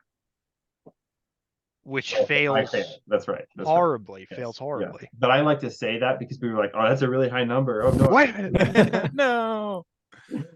All right. You got me, all Richard. right. You Go and got give me your damage. Go and give me your damage. Ooh, that's pretty good. That's 9. And I'll spend 2 clash points to do a further 1. So 10. All right. So you got 10 points of damage. 10 total. Reduced by his armor to 6 points. Okay. As you kind of swing out, he parries the first strike, and then you come back and just sort of slice along his torso. You see a couple of the rings from his chainmail go clinking to the ground as he staggers back. And as he does so, the hood on over his face falls back, and you see the very unexpected, heavily jowled figure of Prefect Garaloo. Knew it. I didn't know he could You move hideous that fast. man! Where did you hide I that should have axe? known. Get him talking and we can. it. You fight a lot quicker than you speak. Stand and deliver. All right. Who's next? Me. All right, Chlorpame. Oh, this Myanmar.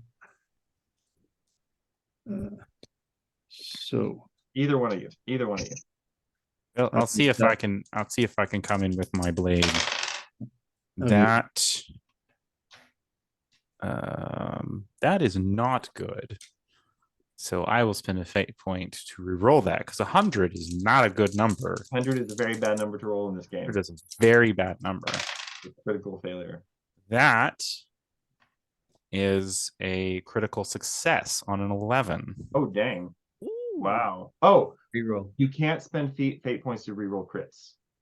Oh, that's right. So I will take the 100. Yeah, so you get that 100. I rolled a 49. So he does hit you for max damage, Okay. which is 26 points of damage. All right. Oh. All right, Viamar, what That's you got? fine. I will attack, and I got an 18, which is under 35. All right, he'll spend his last clash point to clash with you. He gets a 65, so he hits you. All right. And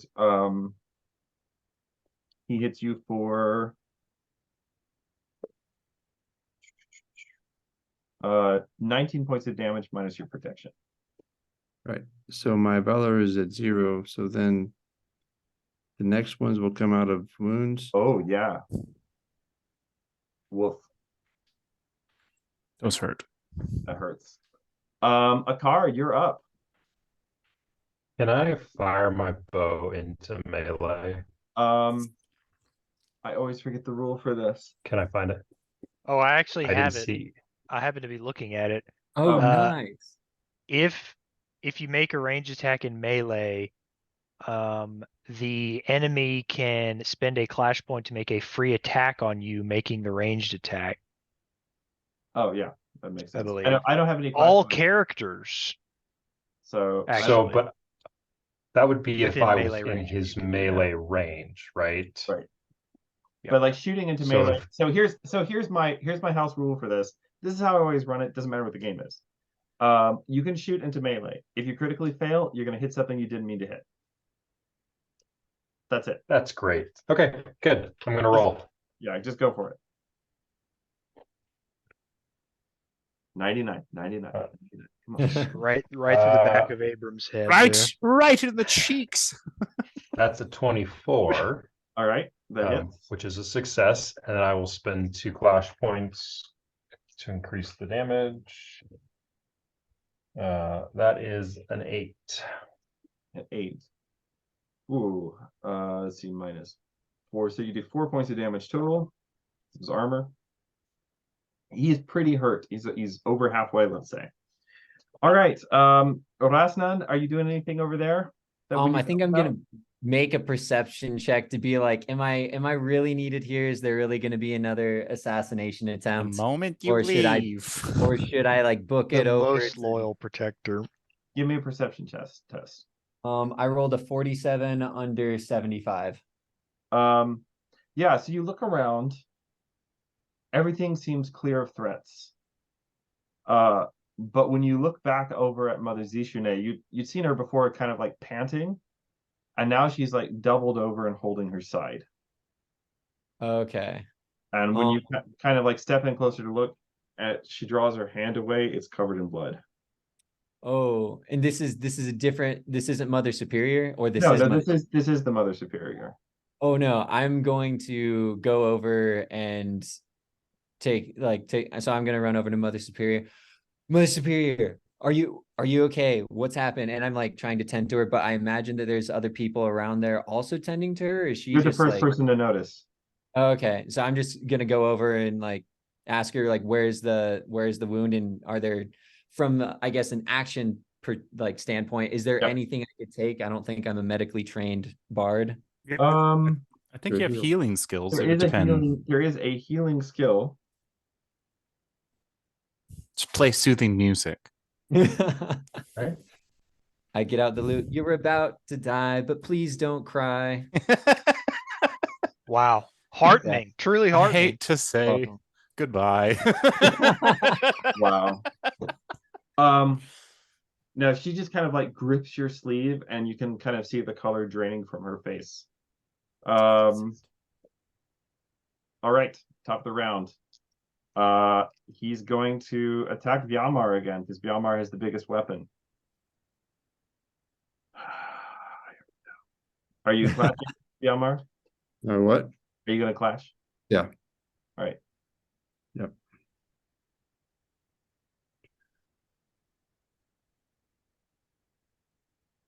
62. That beats my 51. Yes. So I damage him. Yep, so you go and roll your damage. Can I use clash points to increase my damage? Not on your opponent's turn. You can only do that on your own turn. When you're clashing, you just do like your flat damage that you would roll. I noticed it said that I lose a because I have a heavy two-handed weapon. I need to spend a clash point when I use it. Yeah, basically you effectively just have one less clash point around Right. with a two-handed weapon. So I just do damage. Yep. All right. 4. 4 points of damage. All right, Yeah. his armor soaks that, so he doesn't take anything. Oh. But that's his turn. So everybody else in any order. Abram's gonna try to clobber him over the head with his pommel again. Or actually, before he does so, he's gonna shout, "We have you outnumbered. Just surrender, and we'll spare your life." All right, he's gonna clash with you. Ooh, I miss with an 81. All right. Well, he hits you with a 10. So Oh God. he's gonna do 10 points of damage. Okay. Minus your Oh, okay, yeah, thank goodness. Who's next? I'll go ahead and attack. Oh, and your last bleed damage is another 4. Whoa, that's close. How do I do this wounds thing? Do I just tick off? Yeah, just start checking boxes, top row first. Okay. All right, who's next? I'll go ahead and go and use clash points well, I'll wait until after I see if I hit first. Yep. All right, he's gonna use the second clash point to clash with you. I got a 60. No, I got a 6. You got 6? Well, Yeah. I got an 88, which is a All right. crit. However, it's an 88 over 85, so it's a critical failure, which means you do max damage. Oh. So And and you can spend those 2 clash points and add that. Yeah. So there'll be 22 points of damage total. Oh no. How do you want to do this? Nice. Cut off his jowl. A big You floppy bring head. the blade down in a shearing slice that just like cuts off one half of his face, leaving brain exposed in a spray of arterial blood as he falls to the ground. He is dead.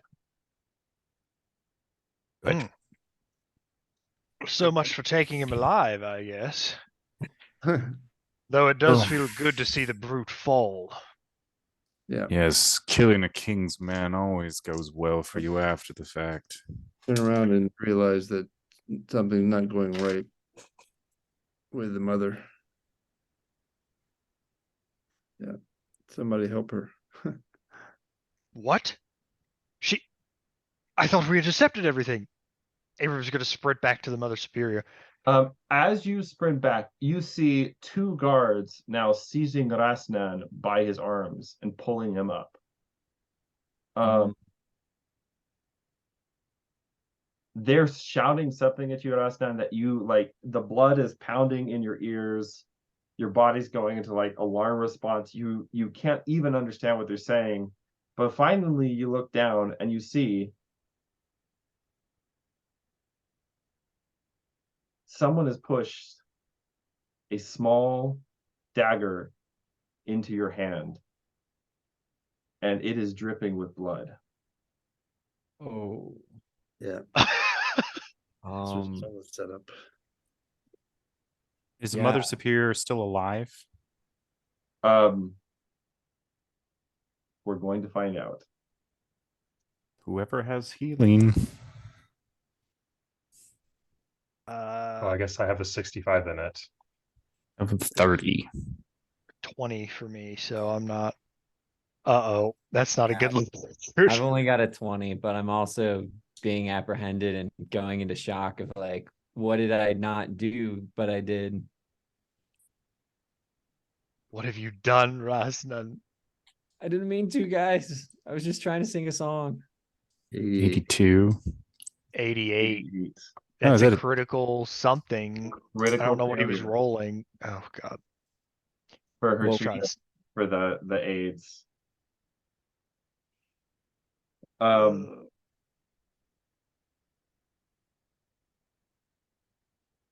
As the life drains from the Mother Superior's face, and Rasdan is hauled away screaming.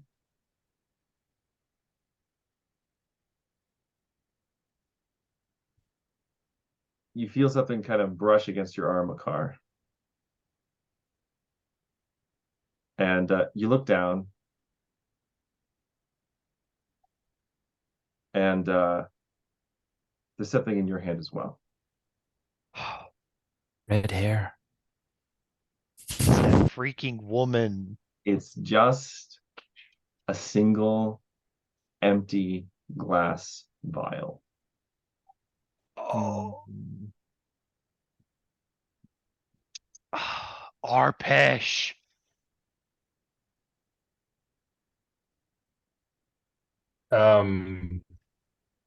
If I look around, do I see Fiameru? You do not. Okay. So it's like past midnight. It is past midnight for you. Last one. And we failed spectacularly. I mean, we killed the very slow talking bureaucrat, so I ought to say I'll take the win. I mean, I That's saved true, that's Mother true. Superior twice for the record. Twice. That is Sure, true. the That time is that true. Third matters, I time's think. the That is true. charm for the It's meatloaf assassinator. Yeah, so we're gonna stop there, Two out and of three ain't bad. this will now get to be the mess that the next group gets to step into. As the Mother Superior of the Convent of the Ram of Dawn has been killed, some say, by assassins in the employ of King Onwae. Bolstering the position of the Midnight Prince. Good. I was rooting for him anyway. All right, so that's where we're going to stop. There are still some mysteries to be answered, but they will not be answered tonight. Hopefully, they will be answered in the rest of the Midnight War. But I hope you guys had a good time. Fun. It's Oh yeah, yeah. It was an unbelievable delight. You guys are just the most fun. I've really, this is the most fun I've had running a game in quite some time. Like this is just a blast. You guys are awesome, and again, really, like, from the bottom of my heart, thank you so much for your support on the Kickstarter. It means a lot to me. So. Absolutely. 100%. Oh yeah. All right, guys. Well, thank you very much. I'm very tired. I have to get up very early in the morning and go to church. So, yeah, but I love you all and thank you very much. And for everyone out there watching, stay tuned because Don't get wild. it's gonna get good night, everyone. Right. Night. Good night. Thank you, Richard. Thank you. Good night, Yeah, everyone. great Thank session. you. Thank you, guys.